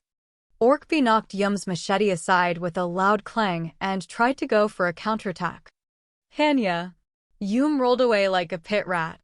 Orc B tried to go after her immediately, but again, Yum wasn't alone. Hey. Ranta swung his long sword around wildly. He was practically throwing himself at Orc B.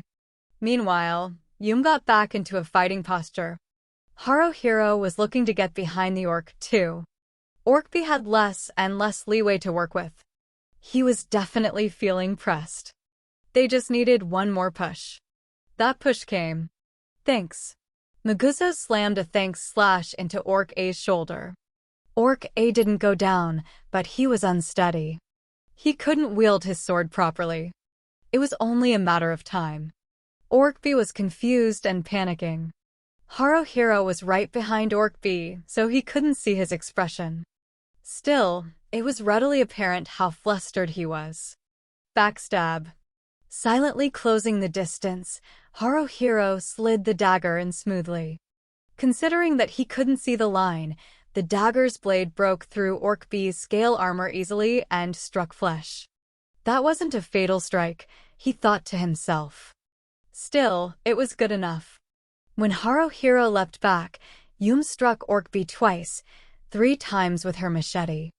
The machete was shorter than a longsword, but it still had a good amount of weight to it. It didn't manage to cut through, but the blunt force should have done a decent amount of damage. Orkbee reeled. Hatred. When Ronta leapt in from outside Orkbee's reach, the orc couldn't avoid it. The shoulder. Ronta's longsword hit, but it slid across Orkbee's armor with a screech. Was that intentional? Ronta didn't cut open the tough scale armor, instead aiming for the face with a flick of his wrist. Still, that result had to have been pure chance. I can't believe he did it intentionally. Ronta's longsword severed the chin strap holding the helmet on Orkbee's head, then got caught on the helmet. The helmet came off. Ta-da! Ronta was wearing a blackened bassinet. He had the visor lowered, so his face was hidden, but he was probably sticking his tongue out right now. Ronta used his longsword not so much to cut Orkbee as to slug him. He slugged him like crazy. Orkbee wasn't able to stand for long. Even when he went down, Ronta showed no mercy. He didn't even try to stop. Maguzo used a second thanks slash to cut down Orc A. Orkbee wasn't moving anymore. Once that happened, Ronta finally stopped. Choco and her group looked horrified. Even so, Haruhiro didn't criticize Ronta. It hadn't been pleasant to watch, but Ronta hadn't been wrong in what he'd done. Even if it was cruel, he was right to finish off the enemy. And living creatures could be so tenacious. Though they'd die so easily when their time came, sometimes they would launch a fierce counterattack even after taking a deadly blow. Heh, heh, heh. Ronta raised his longsword aloft. I got my vice. Finally, I graduated from being a virgin. Congratulations, me. Yeah, he's right, isn't he? Haruhiro thought. And with no casualties to boot. Mary and Shihora didn't even have to use magic. Yay! Yum cried, jumping into the air. Yum and everyone, we're kinda amazing, huh? Ronta let out an obnoxious laugh. Your tits are so tiny, they don't shake even when you jump around, huh? Yow! You didn't have to punch me. You said something that deserved a punch-in, Yum told him. Maguzo pumped his arm with a yeah and nodded to himself. Shihoro had a hesitant, but still seemingly happy smile on her face. Mary looked relieved. It wasn't that Haruhiro didn't feel something welling up inside him, too. He did. It started at his fingertips, tickling Haruhiro's heart and turning it upside down, then rising to his head and intoxicating him. Honestly, for a while, he basked in it. Awesome, mister. Pleasant from Choco's party mumbled. Those are our senpais for you, said Laughing Man. The words could have been read as sarcastic, but it seemed that wasn't his intent. Why you saved us, mister. Priest was sitting on the ground. It looked like he'd been pretty scared. Wow, a mess. Short Hair said, looking a little out of it. Choco was looking at Haruhiro. Like Mr. Short Hair, she was dazed. Her mouth was slightly agape. It wasn't a bad feeling. Then, Mr. Tall went and ruined it. Well, there are people killing orcs all over the place, though. Hi. Ronta pointed his orc blood-soaked longsword at Mr. Tall. Listen, pal. Don't go killing a guy's buzz when he's feeling proud of himself. Who do you think you are? Old man Buzzkill. I'm not that old, the man said. And who's that supposed to be? Who's Old Man Buzzkill? Like I should know. Ronta flared. You're the one who said it. Shut up. Just shut up. Just because you're a little tall doesn't mean. Ronta. Enough. Haruhiro barked. Mr. Tall had Haruhiro annoyed too, but this wasn't the time to be getting full of themselves. Haruhiro raced back to where they'd dropped the ladders and their shields. We've got to go. We're the ladder team, he shouted. Hurriedly strapping the shield to his back, he picked his ladder up once more. There were already a not insignificant number of volunteer soldiers closing in on the wall. Haruhiro and the party ran. They ran. Chako's party was following them. The camps they passed were all uninhabited. All that they saw in them were orc corpses. He thought he heard Yum say, "Ow," but that wasn't it. She had actually said, "arrows." The orcs had formed a line on the wall, bows and arrows at the ready. No, not just at the ready. They were firing. "Oh, crap!" Haruhiro shouted. "Shields! There are arrows. Everyone, get your shields up." The arrows rained down. Haruhiro used his shield like an umbrella. It was difficult to carry the ladder while holding a shield, but he had no choice. While there weren't that many arrows, sometimes one would come their way. If they took a hit, it might kill them. "Ladders! Hurry!" The volunteer soldiers by the wall were shouting. "All right," Ranta shouted, but Haruhiro stopped him before he could charge. "We've got to assemble them first." Haruhiro shouted. "Oh!" "That's right. Mary, Yum, Shihora, use the shields," Haruhiro called. He had the three of them line up with their shields next to each other and assembled the ladders behind them. He had to fit the ladders together and pound the nails in. His hands were shaking.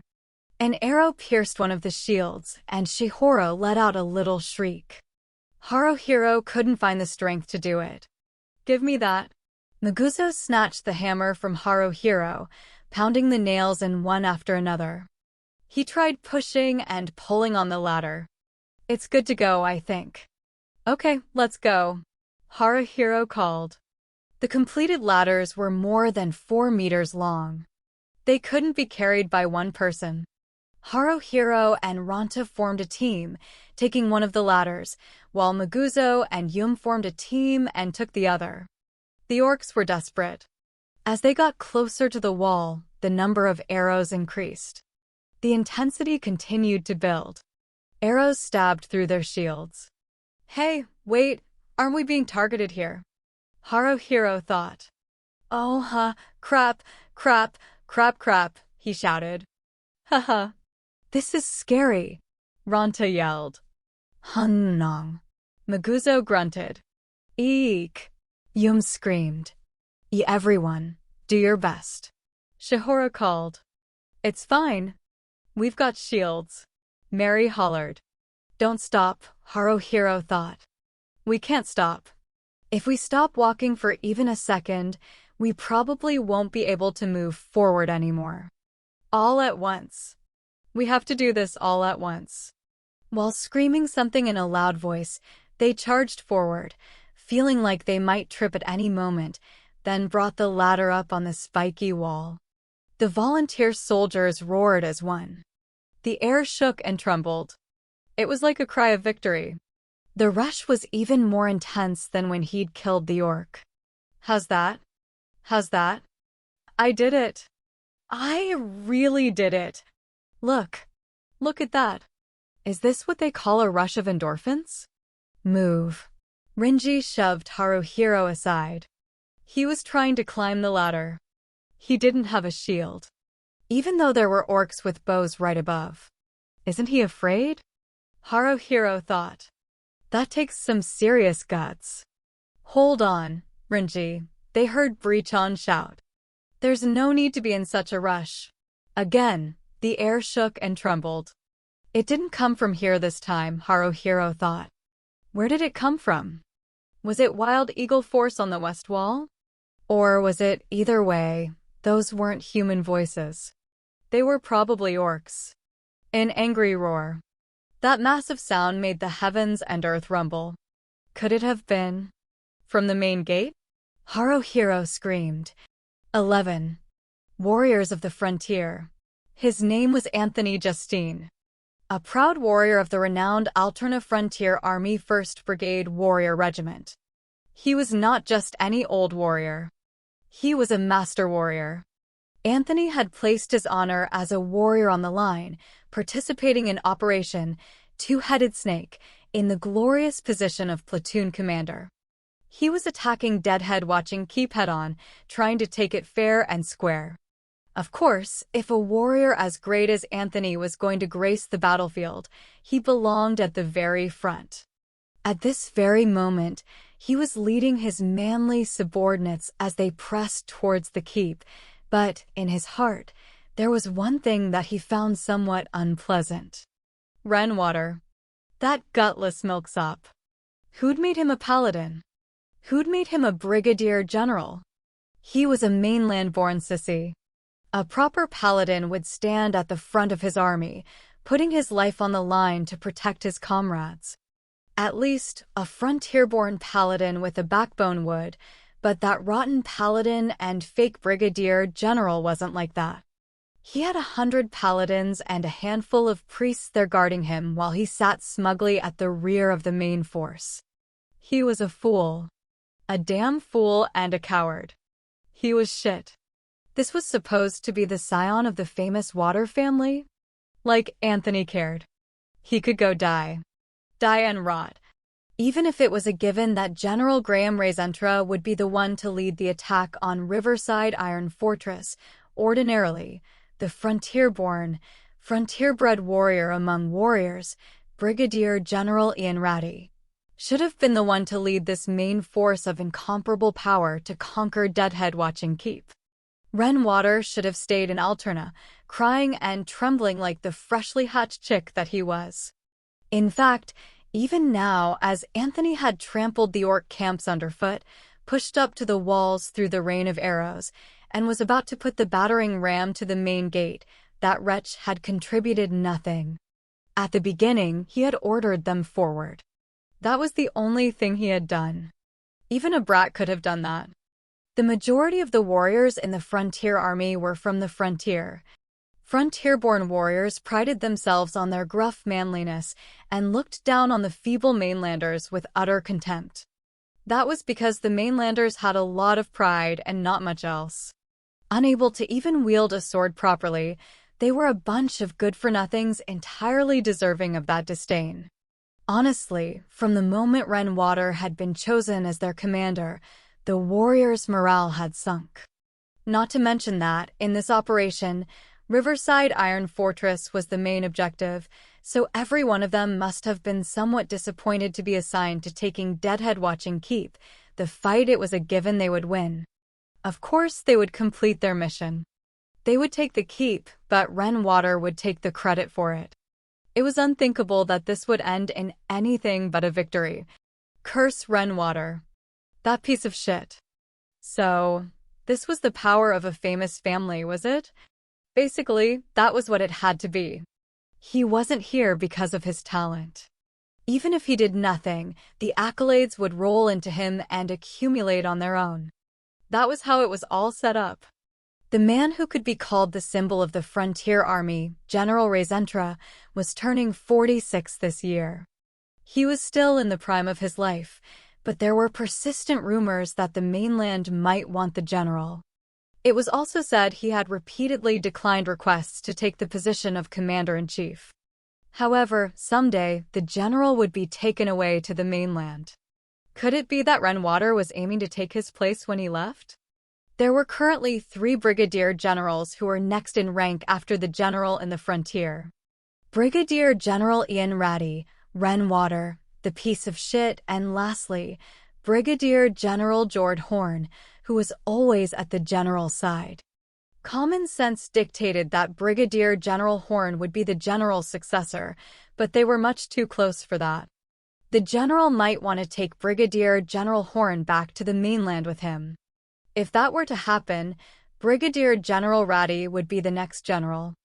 In terms of talent, there was no doubt that was how it should have been, but Renwater was a piece of shit, so he might be plotting to seize the position through the influence of his family. It was possible. It wasn't impossible, but with that piece of shit being a piece of shit, he might have just wanted to get back to the mainland as quickly as possible. He was welcome to go. Hurry up and leave. Shit belongs in a world full of shit. On the other side of the Tenria Mountains, in the mainland that Anthony had yet to see, there were tons, hundreds of human cities. The countryside spread out as far as the eye could see, and there were cattle leisurely grazing everywhere. There were barbarians in the south that had not yet submitted to the Arabakia kingdom, but they were no threat to the kingdom. There were occasional wars, but it was rare for soldiers to die. The barbarians mostly fought among themselves, the kingdom occasionally mediating. The kingdom was like a benevolent father, and the barbarian tribes his children. Industry had developed in the mainland, and its people loved songs, dance, and music. The blessings of the light god Lumieris were strong there, filling the land with light. The currency in Alterna was all minted in the mainland, but things that cost 1 gold in the frontier could be bought for only 10 silver in the mainland. The mainland was wealthy. Anything and everything was available there, and if the poor just bowed before the wealthy, they could find food, drink, and clothing. It was said that even the poorest of beggars in the mainland lived better than the soldiers of the frontier. It's shit, thought Anthony. It's all a bunch of shit. Who did those pieces of shit in the mainland think it was who let them maintain their shitty lifestyles? It was Anthony and warriors like him, shedding blood out in the frontier. If Alterna were ever to fall, the Earth Dragon's aorta road under the Tenria Mountains, which linked the frontier to the mainland, would soon be found. The orcs and undead would come in force to invade the mainland. They would likely take control of it with ease. The mainland was built on the sacrifices of Anthony and his men. It was a tower built on sand. So, no matter how wonderful the tales they heard of the mainland were, even if it sounded like paradise, it was nothing but shit. If he were to speak frankly, Anthony wanted to take the place of the orcs and undead, conquer the mainland himself, and pillage it for all it was worth. He had every right to. Because Anthony had worked hard in his duties, he was defending their property and making them able to amass a fortune. That fortune had been created thanks to Anthony. It was fair to say it was Anthony's fortune. Of course, he would never do it. There was the fact it was an unrealistic goal, but Anthony also had his pride as a warrior.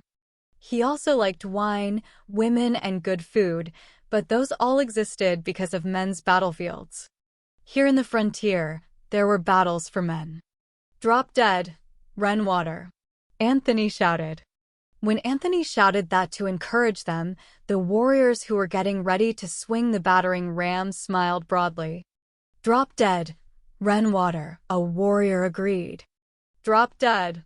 Go and drop dead. Drop dead, run water. Drop dead already. Drop dead, run water. If the warriors' voices carried back to the rear and Ren Water heard them, there would be hell to pay later. Like I care? We'll do our duties. Our duties as warriors. By our warrior pride. We'll go on the count of 3, 2, 1. The warrior in charge of keeping time raised his sword. 3. The rest was drowned out. There was a roar. A roar fell down on them. It was orcs. A share. Orcs leaped down from the wall. They were falling. The southern wall was 6 meters high. It was by no means low. But the orcs were brave. They leapt with no sign of fear, landing on the ground. Some orcs even crushed members of his army as they did. Mainland-born pieces of shit tended to look down on the orcs and other hostile races, but frontier-born Anthony did not have that bad habit. He even felt a certain amount of respect for the orcs with their daring and integrity. Orcs were robust, tenacious, and audacious. They appeared from practically right above the heads of the front line. Straight at soldiers who had been expecting only arrows, 10, no, likely more than 20, orcs came swinging at them. No, flying at them. It was over in an instant. The soldiers trying to man the battering had been mowed down by orcs before they could even register what had happened. While they had let their guard down, who could have predicted that experienced warriors would fall so easily? Still, it was nothing to be surprised about. The front gate wasn't open yet. Those orcs had launched an assault with no way to return. They were a suicide squad. Death troops. On the other hand, his men had gone into this operation with the presumption of victory. They thought they were guaranteed to win. They thought there was no way they could lose. Everyone had thought that. The enemies were ready to die. Yet his men had had no intention of dying here. It had made a difference in how ready they were. The difference had been too great. Calm down. Anthony swung at the orc. Their blades locked, so he went for a wind. But his opponent knew that would be coming. They jostled, then separated. Surround them. Surround them. There aren't many of them. His subordinates tried to act on Anthony's orders immediately, but many of the warriors were confused and panicking. They couldn't move the way they wanted to. Then, down came the arrows. The confusion deepened and spread. "We should pull back temporarily," someone shouted. "Bullshit," Anthony shouted while deflecting the orc's slashes. "Have you forgotten your pride as warriors? Listen here. This is all because of that damned incompetent Renwater. It galls me to do it, but we need to wipe his ass for him. We, the warriors of the frontier, will turn this around. Let's do it. Warriors, follow me." 12.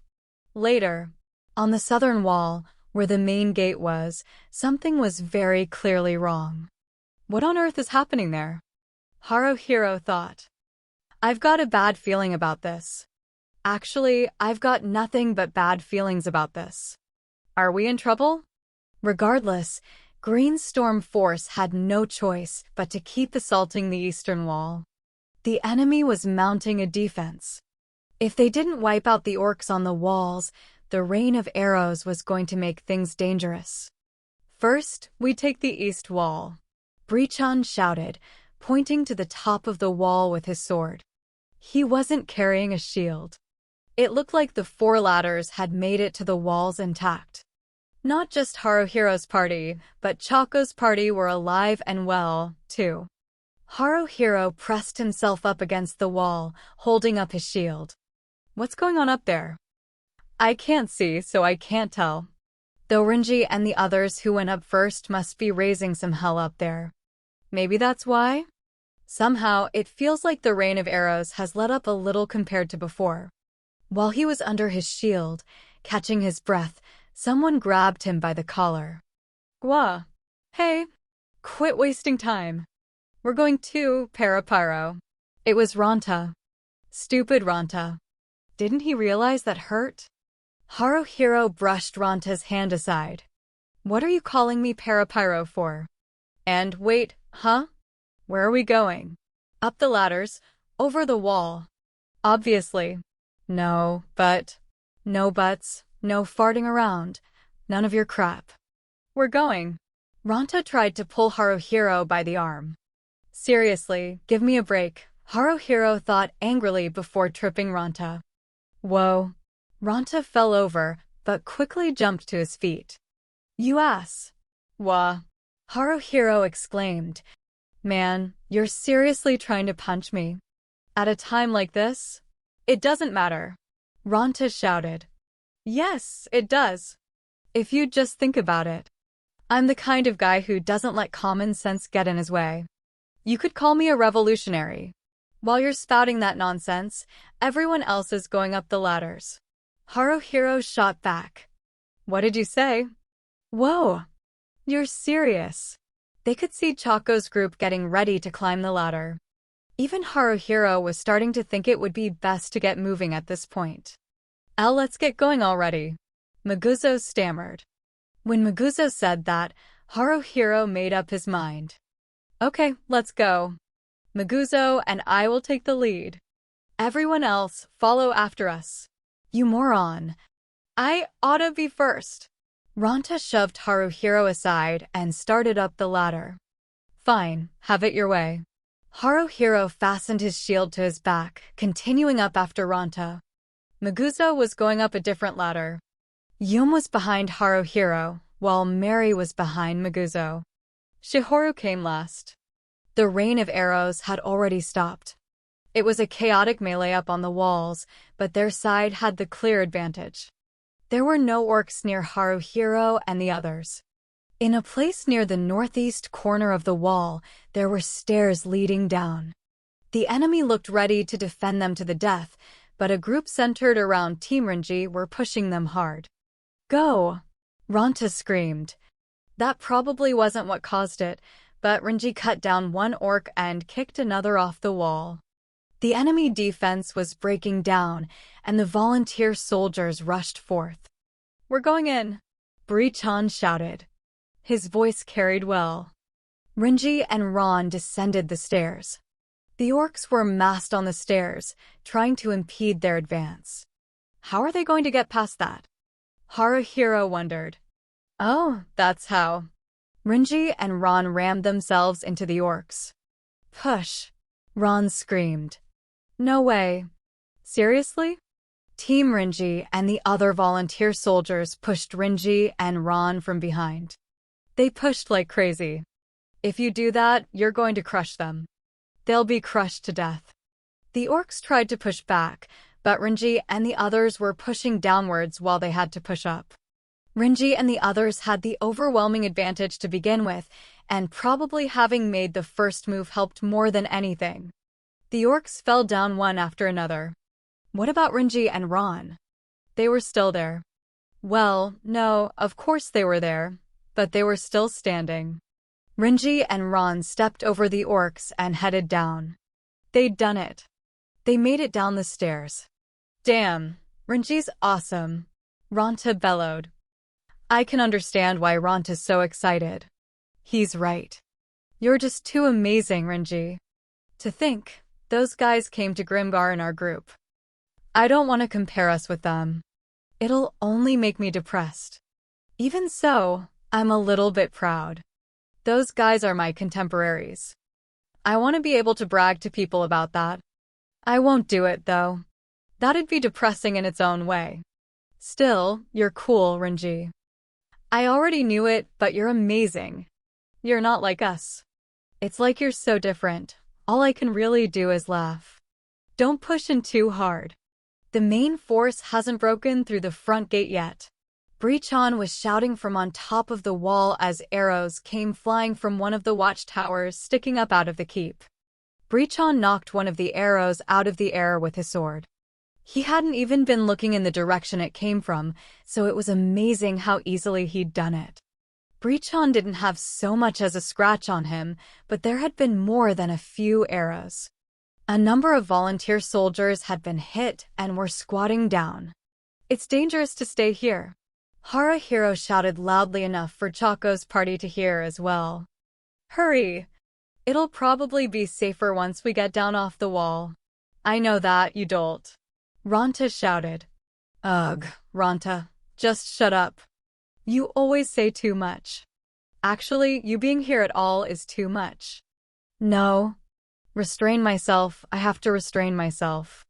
Think of it as a trial. The worst kind of trial imaginable.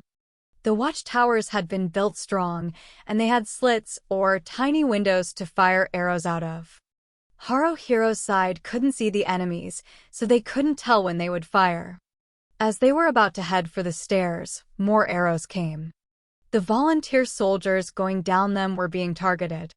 Shields! Haruhiro cried, holding up the shield that had been fastened to his back. However, none of the others had shields. Huh? Why don't you have shields? He called. Yun, she thought she wouldn't be needin' hers anymore. So, down below, she threw it away. It was heavy, I did that, too, Shihoru admitted. Me, too, Maguzo said. Me, too, damn it. Ronta yelled. Same here, Mary added. Even Mary did it. In fact, Haruhiro was in the minority. From the looks of it, Chako's party and nearly all of the other volunteer soldiers no longer had their shields. It seemed Haruhiro's penny-pinching nature had served him well. Though, that said, one shield wasn't going to. We do have shields, he called. The orcs' shields. As far as he could see, Green Storm Force hadn't taken any serious losses yet, but there were a lot of dead orcs. Along with the corpses and swords, there were shields scattered around, too. They were fur-coated Zesh clan shields. Oh! This is just what the doctor ordered. Ronta cried. Once Ronta and the others had picked up some shields, the other volunteer soldiers started to imitate them. They held up their shields towards the watchtowers and rushed onto the stairs. An arrow or two stabbed into the shields, but that was no problem. They were managing to protect themselves just fine. Halfway down the stairs, the path in front of them became too crowded to move ahead. In order to get inside the keep, they would need to ascend the outer stairs and make it to the entrance on the roof.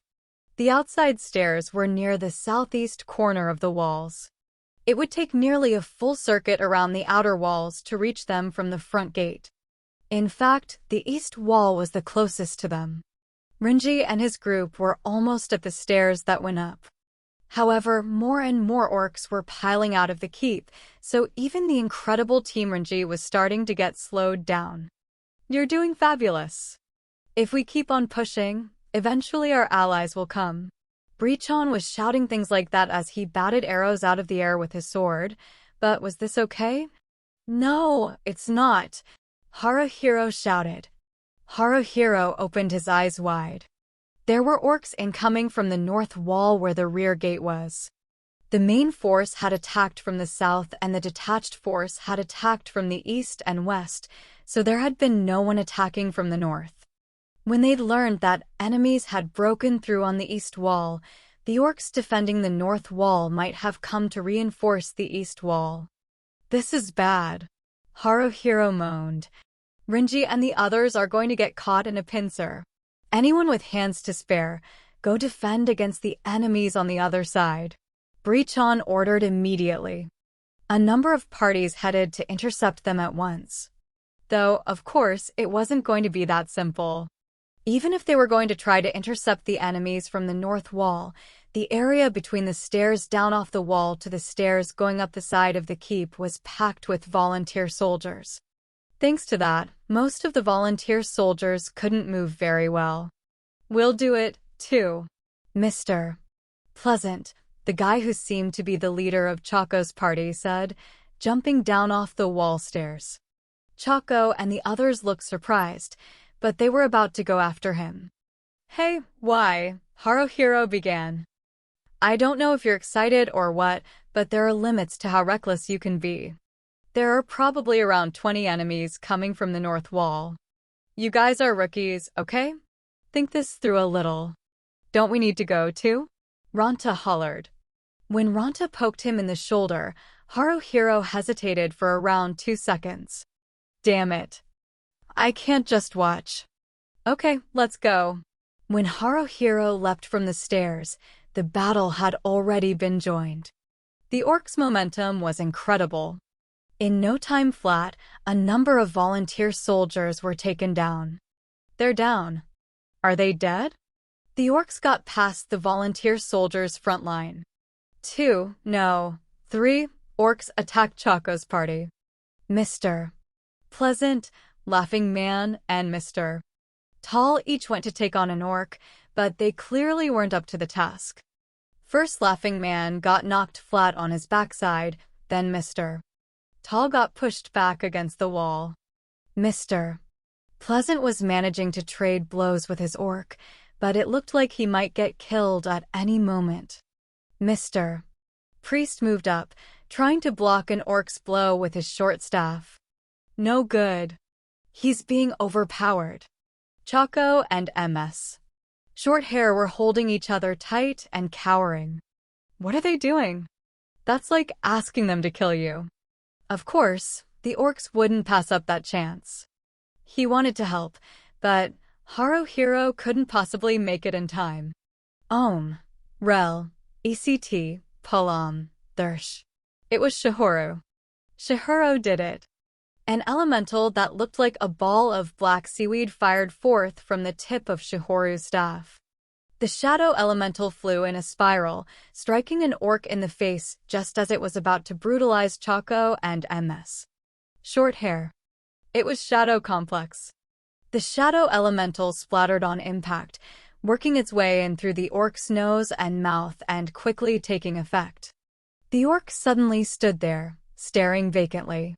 It was a spell that was easy to resist if you were anticipating it, but not as easy as Sleepy Shadow. The orc hadn't seen it coming at all, so the spell had worked well. First the orc stood there in a vacant stupor. Soon it would go into a state of confusion and excitement, losing the ability to make rational decisions. Anger. Before it could get to that stage, Ronta leapt in and skewered the orc's gullet. Haruhiro had wanted to be the one to take down that orc, but Ronta had beat him to the punch. Oh well. Not much I can do about it.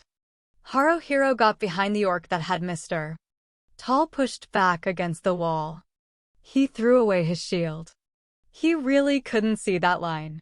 They weren't like the orcs in the camps. The backplate on the red armor that these Zesh clan orcs wore had no weak points. It was plate mail. His dagger wouldn't go through that. Backstab wasn't going to be good enough. Haruhiro pinioned the orc, jabbing his dagger into the gap between the orc's helmet and armor. Once he stabbed through its throat and jumped away, Mr. Tall hit the staggering orc with his longsword.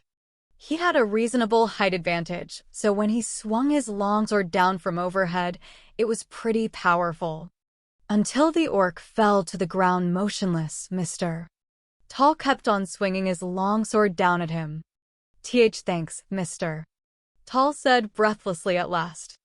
Ignoring that, Haruhiro looked around the area. Choco had another orc after her. Choco, behind you, he shouted. She reacted just in the nick of time. Choco jumped to the side, dodging the orc's slash. Gash whirl, the orc roared. The orc turned his way. It was charging at Haruhiro. A straight-up fight was out of the question. Haruhiro wouldn't stand a chance in one. Sharpening his senses and mustering them, he focused on the orc's movements. The weapon. That single-edged sword. I think it was called a Gahari. It's coming. From the top left. Knock it back. Swat. Wrist back in position. The next strike is coming from the top right. Swat. Swat. Swat. Swat. He sure is strong. He's got power. He's not letting up. If anything goes the slightest bit wrong, I'm done for. If the enemy had made it a test of endurance, relentlessly pushing Haruhiro with safe attacks, Haruhiro probably would have made a mistake eventually. Thankfully, his opponent went in for the kill, which saved him. Next it'll be a big swing. I can't stop that. Haruhiro took a risk and moved up. He stepped in on the diagonal and, rather than block the Gahari with his dagger, he slid his dagger along the Gahari's blade. He turned the blow aside. At the same time, he grabbed the orc's arm.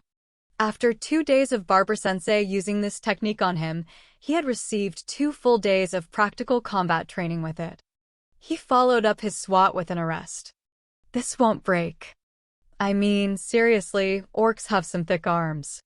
Making a snap decision, he tried to sweep the orc's leg out from under it while still pushing its elbow joint as far as it would go. The orc responded. Haruhiro didn't manage to trip it.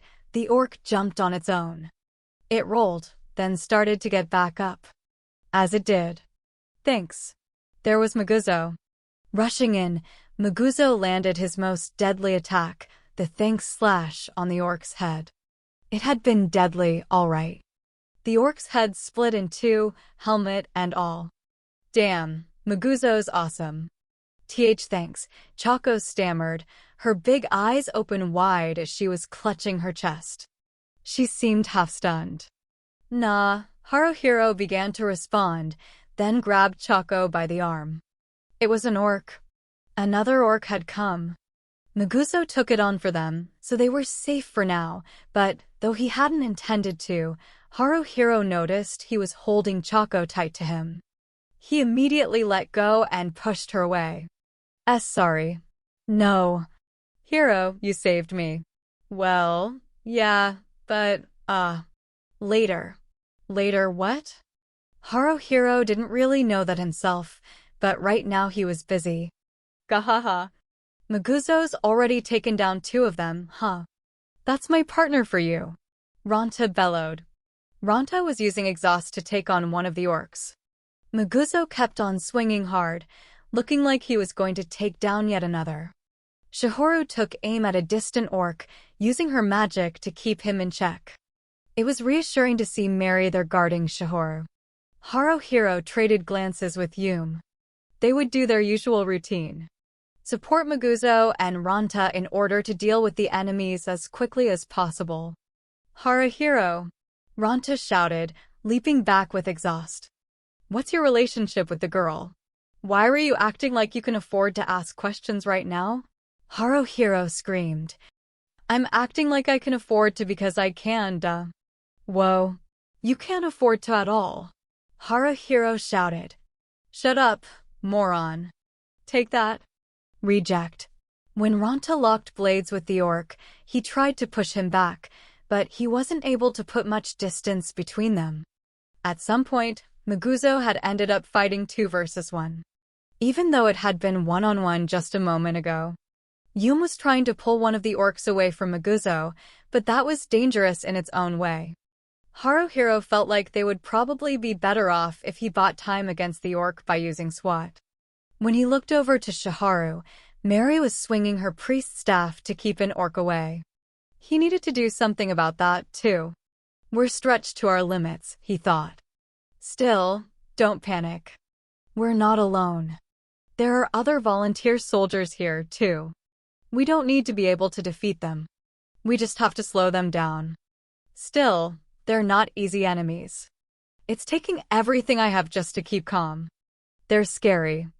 For now, deal with Shihoru and Mary. After that. No, don't worry about after that. First, Iryi. What was that voice? It wasn't an orc. It was a human. The ear-splitting shriek of a woman. They're here. Brichan shouted, leaping for joy up on the wall. The orcs from the north side slowed noticeably. Actually, they were losing their heads. Behind them. That cry had come from behind them. They're here. Our reinforcements. Brichan cried, blowing a kiss.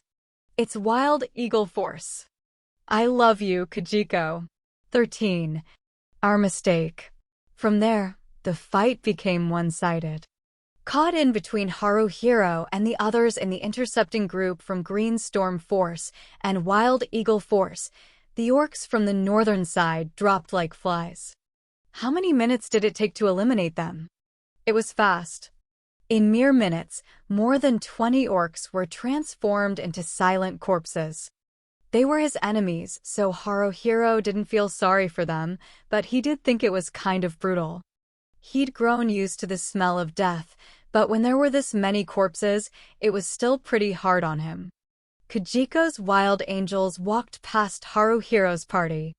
The feathered stoles around their necks, their helmets and hats, even the feathers on their bandanas. All of them were dyed red with the blood of their enemies. Awesome. Ronta's staring in admiration, but that's not awesome. It's scary, Haruhiro thought. Brittany, what about the main gate? Kajiko asked in a menacing voice, but Brichan, who was still up on the east wall, simply shook his head. It's no good. It doesn't look like they've broken it. I can't see from here, but it looks like they're fighting a hard battle. In that case, we'll just have to take the keep ourselves, Kajiko said, spreading her arms wide. Listen up, volunteer soldiers. The Frontier Army has put 100 gold coins on the keeper, Zoran Zesh. Also, there are 50 gold coins on the head of Abael, a sorcerer who's killed many soldiers and volunteers with his black magic. 100. 100 coins. 100 gold coins. 50 coins? 100 gold? Did she say 100 gold? That's incredible. Seriously.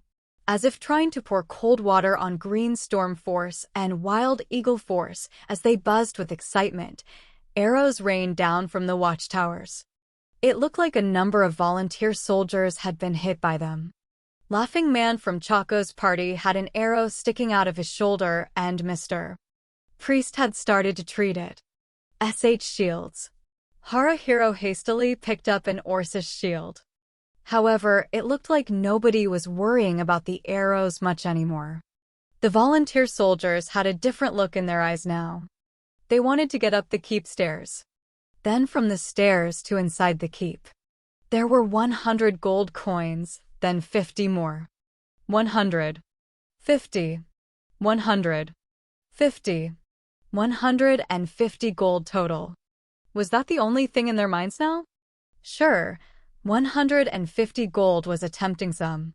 It was so much money that it hardly felt real, but still. Haruhiro heard a familiar war cry echo through the courtyard. It was Ron. Get into that keep. We're gonna be the first ones in.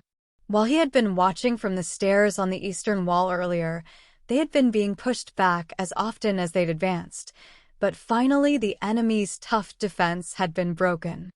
Green Storm Force and Wild Eagle Force were jumbled together, rushing up the outside stairs. It was like a flood of volunteer soldiers. Arrows were raining down from the watchtowers, but there was no stopping this flow.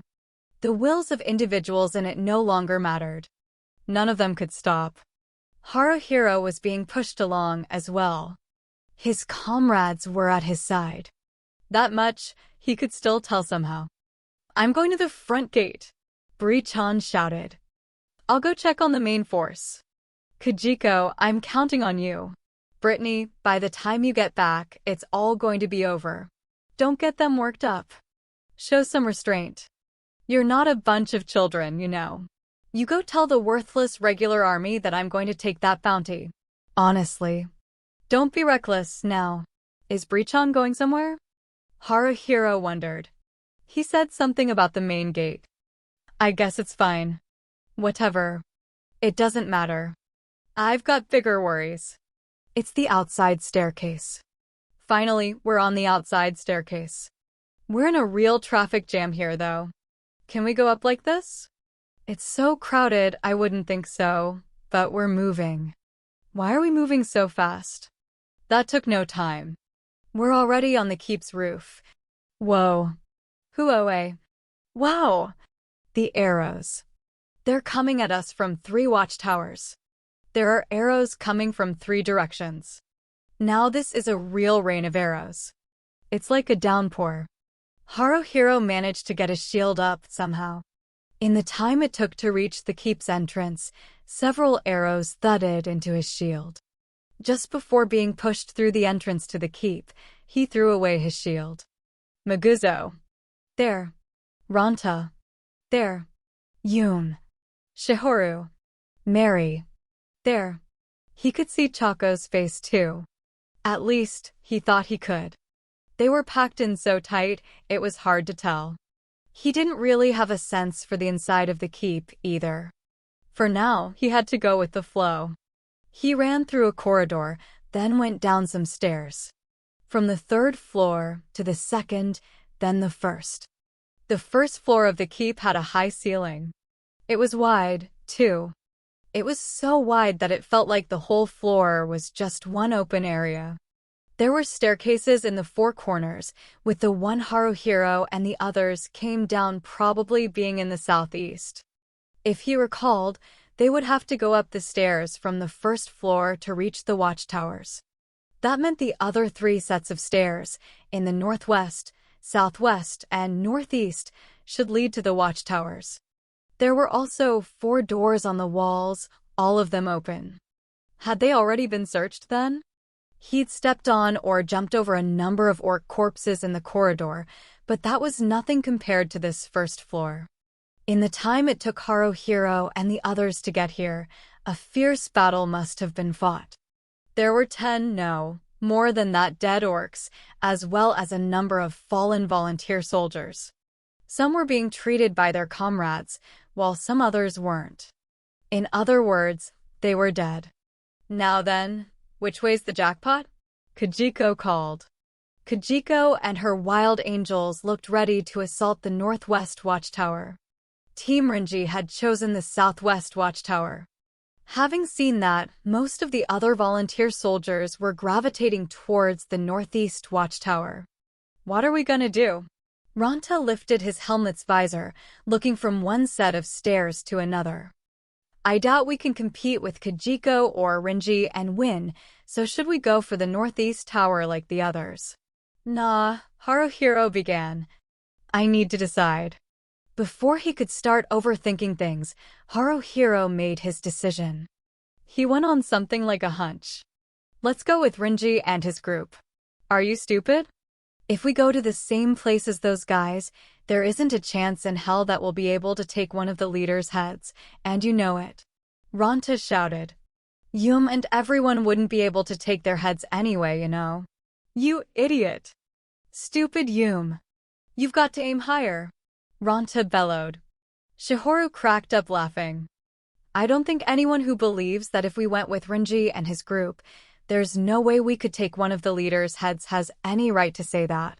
Yeah. Well, sorta. I guess you're right. All right. Plundering it is, then. Ronta declared. Ha ha ha, Maguzo laughed. What a coward, Mary said coldly. And I'm fine with that. Ronta said with a grin.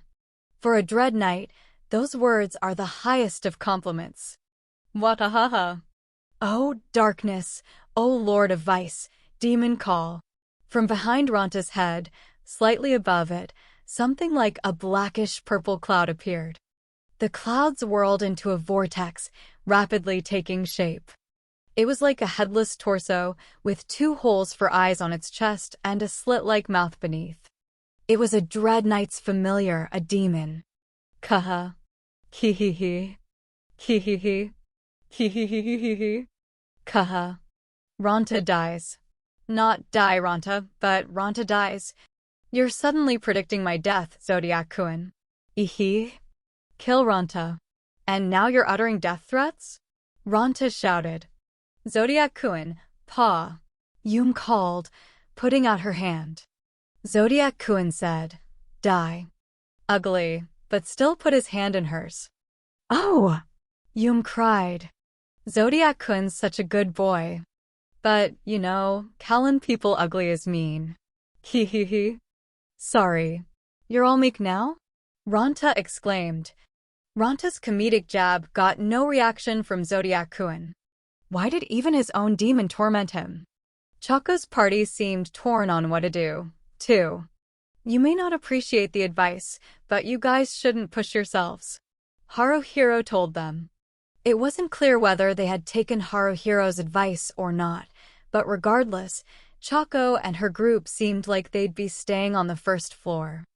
There were other parties that were making no attempt to move too. They were safe this way. It was a good choice.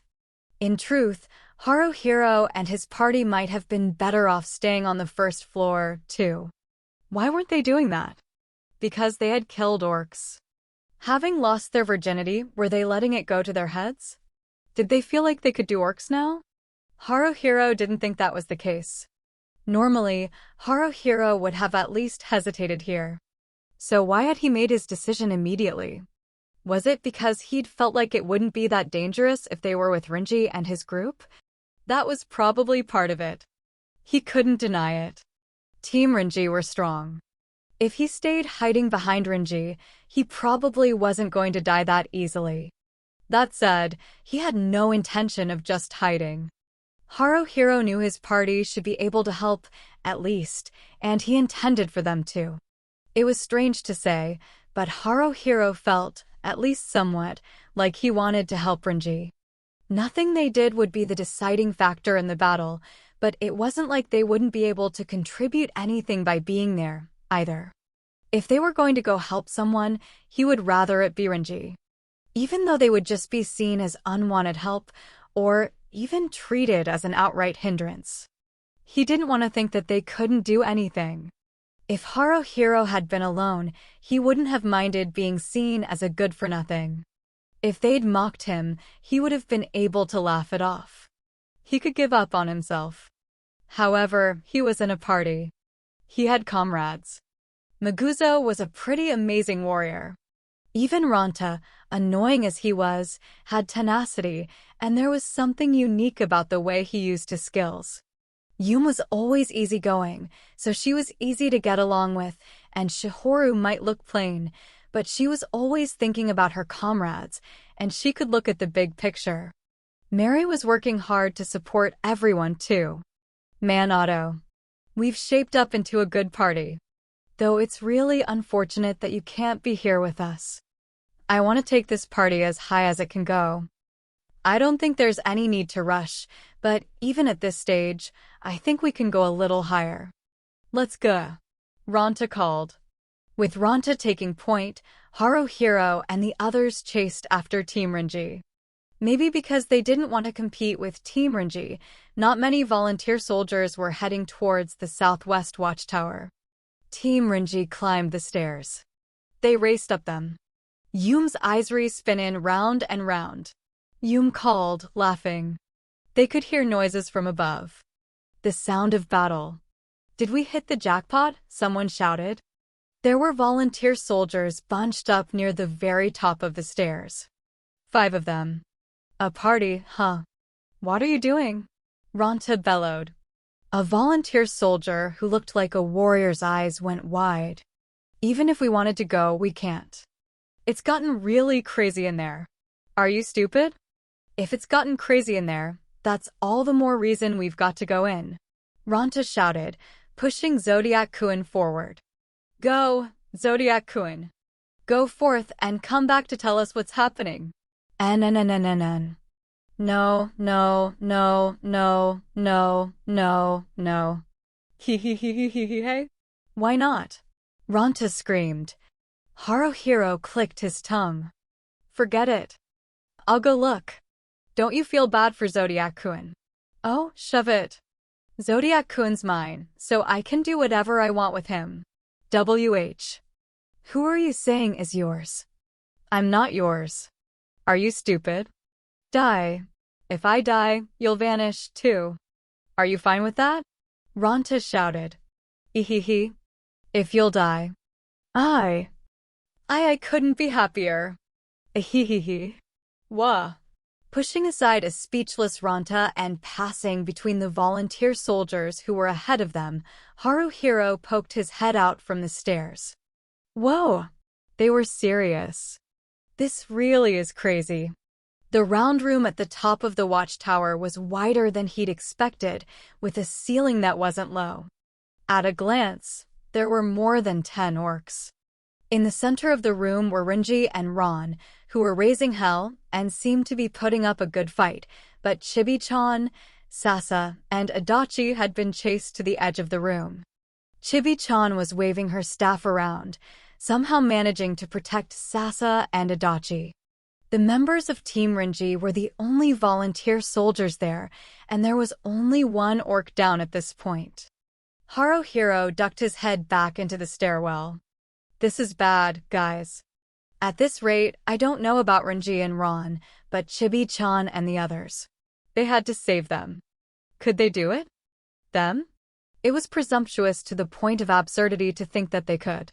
Still, Team Renji was in serious trouble. Currently, it was 5 on 10. Team Renji might be strong, but they weren't superhuman. Their opponents weren't weak, either. Actually, they were strong. However, if Haruhiro's party of 6 joined in, they could turn things around numerically at least. First, they'd help Chibi-chan's group. Renji and Ron didn't need it. They could handle themselves. Besides, if Haruhiro and the others helped Chibi-chan and her group, it would make it easier on Renji and Ron, too. Maguzo, go up and head to the right. Haruhiro called. Chibi-chan and the others are there, so protect them. Ranta and I will go too. Yum, Shiharu, Mary, keep an eye on this situation and decide for yourselves. Maguzo said. Yeesh, they're so needy, Ranta muttered. Ranta, man, just try telling Renji that to his face. Haruhiro shot back. I can't and you know it. You damn fool. You're the damn fool. Let's go. Haruhiro, Maguzo, and Ranta went up in that order. He saw it. The faintly shining line of light. From the moment he thought he saw it, Haruhiro's body was already in motion, following the line, neither walking nor running. He advanced as if sliding across the floor. There was no sound. It wasn't as if everything had stopped, but it all moved at a very gentle pace. That orc was about to take a swing at Sasa. Right here. Backstab. Even though it was through armor, Haruhiro's dagger slid in smoothly. It touched something. A vital point. When he pulled out, the orc crumpled without uttering a noise. What was that? Sasa seemed dumbfounded. Haruhiro shook his head in response. Even if she asked, he couldn't explain it well. Thanks, bellowed Maguzo, using his thanks slash to blow away an orc that was about to attack Chibi-chan. Hey you. Zodiac-kun. Help out, would ya? You're not being fair. N. No. You wimpy woolly caterpillar. Die. Damn it. There's not quite enough space, so this is hard. Ranta was running around to avoid a direct exchange of blows. Still, he was handling an orc by himself, so he wasn't doing too badly. Shihora, and Mary came up too. Renji. Haruhiro used SWAT on an orc slash, then backed away, leaving the next attack to Sasa. Sasa was good at using SWAT. Haruhiro must have had considerably more muscle strength than her, but Sasa was flexible and moved with comfort. She had a sense of rhythm. Haruhiro shouted out, Chibi-chan and the others are fine. Renji glanced over at Haruhiro, smiling faintly. He really is amazing. Renji used his entire body to make Ishidogran's sword spin around. It almost looked like he was dancing. What kind of technique was that? Was it a skill? Slice, slice, Renji laid 2 orcs low, one after another. Ron took one out as well, cutting it down with all his might.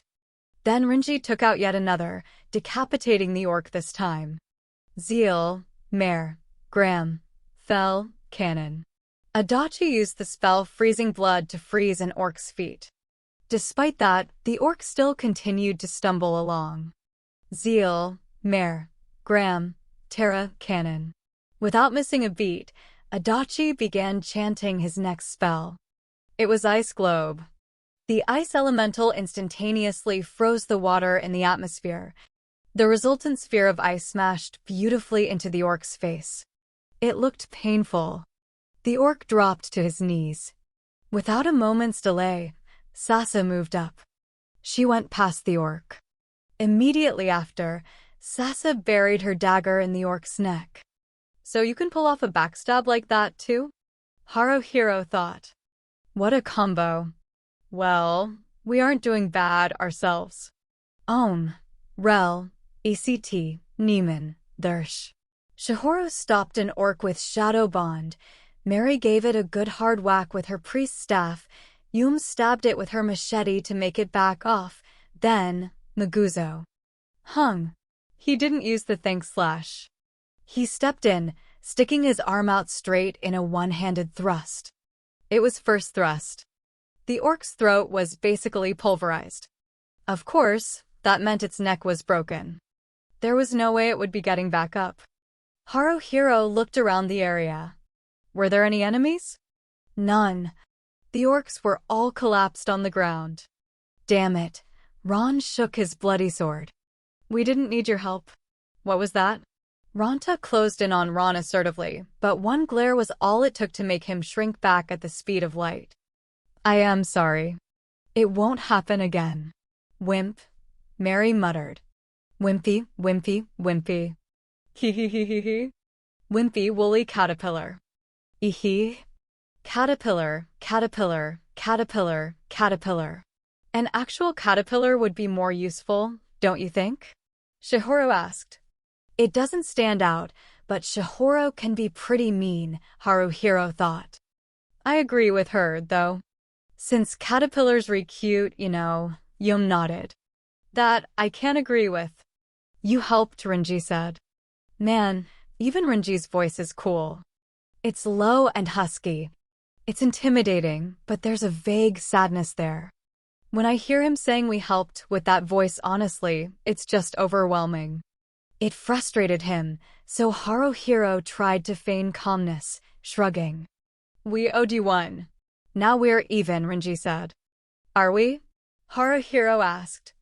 Yeah, Renji said, looking to Maguzo. You. I could use you. Huh.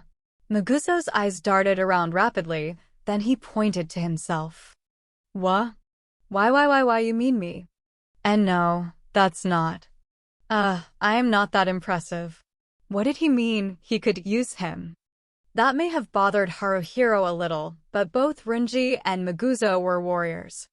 It takes a warrior to know one. He didn't know if there was an expression like that, but a warrior had to know a lot about what it meant to be a warrior. What was more, he was being recognized by Renji, the guy who had the attention of more volunteer soldiers than anyone else. Maguzo had to be proud of that. Maguzo really is amazing, Haruhiro thought. Our Maguzo is amazing. Regardless, Adachi said, adjusting the position of his glasses, taking on a calm and sarcastic tone. It seems the prize isn't here. Should you be taking it easy now, Renji? Renji didn't respond. In place of a response, he turned towards the stairs. That was when it happened. Hey! Below, someone said. Someone. Not from Team Renji or Haruhiro's party. Not here. Haruhiro twisted his head. Below. Renji took off at a run. Haruhiro. Ranta slapped Haruhiro on the back. We're going too. What could it be? Weird. My heart. It's pounding like crazy. Below. What's happening below? Below. Wait, below. They descended the spiral staircase. It felt like his ears were plugged. Strange.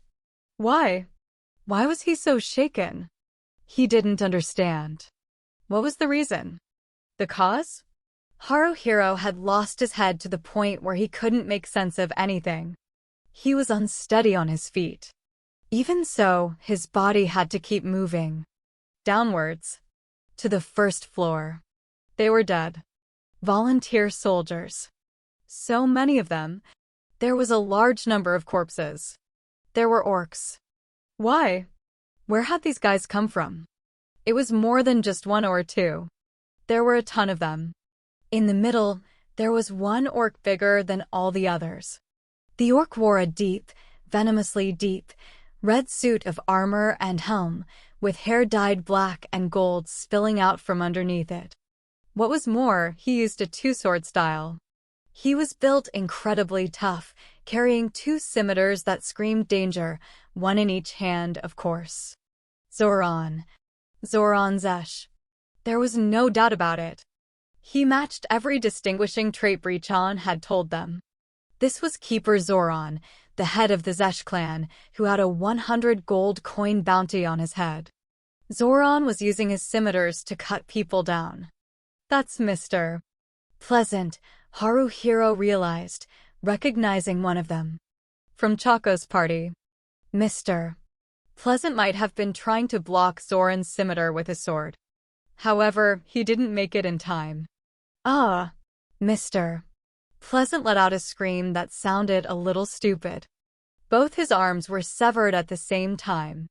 Then, without any delay, his head. Mr. Pleasant's head went flying. It happened so easily. What is this? What's going on? Where's Laughing Man? Mr. Priest? A mess. Short hair, the mage? They're not here. No, there they were. They had fallen. All of them, chopped to pieces. Mr. Tall was just barely holding on, fighting with his back to the wall against an orc who wasn't Zoran. Next to him, Chaco. Chaco was here. Mr. Tall was trying to protect Chaco. However, he was clearly taking a beating, and he couldn't fully protect her. Strong. Those orcs were strong. They were nothing like the orcs they'd gone against so far. It wasn't their equipment, it was something about the way they were built, or even the air about them. They were totally different. These were the Keeper and his close associates. There were a number of unarmored orcs with pots of some sort hanging from their hips that looked like mages. No, not mages, they were called sorcerers, right? Team Renji was already attacking the orcs. However, there were more than 10 of them, probably around 20, and the first floor was wide and open. Needlessly so. How were Mr. Tall and Choco? Mr. Tall had locked blades with one of the Keeper's associates, but he must have been kicked in the belly or something, because he had doubled over. Hey! No. You can't do that. You can't be doing that. Choco had her dagger in a fighting stance. With both hands on the hilt, she had the blade pointed towards the orc. The blade's tip quivered. She was terrified. No, that isn't going to be good enough. Choco, Haruhiro screamed, starting to run. In that moment, it felt like Choco looked at him. Probably, she did try to look. The orc sword sank into Choco's shoulder. It went in really deep. The orc kicked her to the ground, tearing his sword free and immediately swinging it down at her. STO. Once. Twice.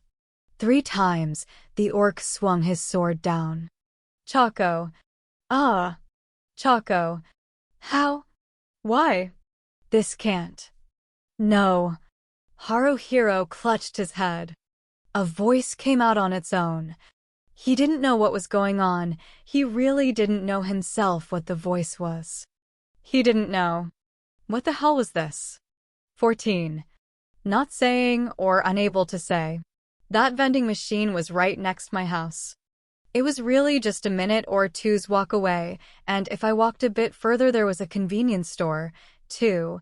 But no matter what time of the day it was, if I went that far I'd run into people I knew, and I kind of didn't want to. So that vending machine was like my refuge. I mean, I say refuge, but it's not like I really wanted to run away, or wanted to escape, not all the time. It's just, well, when I kinda wanted to run away, sort of, like I couldn't take it anymore. I would get out of the house and kill time near that vending machine. When did I start doing it?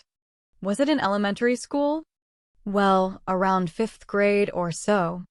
Maybe. I didn't have a room to myself, and my older brother was there, and I couldn't relax, so I wanted to be alone, I guess. Though, if I said that, I'm sure my brother would tell me not to be a cheeky brat, and he'd kick me, but yeah, I'm sure there were times I wanted to be alone. So, I would go to the vending machine and buy juice, or not buy juice, and drink it or not drink it.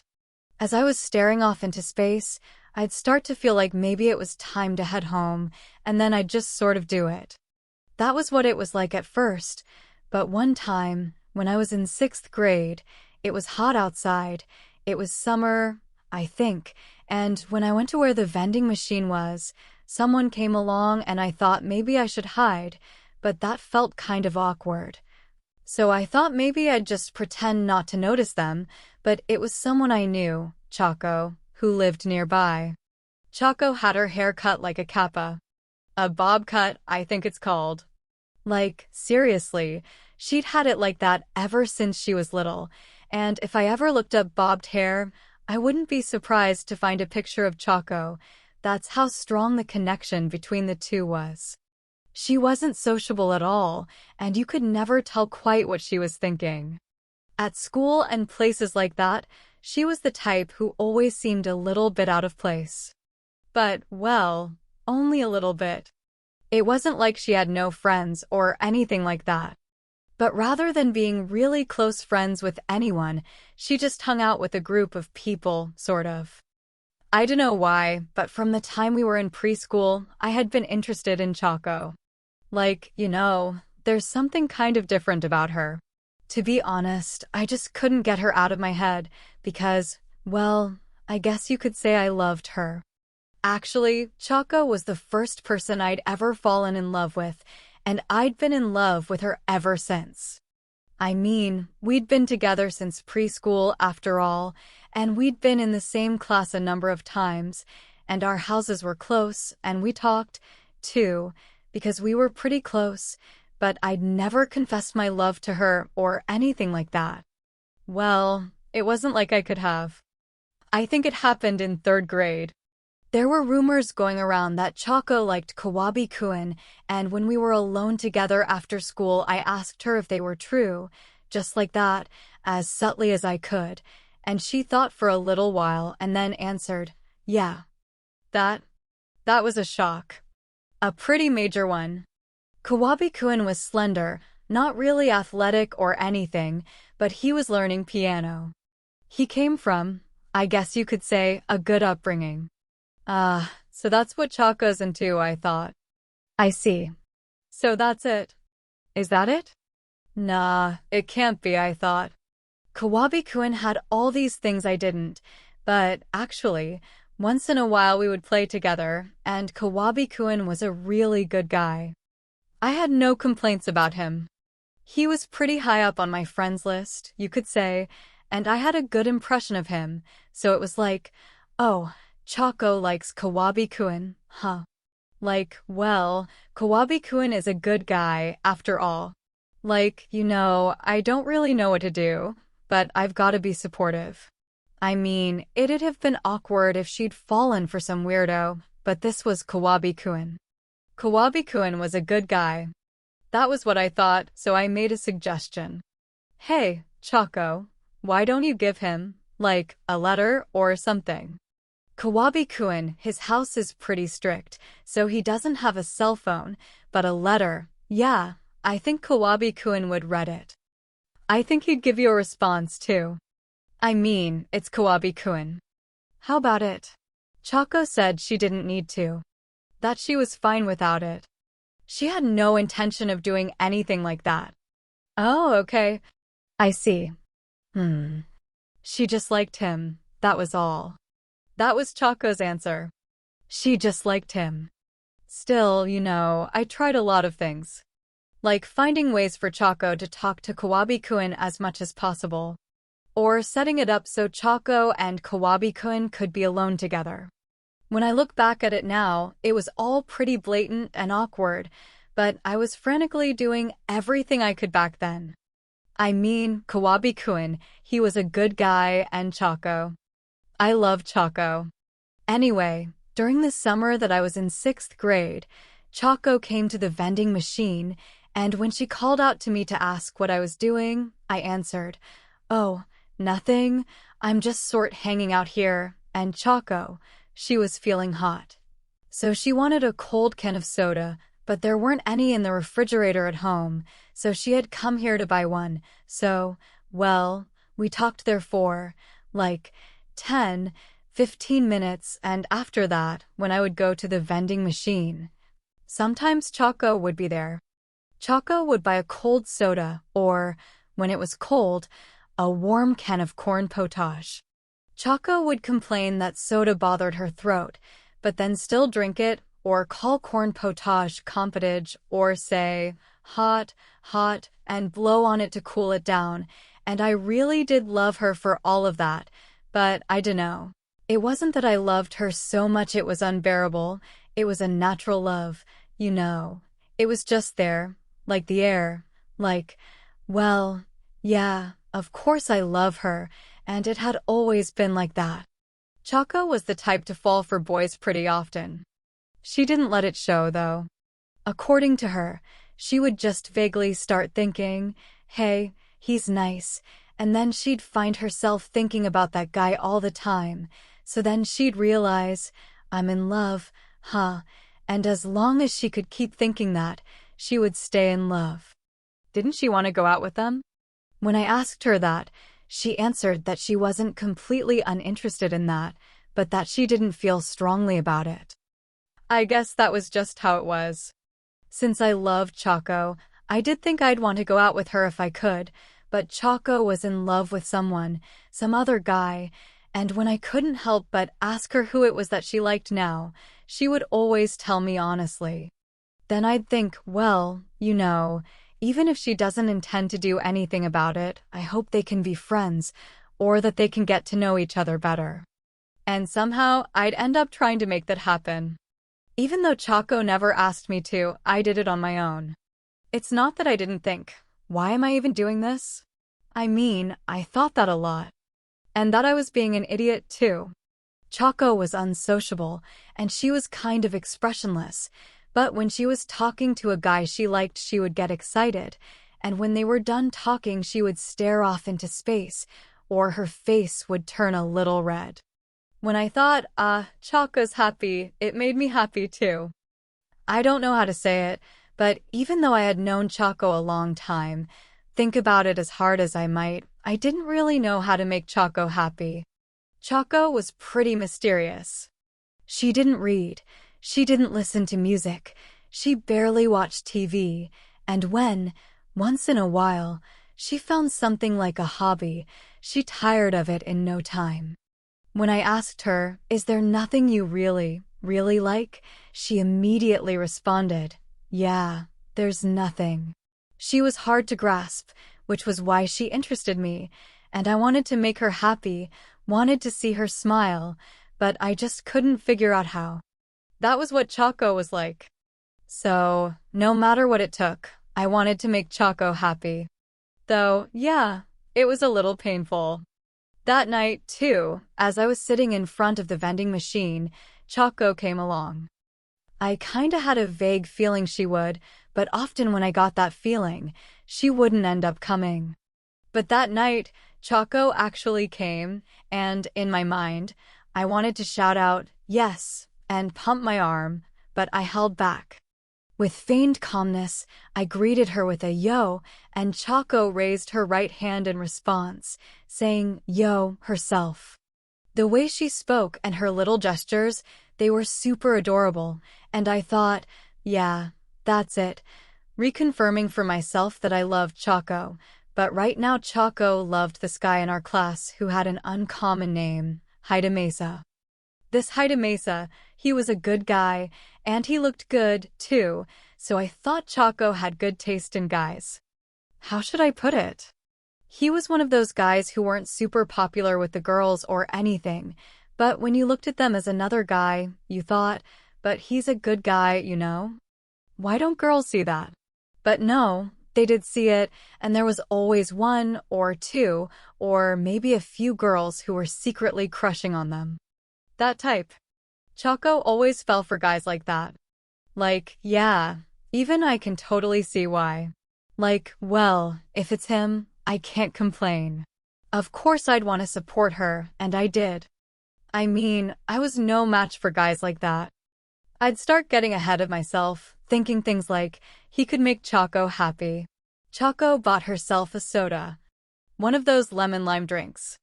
She opened it with the pull tab, then took a sip. She grimaced just a little, letting out a groan. My throat hurts. Hey, I said. If it hurts, why drink soda? I asked. Because I want to drink it. Of course. But, drinking it too often is probably bad for my health, she added. Could be.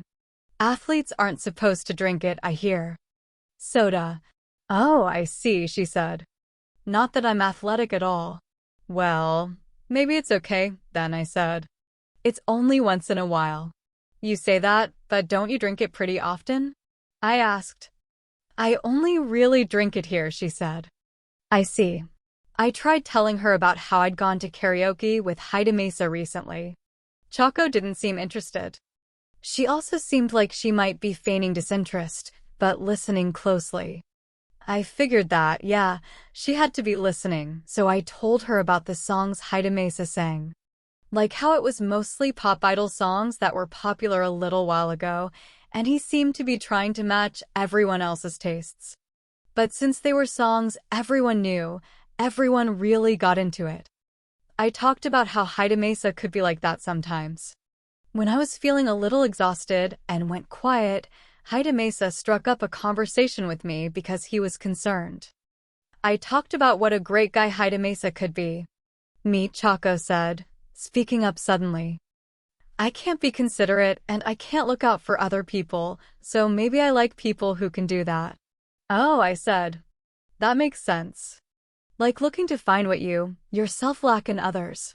Do you think I lack consideration for others, too, hero? She asked. No, that's not it. You don't do things that make people feel uncomfortable, do you? Maybe I don't. Yeah, that's what I thought. You don't either, hero. I was surprised. Really? Huh? Am I managing to be considerate? Like you are to me? Well, we've known each other a long time, after all. Don't you have one, hero? She asked. Huh? One what? A person you love, or a girl you're interested in? I was at a loss for what to say, and I thought hard, my brain racing like crazy, and I did think this might be my big chance to tell her, but then I thought, no, it wasn't my chance. How could it possibly be, and thought better of it. I love Choco, but it's not quite like that, I thought. It was like that, but it wasn't.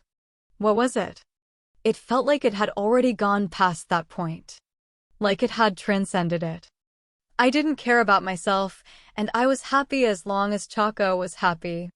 It seemed stupid, and if you asked me whether I really felt that way, I wonder about that. Things are fine the way they are. That's what I might have been thinking. If I kept the same distance from her that I always had, we could talk like this sometimes. If Choco got herself a boyfriend someday, that might change, though. If it happened, it happened. That would be fine in its own way, I felt. I mean, Choco had always loved someone else, and I had always watched her, so painful as that would be, I was used to it. I did love Choco, though. I don't, I said. If I did, I'd tell you. Not that I really want to know, she said. Wow, you're awful. After all the times I've listened to you talk about yours. You weak-willed wussy, she said. Did you say something? Yeah. I said something. I heard you. I wondered what that insult was supposed to mean. Though, maybe Choco might have realized that I was in love with her. Would she have been able to figure out that much? She would, huh? Choco crouched down next to me. Her shoulder was next to mine. Choco was looking downwards. Someday, hero, if you find a person you love. Yeah? Tell me. I thought you didn't want to know. Not really, she said. But tell me. Well, okay. Choco turned a little to face me, smiling slightly, her eyes narrowing a little. Hero, you don't lie. Well, there's a time and place for everything, I said. But I don't lie to you. I think. I know. I'm lying, though. It's probably blatantly obvious, too. Listen, for a long time now, for as long as I can remember, I've loved you and only you. I can't say it, though. I'm sure I'll go my whole life without ever saying. 15. The line of death. I recalled something. I think. He'd recalled many things. That was what it felt like. But he didn't remember. He had reached that place. There was no doubt about that. And yet, he didn't remember anything. Not now. For a moment, it had been different. He had recalled everything. But as for what that everything had been, he didn't know. There was no way he shouldn't know. He had known what it was. He had a strong sense of that, if nothing else. There was something left behind. Right here. Deep inside his chest. There had been something here. It was gone now. It had been gouged out, and now there was only a hole left where it once had been. If he traced the shape of that hole, he could take a pretty good guess at what that was. It's Choco. He had recalled Choco, then forgotten her. It was something about Choco. Haruhiro had probably known Choco. They had been acquaintances. Or friends or something. Really, that was all he knew. There was nothing else left. Not even a hint. Haruhiro. Ronto was shaking him hard. Hey man, what are you spacing out on us for? At a time like this, you can't afford to be doing that. I know. I know that. I do. I know that? Really? No, Ronta's right. It's just like he said. What am I letting my mind wander for? Keeper Zoran Zesh, his attendants, and the Orcish sorcerers are unleashing their fury on the first floor of the fortress. There are volunteer soldiers dropping left and right. Chaco. Oh! Chaco. Chaco and her party died, too. They're dead. Mr. Pleasant, laughing man, Mr. Priest MS. Short hair, and even Chaco. What about Mr. Tall? He's on the ground over by the wall. He's not unharmed, that much I can tell. He's taken a serious wound. They were all killed. By the orcs. Chaco was killed. Yes, I'm shocked. But while I do feel some sadness, some sorrow, some pain, it's not that bad. Somehow, that doesn't sit quite right with me. It's like I'm wondering if this is all right. Of course I'm shocked. She was a volunteer soldier like me. My junior. I'd spoken to her before, and I might have known her before I came here. Now she's dead. But that's not it. It's more, well, I feel like there should be more to it than this. It should be far worse than this. Chaco's dead, yet this is all I feel? Isn't that awful? Not that I have any basis to think that. Even if we knew each other, I don't know what our relationship was. We might have just known each other and maybe talked before. Regardless, now was not the time to dwell on it. Ronta was right.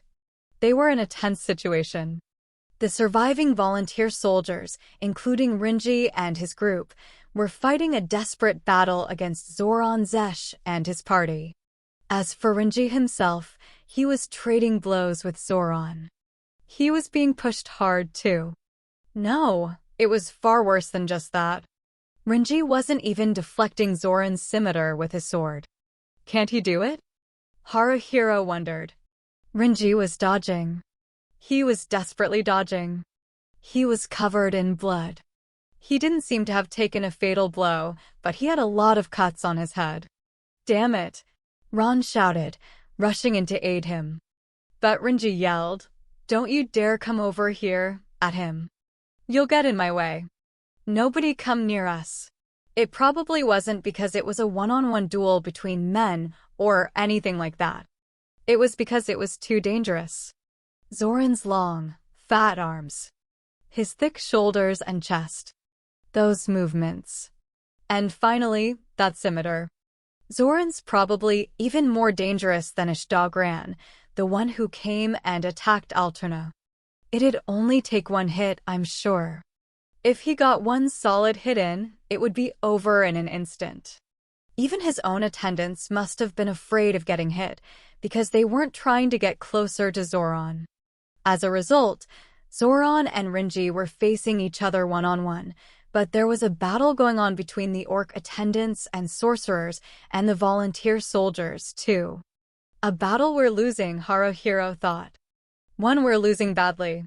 Ron's locked blades with an orc attendant, but looks like he's having a hard time.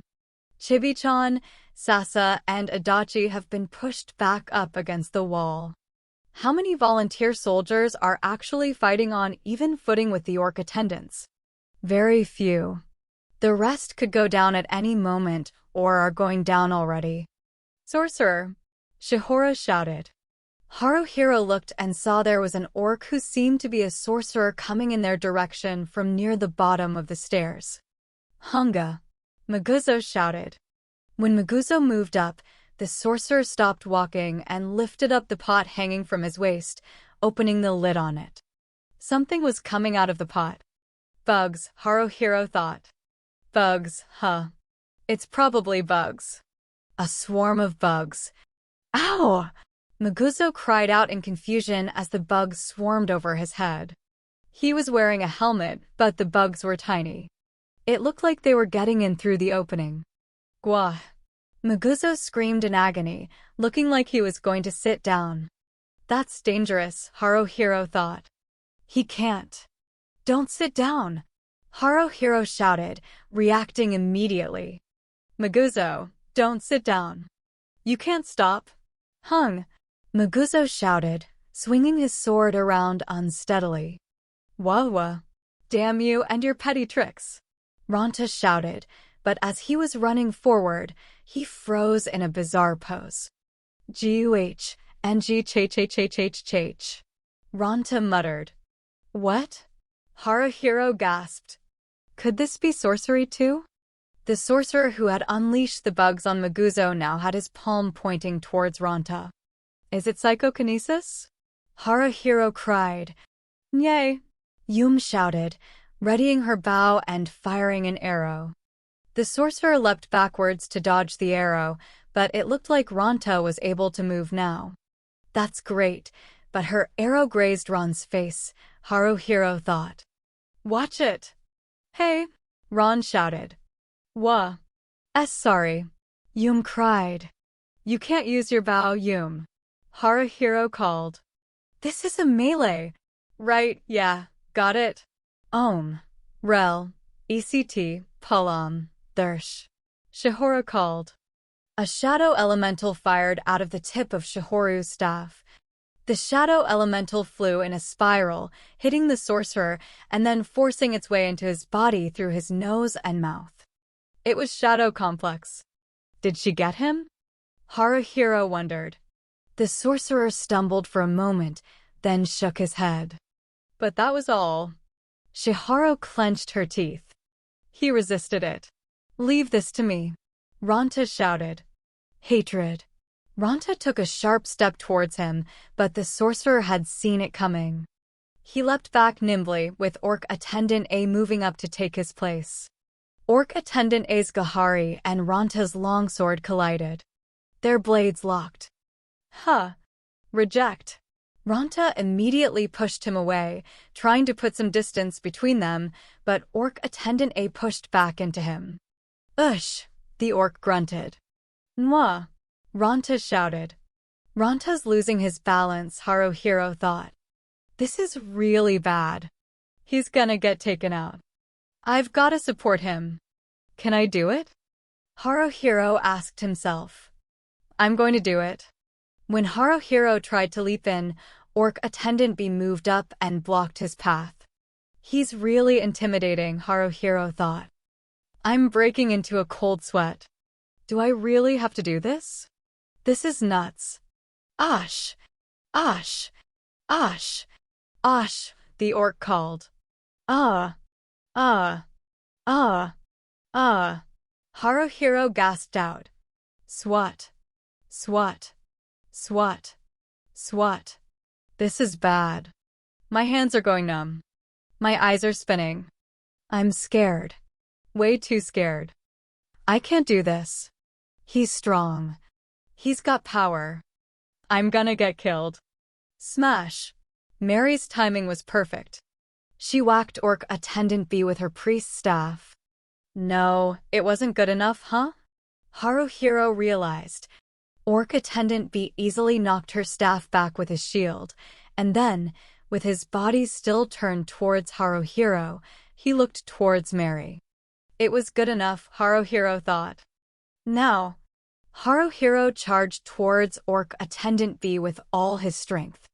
Orc Attendant B may have been trying to bash Haruhiro with his shield, but Haruhiro slipped past it. As he went by, he copied Sasa's trick and rammed his dagger into Orc Attendant B's neck. I almost had him. Gwa! Haruhiro yelped. Bugs. It's bugs. Haruhiro immediately closed his mouth, shut his eyes, and lowered his posture. Bugs. It's bugs. The sorcerer. When? Where was he? Bugs. The bugs. Get back, Haru, a voice yelled. That's Mary. She's telling me to get back, but where do I back off to? Wait, there are bugs in my mouth. I want to spit them out, but if I open my mouth, I think more will get in. I can't open my eyes either. What's going on? I have no clue. This is bad. Seriously bad. I'm gonna die. There might be an orc trying to kill Haruhiro right now. He could die at any moment. Haru-kun, this way, someone shouted, grabbing him by the arm and pulling. Huh? He thought. Suddenly, something occurred to him. Water. Use water. Haruhiro pulled out his canteen, pouring its contents all over himself. He rinsed off his face and spat out the bugs. I can see. I can breathe too. It's okay now, called. No, this is not okay at all, Haruhiro thought. Ranta's being overwhelmed by Orc Attendant A. He could go down at any moment. Maybe it's because of the bugs, but Magusa looks like he's just barely managing to handle Orc Attendant B. Mary's putting up a good fight to protect Shihoru from Orc Attendant C, but it's looking dicey. I've got to do something. As for Team Renji, Renji's still being chased around by Zoran, and the other four look like they're stuck on the defensive and just barely holding out. How many volunteer soldiers are still alive? Wiped out. Those words just came to mind. Like I'd let that happen, Haruhiro thought. Us getting wiped out. Don't be ridiculous. Look after Mary, he shouted. Haruhiro sent over to Mary and decided to help Ranta himself. The problem was, how would he help him? If he tried to get behind Orc Attendant A, he worried another orc would get behind him. I saw a sword, he thought. It's on the ground. A sword. Whose is it? Doesn't matter. Haruhiro picked up the sword and threw it at Orc Attendant A. It was a desperate move, but Orc Attendant A used his shield to block the incoming sword and backed off slightly. It looked like that had let Ranta catch his breath for a moment. Damn, I can't keep this up. Ranta panted. Seriously? What happened to Zodiac-kun? Haruhiro yelled. He got taken out. Ranta shouted. In one blow.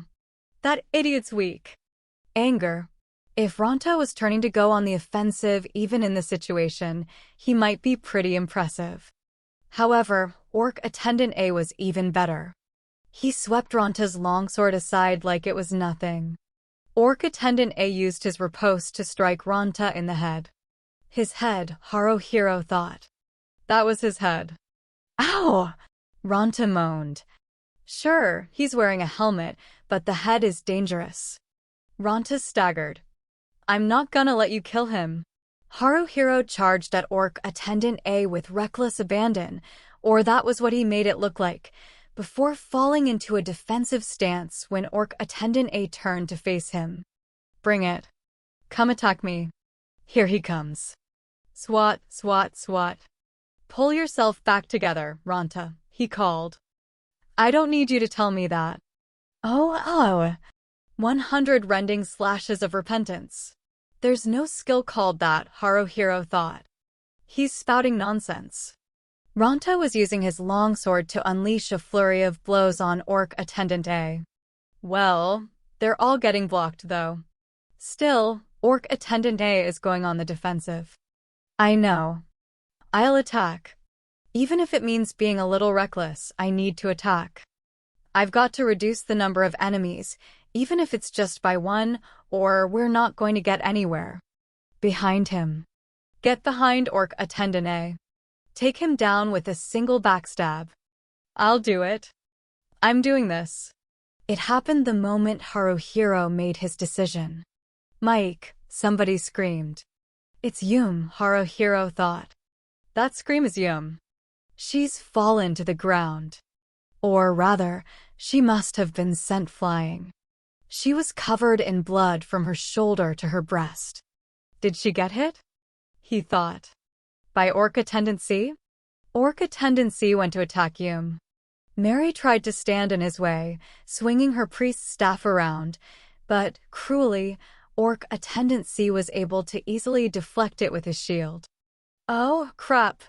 Haruhiro dashed. I might not make it. However, did everything she could. She tossed a throwing knife. Star Piercer. Orc Attendant C took a step back, dodging the throwing knife. Even if that only bought a few seconds, it looks like I'll make it in time, Haruhiro thought. I don't care what happens to me now. Haruhiro was planning to grapple Orc Attendant C. But what's that? He thought. There's something coming from the side. A presence to my left. Despite himself, he looked. It was a good thing he did. It was the sorcerer. He had inhaled deeply and looked like he was about to spit something. What is it? Coming out of his mouth, fire. Inhaling sharply in surprise, Haruhiro quickly threw himself to the ground. I just barely managed to avoid taking a fire bath, but it's hot, he thought. Man, it's hot. Wait, I'm on fire. My cloak is. But before that, Yume. It's over. Orc Attendant C was about to swing his sword down on her. It was over. Yume was going to get taken out. No. Hunga. It wasn't over. Maguzo was here. Haruhiro and the others had Maguzo. Maguzo slammed himself into Orc Attendant C, knocking the orc away. But there was still the sorcerer. The sorcerer was coming again. Using that flamethrower. He spewed flames, turning Maguzo into a ball of fire. The sorcerer ran away, perhaps scared by Maguzo's intensity as he seemed to shrug that off, swinging the chopper around wildly. Retreat! Haruhiro screamed, thinking that was their only option. It's too much. We can't win this. We'll die. At this rate, all of us will die. I don't want to die. Not because I'm afraid of death, but because I don't want to let my comrades die. I don't want them to die. They can't. I won't let them die. Let's pull back, he called. To the watchtower we were in before. But, can we do it? 16. Last stand. To answer that question, yes, they managed it. Haruhiro remembered pulling off his burning cloak and throwing it over a nearby orc, then pulling Yume to her feet and making her run. Honestly, he didn't remember what happened after that. It was all a blur. There had been a party that hadn't gone down to the first floor who'd been staying on the watchtower stairs to wait and see what happened. After taking their places, or forcing them out, Haruhiro and the others were now taking a short rest. Mary had treated Yume's serious injuries first, and she had now moved on to treating Maguzo. His armor and helmet were intact, but having taken a direct hit from that flamethrower attack, he must have been burned. Was he okay? No, there was no way he could be totally okay. Thanks, Maguzo, Yume said, sitting down next to Maguzo. Maguzo, if you hadn't come, Yume thinks she would have died. And nah, Maguzo said. But what are comrades for? Oh, yeah, Yume said. That's right, huh? Ranta was sitting on the stairs, holding his knees. He was being awfully quiet. Mary wasn't doing much talking, and Shihara had fallen silent. Haruhiro didn't want to speak, either. This is bad, he thought. That was seriously dangerous. It's a wonder that everyone is still alive. A miracle. If we had made one mistake anywhere, no, we did make mistakes. Lots of them, probably. Then again, regardless of whether we made mistakes or not, if our luck had gone bad, someone would have died. Once one person died, it would all have fallen apart from there. A second and a third would have died, and in no time, we'd have been wiped out. It was luck. We got lucky. That's all. Retreating. Even now, he wasn't sure if that had been the right call. If one of them had gone down while withdrawing, they would have been wiped out or close to it. It had been pure chance that that hadn't happened. It was a good thing it hadn't, but Haruhiro couldn't take credit for that. They had just gotten lucky. What do we do? Ranta asked in a whisper.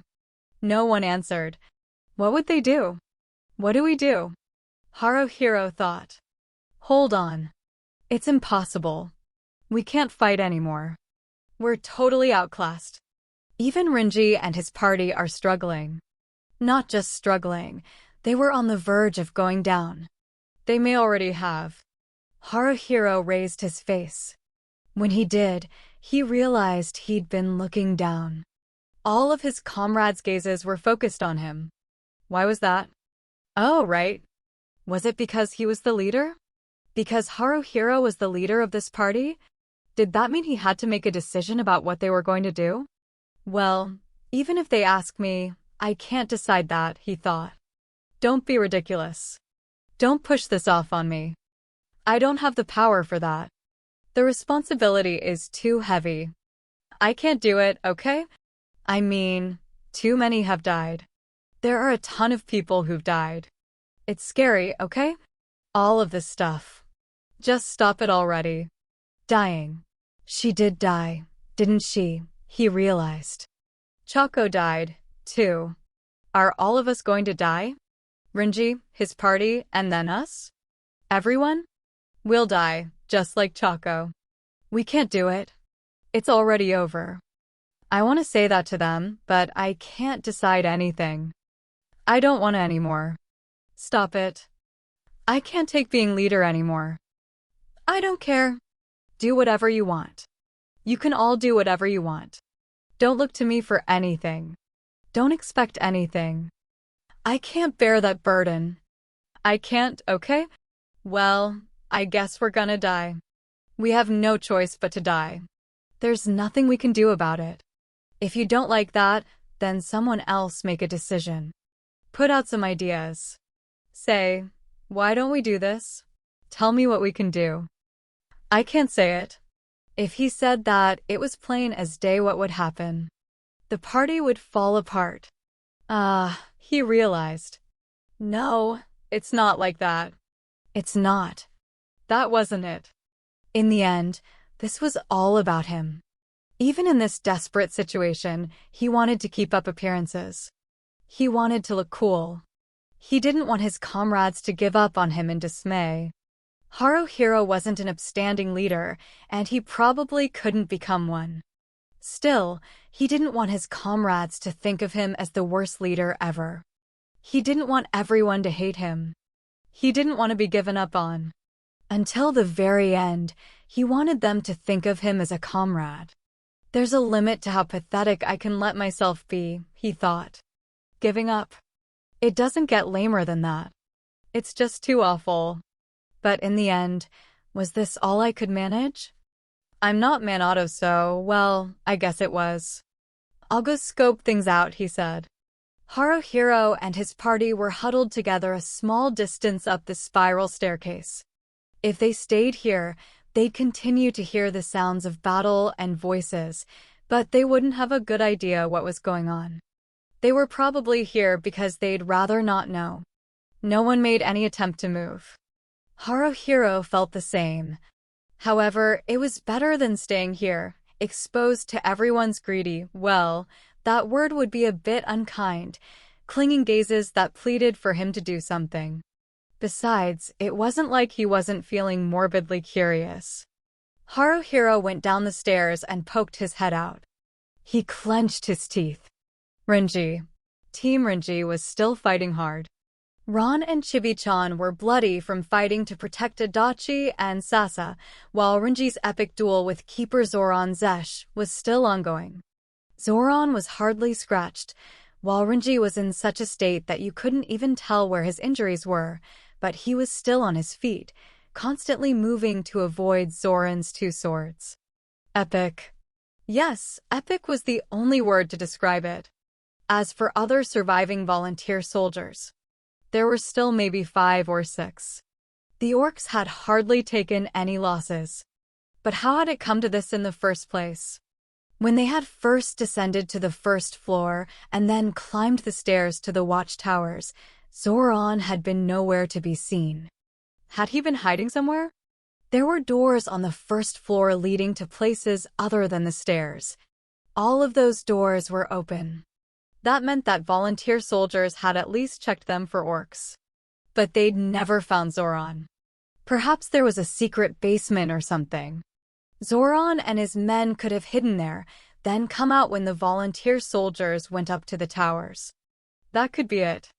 Zoran's attendants, including the 3 sorcerers, were around 20 people in total. Their strength was clearly a full level or 2 above the other orcs the volunteer soldiers had encountered today. They were a group of elites.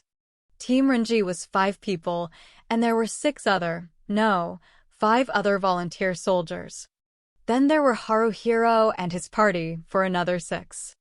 The enemies outnumbered them, and they were probably stronger on average, too. But is the difference in strength a hopeless one? Haruhiro wondered.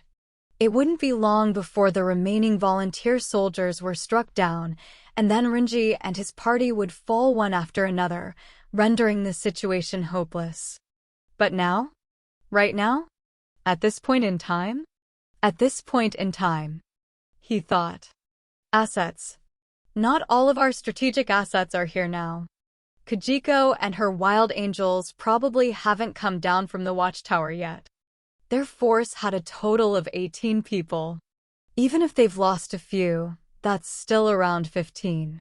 Kajiko seemed tough, so maybe it'll be possible to turn things around when they come. What about Breachan? He said something about checking on the main force. The detached force was originally supposed to serve as a diversion and to keep the enemy in check, with the main force breaking down the main gate and then taking the fortress. They've been delayed due to some unknown issue, but the main force ought to be here eventually. When they arrive, we're guaranteed to have the upper hand. Do we wait until then? If we hide out in a watchtower until the main force arrives, no. We don't know when they might arrive, and if all of Team Renji goes down before then, that'd be bad. If that happens, the enemy is sure to search the keep for any remaining humans. Even if we're up in a watchtower, they'll find us eventually. We can't rely on the main force. But I want to count on Kajiko. Then should we stay here until Kajiko comes down? It's a question of whether Renji and the others can hold out until then. To be honest, I want them to hang in there somehow. I don't want to take any more risks. We stay here. Renji holds out. Kajiko comes. The tables are turned. That would be ideal, but there's no guarantee it will happen. I want to save Team Renji too, of course. Our party might be inconsequential small fry next to Renji, but we arrived in the same group. Renji and his party are being pushed to the brink. If I know that, more than I'm watching that, and then I do nothing, I'll have trouble sleeping at night afterward. Besides, as assets in combat, we need Renji and his party to stick around. I don't know how good Kajiko and her wild angels are, but if Team Renji and the other volunteer soldiers get wiped out, they'll have equal numbers, or even be at a slight disadvantage. Zoran's crazy strong, so I can't imagine Kajiko's guaranteed to win a fight like that. If Kajiko and the wild angels lose, our lives will be at risk. How long have I been thinking for? I don't know. But there's no time to dawdle around. That much is for sure. I'd better hurry. We'll decide what we're going to do. If he did nothing, Haruhiro and everyone else in his party would die. That meant they were practically half dead already. When he thought of it that way, it made things easier somehow. Chaco, I may be seeing you soon. When that happens, let's have a good long talk and recall the things we've forgotten one at a time. Haruhiro went back to his comrades. Sorry, guys, he said. I know it's scary, but let's keep trying a little longer. We're going to help Renji and the others. We'll focus solely on the sorcerers. Aside from their sorcery, they're nothing special. He left out the I think. He deliberately chose to assert it as fact. He felt like that was being deceptive to his comrades, but also to himself. But for some reason, he didn't have a guilty conscience over it. One of those sorcerers is probably that Abale guy, he continued. He's worth 50 gold coins. We can't get Zoran, but we can kill Abale. Let's take it. Our 50 gold. 50 gold. Yeah, Ranta shouted. It was a good thing Ranta was so simple. With gold coins spinning in his eyes, Ranta rushed down the stairs. Haruhiro slapped Maguzo on the back. Come on, Maguzo. We're counting on you. He gave a manly response, which surprised Haruhiro a bit. Maguzo then followed after Ranta. Haruhiro nodded to Mary, Yum and Shiharu. Is this all right? He wondered. It is. When they finished descending the spiral staircase and set foot on the first floor, they immediately spotted a sorcerer. They would take them out one by one. Haruhiro pointed at Sorcerer A. That guy. Zoran and his orc attendants didn't even pay attention to them. Haruhiro and the party charged forward as a group. Sorcerer A noticed Haruhiro and the others. He tried to open his pot, but it was too late. Anger. Ronta skewered Sorcerer A's throat with his longsword. We're off to an auspicious start, Haruhiro thought. But we can't let it go to our heads. We have to keep our heads level and stick to killing them one by one. One of the orc attendants came at them, but Maguzo let out a battle cry and blew him away. A sorcerer, Haruhiro thought. Found one. Him next, he shouted, pointing at Sorcerer B. As soon as he did, the orc attendants started to converge on them. They're onto us, Haruhiro thought. Well, even if they are, we have to finish the job. They didn't engage with the orc attendants. Maguzo howled and charged forward, cutting open a path, while Haruhiro used SWAT to let him dash past them. Rel, ECT, Neiman, Dersh. Shihora shouted. She used Shadow Bond to stop an orc attendant, while Mary cried out and smashed another orc attendant's shield with her priest's staff to force it aside. Star Piercer, meow. Yum shouted as a series of throwing knives made the orc attendants back off and... Wait, meow? What are you meowing for? Haruhiro thought. Oh, whatever. Ronta was the first one to get close to Sorcerer B. This was where that technique showed up. Exhaust plus, Ronta did an about-face in front of Sorcerer B, then leapt backwards. From Sorcerer B's perspective, the human who had come to attack him suddenly turned tail. Then the next thing he knew, there was a butt flying at him. It must have been quite the shock. Sorcerer B was hit full-on by Ronta's hip attack and nearly fell over. Now, Haruhiro thought. He dashed past Sorcerer B's side. Here. When he buried the dagger he was holding backhandedly into the nape of Sorcerer B's neck, he felt it connect with something. He'd stolen Sasa's best move, a backstab as she passed by the enemy. Sorcerer B crumpled. We've taken out 2 sorcerers. Haruhiro bellowed. Hearing that, Team Rinji and the surviving volunteer soldiers seemed to come back to life, pushing back against the enemy. It's the flow, Haruhiro thought. The flow's on our side. Don't let your guard down. Don't get carried away, Haruhiro kept telling himself. Still, he also felt that if he let this chance slip by, he'd regret it. Which was the right answer? He didn't know. But the situation would continue to change while he agonized about it. He didn't have time to worry about making the wrong choice. We can win, he shouted. We're going to ride this flow. We can win, he shouted again. Push through. Look, he thought. Once the flow is on our side, things like this happen. Irie, a voice screamed. There it is, he thought. That scary voice. Kajiko. It's Kajiko and her group. The Wild Angels came down from the watchtower with Kajiko at the lead. In their first charge, they didn't so much cut down 2 of the orc attendants as demolish them. That was the kind of impression they left. They could do this. This was going to work out. This was the pattern for a total victory. That was what he thought, but... As the Wild Angels swarmed onto the first floor, the third and final sorcerer, who must have been a Bale, let loose that flamethrower again. That wasn't all. A Bale also threw something. A rope? Haruhiro thought. No. It's moving. Snakes. Those are snakes. More than just 1 or 2 of them. The sorcerer threw a large number of snakes at the Wild Angels' feet. There were screams. The Wild Angels were panicking. Then Zoran Zesh abandoned Rinji and charged in, slashing, and slashing like crazy. It was over in an instant. 4, then 5 of the lady warriors were mowed down. Don't falter, Kajiko shouted, trying to stop Zoran. They traded blows. Kajiko's sword intertwined with Zoran's twin blades. Sparks flew. She backed down. Kajiko did. But it wasn't so much that she'd backed down herself as that she'd been forced back. Damn, she screamed. We can't take any more losses.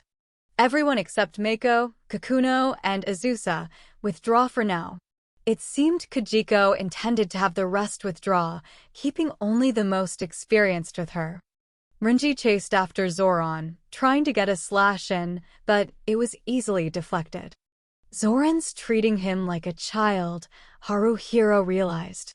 Treating Renji like a child. Nah, Renji is injured. He's short of breath, too. He must be exhausted. Someone should do something about his wounds. It looks like Chibi-chan is treating Ron with her light magic. Light magic. The heal spell can cure wounds from a distance. A priest. We have one. A priest other than Chibi-chan. Mary, use your magic on Renji, he shouted. Heal won't work if he's moving. It targets an area, she yelled back. It targets an area, he murmured. I see. Heal is a spell that makes healing light shine on a specific place. Until the light heals your wounds, you need to stay put there. Renji's fighting Zoran. There's no way he can stay still in one place. Still, we've got to let Renji rest a little. Haruhiro called. Me. I'm your man, a voice shouted. That wasn't Ranta. It was Maguzo. He seemed to be stressing his manliness. I'm your man, he'd said. Maguzo roared and howled as he charged fiercely into Zoran. Those hits are incredible, Haruhiro thought. They're fast. Each and every blow is heavy. He's like death spots. Zoran's on the defensive now. Renji immediately tried to attack Zoran. Come on. What do you think Maguzo's fighting so hard for? Haruhiro thought, grabbing Renji by the arm. No! Come get healed, he shouted. Out of the way, Renji snapped. I'm not moving. Mary. Right. Mary rushed over while making the sign of the hexagram, then held her palm up towards Renji. Oh light, may Lumieris' divine protection be upon you. Cure. Bathed in the light of Lumieris, Renji seemed to have resigned himself to it and didn't move. Mary directed her palm to the wounds on Renji's head, shoulders, and sides, healing them as she went. She healed and healed, but there was no sign of it ending. His breathing was ragged, and he was looking pale. Renji had bled out too much. Ranta was fighting an orc attendant. Yum was with a different orc attendant. Yet another orc attendant started attacking Shiharu. Haruhiro hurriedly intervened, using SWAT to buy time. Enough. Renji struck down the orc that was attacking Haruhiro with one swing of Ishdogran's sword, then took off running towards Zoran. I'll take over, you dull-witted oaf. That's my prey. No. Don't try to handle things all by yourself. Maguzo cried. Maguzo quickly shifted to the left of Zoran, leaving an opening on the right. Renji filled in that gap as if being sucked in, and it turned into a 2-on-1 fight. I'm not a dull-witted oaf, Maguzo added. Maguzo attacked, swinging the chopper around left and right. He continued his assault without ever giving his enemy a moment to catch his breath. Renji made the sword of Ishdogran dance, too. Maguzo was sturdy while Renji was flexible. Maguzo had power while Renji had skill. That was how it looked. It was all Zoran could do to use his twin blades to fend off both of their swords.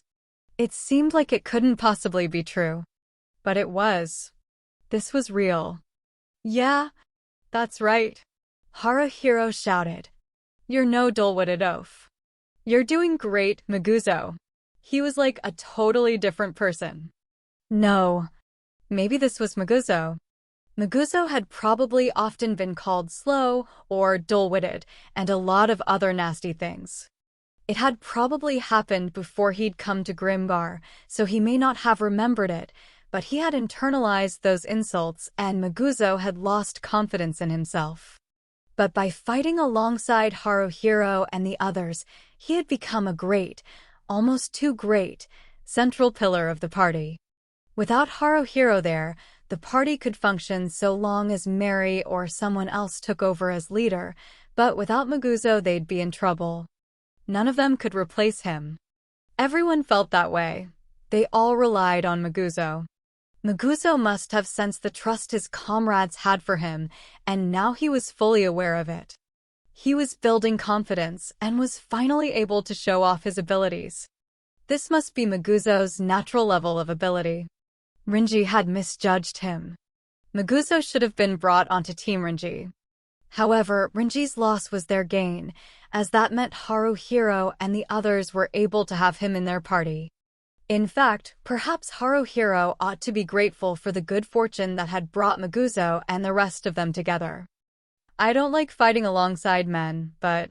Kajiko butted in, attacking Zoran from behind. Zoran leapt to the side and ran. That Zoran was running away. The bounty's an even split, she called. Get lost, Rinji shouted. Rarg, Maguzo added. Kajiko, Rinji, and Maguzo all chased after Zoran. They could do this. This might work out. The moment Haruhiro thought that, Ranta caught on fire, tumbled to the ground, and flipped over. Whoa! Guahaiha. It was the sorcerer. Sorcerer Abale. Abale had caught Ranta with his flamethrower, then immediately turned and run off. That guy's fast, Haruhiro thought. What's more, he faithfully follows a hit-and-run strategy. Thanks to that, he's hard to catch. Mary, go to Ranta, he shouted. I know, she called. Yum, defend Shihora, he added. Meow. What's meow supposed to mean? He didn't really get it, but she was staying next to Shiharu, so it must have meant, yes. Rel, ECT, Palam, Thursh. Shihora used Shadow Complex to confuse one of the orc attendants, but it wasn't enough to make a difference. The orc still had more than 10 of the attendants, plus Zoran and Abale, while they had the 5 members of Team Rinji, the 6 members of Haruhiro's party, the 4 members from Kajiko's Wild Angels, and 3 other volunteer soldiers. Huh? We're winning? If you only look at the numbers, we're winning, aren't we? Haruhiro thought. But then Abale caught another volunteer soldier with his flamethrower. Erf! The volunteer soldier screamed, bursting into flames and then falling to the ground. Someone'd better heal him, or he's in danger, Haruhiro thought. Wait, that volunteer soldier is wearing the priest uniform. It's burning, though. If he's a priest, can he heal himself? Probably not when he's like that. But neither Chibi-chan or Mary can afford to go heal him. It's Abale, Haruhiro called. We've got to finish that guy. Maguzo, Rinji, and Kajiko were preoccupied with Zoran. Ron couldn't leave Sasa, Chibi-chan, and Adachi. Mako-san, Kakuna-san, Azusa-san. Haruhiro shouted. Go after the sorcerer first. He happened to remember their names, so Haruhiro tried calling out to the women from the Wild Angels. They were each facing an orc attendant on their own. One of them, a woman as big as Kajiko who looked like a warrior, was heartily beating down an orc attendant. Perhaps that was the moment Abale had been waiting for. He swiftly moved up closer to her, opening the lid on the pot he carried. Bugs, Haruhiro remembered. But before Haruhiro could warn her, the bugs ambushed the large woman. Eek, the woman screamed, trying to brush the bugs off of herself. It was reflexive, no doubt, so it was hard to blame her, but this was bad. She needed to run or something and fast. This time, Abale didn't withdraw immediately. He was closing in on her, trying to do something. Hey, wait, couldn't this be an opportunity? The moment that thought occurred to him, Haruhiro was running. Abale was carrying a short metal mace. He used it to strike the woman in the knees, then followed it up with a hard blow to the head. The woman was wearing a helmet, so it wasn't clear if it was a fatal blow or not, but she slumped to the ground. Abale turned around, looking in Haruhiro's direction. Damn, Haruhiro thought. He noticed me. Gash Grasha. Abale shouted and swung his mace. It's short, I can dodge it, Haruhiro thought, but his body reacted in an exaggerated manner.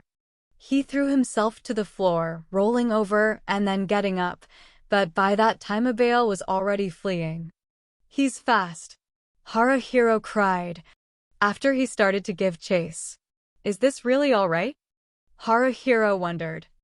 I don't know whether it's good or bad, but if I let him act freely, he'll only do more damage. We'll be taken down one by one, and our numerical advantage will eventually vanish. It's scary, though. Could someone like Haruhiro stop an enemy like that? I certainly don't think I can handle him on my own. I mean, look at that. Abale turned towards him, and Haruhiro dove to the floor once again. It's coming, he thought, and he was right. It was flames. A flamethrower. Had he reacted even a moment slower, Haruhiro would have been burned to a crisp. Abale ran away again. Haruhiro quickly resumed his pursuit, but the gap had widened between them. You know, this may be hopeless, he thought. It's not looking like I can do it. I can't catch him, and, even if I did, what am I even going to do? I'm worried about my comrades, too, but if I take my eyes off Abale for a second, I feel like I'll lose sight of him. As Abale ran, he seemed to be peeking back occasionally to check on Haruhiro. I'll lose sight of him. Haruhiro stopped. Osh! An orc attendant took a swing at him. Haruhiro dodged the orc attendant's blade, turning around and taking the calculated risk of running straight towards another of the orc attendants. He made a sudden turn just before he entered his new opponent's reach, and the two orc attendants almost ran into one another. While that was happening, Haruhiro got away from them. He looked around, making sure not to stop moving as he did. Lose sight of him? He thought. Not a chance. The first floor's big, but it's only so big. If I look for him, I can find him in no time. Despite that, Abale would vanish. He would disappear, then suddenly reappear. Of course, he couldn't actually vanish. He left their field of view, then mixed in with the other orcs, making it look like he had vanished. Then, once they forgot about him, he would launch a surprise attack. Haruhiro had given up on Abale. That was what he needed Abale to think. For Abale, Haruhiro would disappear. If he did that, Abale would go on the attack again. Haruhiro wasn't looking at Abale anymore, or so he pretended. Looks like Abale plans to go towards Ron and his group, he thought. Either that, or the two wild angels who are now alone together. Or possibly Maguzo, or Rinji, or Kajiko. It's difficult to tell from the way he moves. Is that how he gets up close to his targets? I'll imitate him. No, I'm a thief. I'll steal that from him. A moment later, he had figured it out. That's who Abale's next target is, the one who's being protected by Ron and Chibi-chan while he uses cannon magic to disrupt the orc attendants and give them frostbite. It's Adachi. Abale locked his sights on Adachi, preparing to catch him with a blast of flame, but Haruhiro went for a backstab right before he could. Abale gasped and twisted out of the way at the last moment. Haruhiro's dagger only managed to gouge Abale's left arm. Haruhiro had screwed it up, but Abale didn't fight back. He ran away immediately. Does he only fight when he's at an absolute advantage? Haruhiro thought. He's committed to that. I don't know whether to call that cowardly or clever. He's cunning. Abale had probably seen through Haruhiro's plan. Haruhiro had stolen Abale's methods and copied them, but the cat had to be out of the bag now. The same trick wouldn't work again. If he let him get away now, Abale would grow more cautious, and there might not be another opening to take him out. Exhaust plus, Ronta screamed. Aboge? Abale exclaimed. For a moment, Abale must not have known what hit him. Most people wouldn't expect a human buttocks flying at the side of their head at extreme speeds. The solid hit from Ronta's hip attack sent Abale pitching forward. Still, how does Ronta have such ridiculously good timing sometimes? Haruhiro wondered. It's too good. You're creeping me out, man.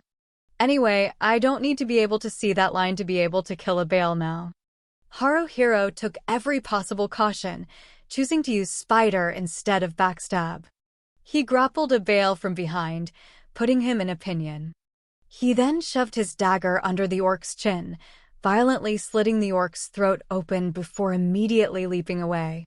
Smirk, Ronta said aloud. Is he an idiot? Haruhiro thought. Well, yes, I know he is, but still.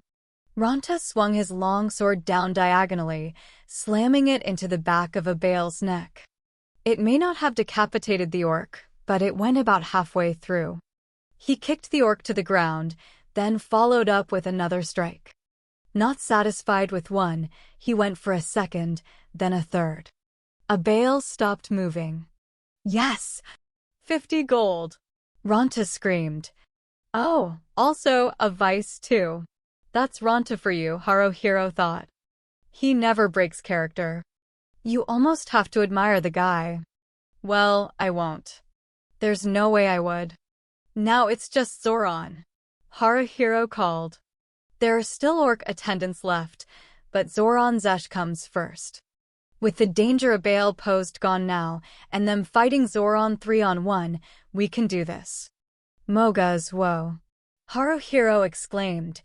Just as he'd been starting to cheer, Zoran leapt. It was a forward somersault. Kajiko tried to take a swing at his back but missed, while Rinji and Maguzo, who were in front of him, leapt backwards. What?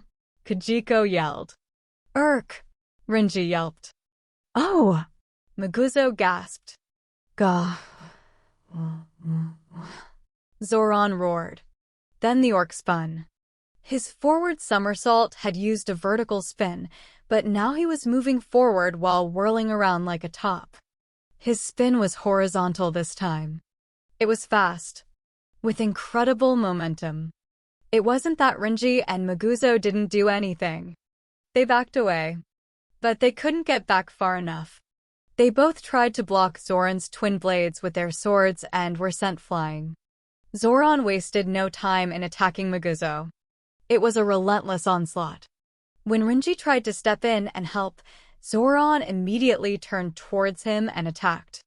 After forcing him to back off with a powerful slash, he wailed on Maguzo with his twin blades. Iryi! Kajiko attacked Zoran from behind. But Zoran took a swing or two at her as he turned around, bouncing her back, then attacked Maguzo again. Maguzo! Maguzo! Zoran persistently focused his attack entirely on Maguzo. When Rinji tried to get between them, he used his forward somersault and spinning slash combo to make him back off, then returned to Maguzo. Why? Haruhiro wondered numbly. Why is he so focused on him? Maguzo can barely block anymore. His armor is all dented. His helmet is crushed. He's being ground down. Maguzo is. Second by second. Of course I want to do something. But what can I do? Perhaps emboldened by Zoran's attack, his attendants pushed in closer, chanting Osh Osh. One of the attendants attacked Haruhiro. He was defending himself with SWAT, but this guy was strong. Haruhiro felt like his dagger was going to be sent flying. Parapyro! Ronta shouted. Ronta came to his aid right in the nick of time, which got Haruhiro out of a jam, but Ronta's calling him Parapyro was not okay. Ronta had saved him, though. Gah! Kajiko screamed. Zoran got in a hit with his sword, and Kajiko's helmet came off. Her face was covered in fresh blood. Get back! Rinji yelled at her. I dunno if that's Mako or Kakuno or Azusa, but she's dragging Kajiko away, Haruhiro thought. This is no good. It's no good at all. I was sure we had it this time. He's too damn strong. Zoran Zesh. Dogran was like nothing next to him. He's a monster. But somehow I dunno. There's something strange, you could say, or something that bothers me. His balance. Yeah, it's his balance. The balance of what? His body. Left and right. The balance between his left and right. Left, he spins left. When he turns around, Zoran always turns to the left. And yet, when he does his spinning slash, it's the opposite. He spins right. Why? It's weird. Something about it bugs me. Paraparo. Ranta screamed. Quit standing there like an idiot. This is no time to stand around like an idiot, Haruhiro thought. Well, yeah, he's right. I'm not Paraparo, though. Ranta was right in what he was saying, but Haruhiro kept thinking. This is important.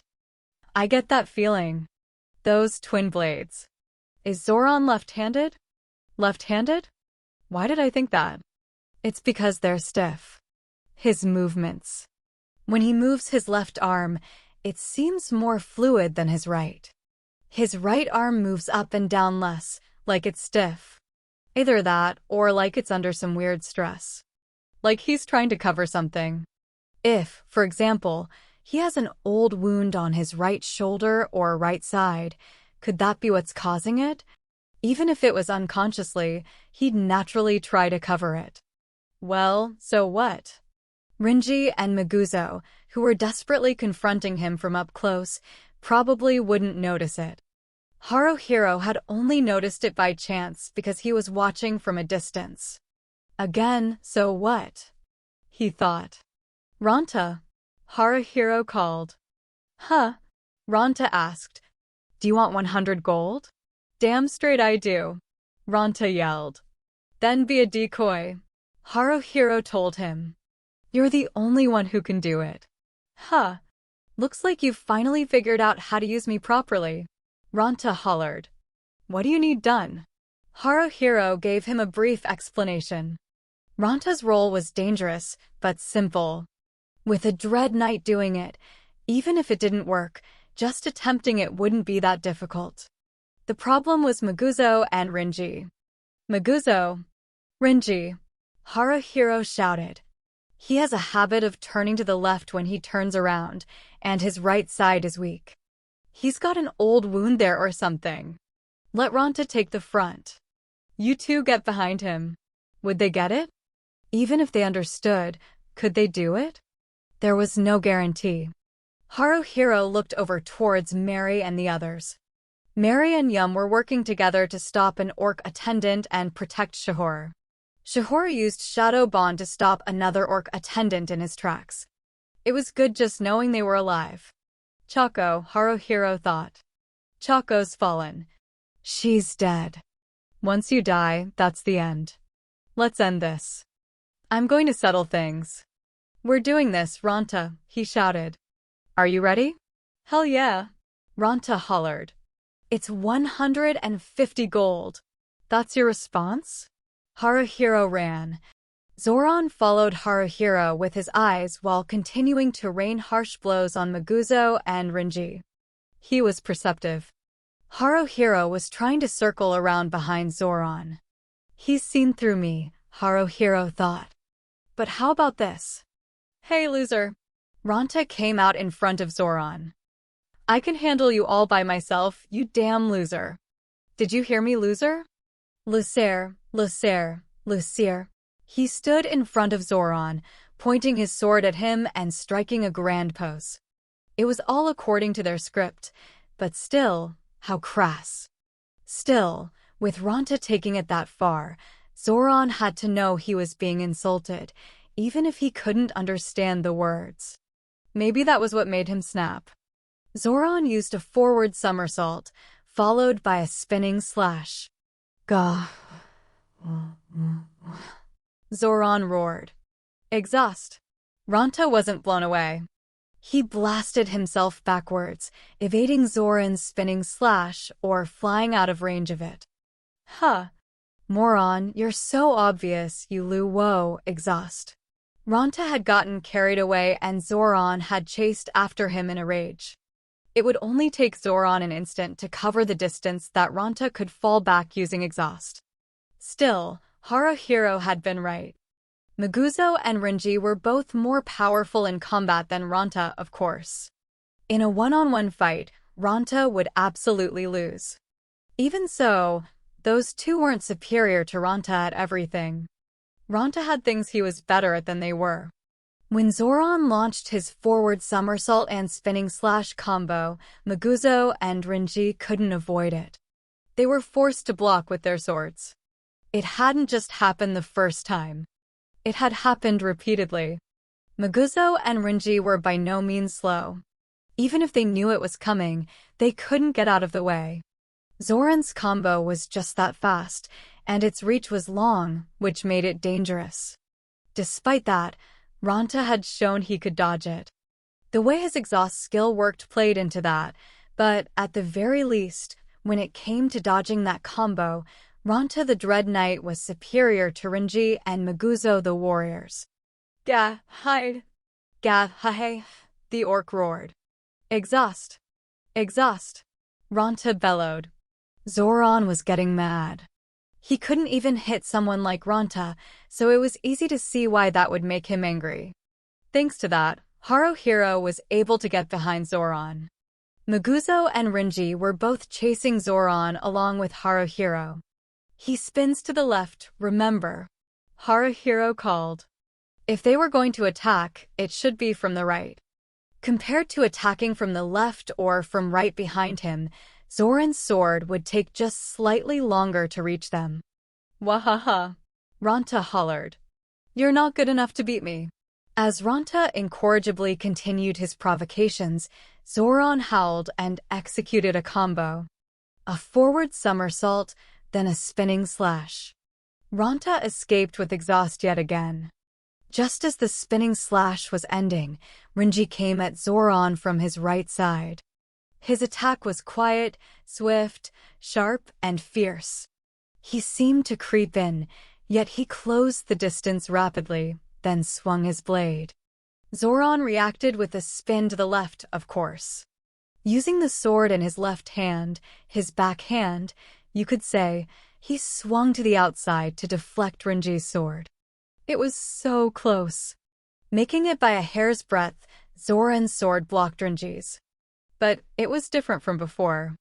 While Renji's blade may not have reached Zoran's body, it pushed Zoran's sword aside. Though, that said, Zoran was a dual wielder. Zoran quickly swept Renji's torso with his right-hand sword. Renji had probably put everything he had into that one strike. He'd abandoned his defense. He couldn't dodge. Guh. Renji gasped. It must have been thanks to his armor. He didn't get cut in two. Still, it was a direct hit. Renji was mowed down. It's a failure, Haruhiro thought. It didn't work. Haruhiro slowed down and was about to stop running. Maguzo, however, didn't. Thanks. But Maguzo was being reckless. It was his thanks slash or rage blow. He dug his feet in, swinging down diagonally and slashing with all his might. It wasn't a surprise attack. Zoran was ready for it. He waited for the opportune moment, not even bothering to use his swords to catch the blow. Zoran's blade was faster than Maguzo's. He first struck Maguzo's right shoulder, then his upper right arm, left forearm, and right hip. Then, he went for the head. The left side, then the top of it. Plated armor and helmets are that sturdy, huh? Haruhiro thought with relief. He can't cut through them. But even if he can't cut through, there's no way Maguzo's fine after that. There are huge dents all over his armor. Still, even though there's no way he's fine, Maguzo's not going down. He won't even take a knee. He's standing there like he's dug his feet in hard. Oh, I see. Steel guard. The heavy armor skill that uses armor and defensive items to their fullest, and then some, by bouncing back enemy attacks. However, no matter how I look at it, those attacks aren't being bounced back. He's taking a one-sided clobbering. Can he withstand that? No matter how tough Maguzo is, he can't take that for long. In that case, there was only one thing for Haruhiro to do.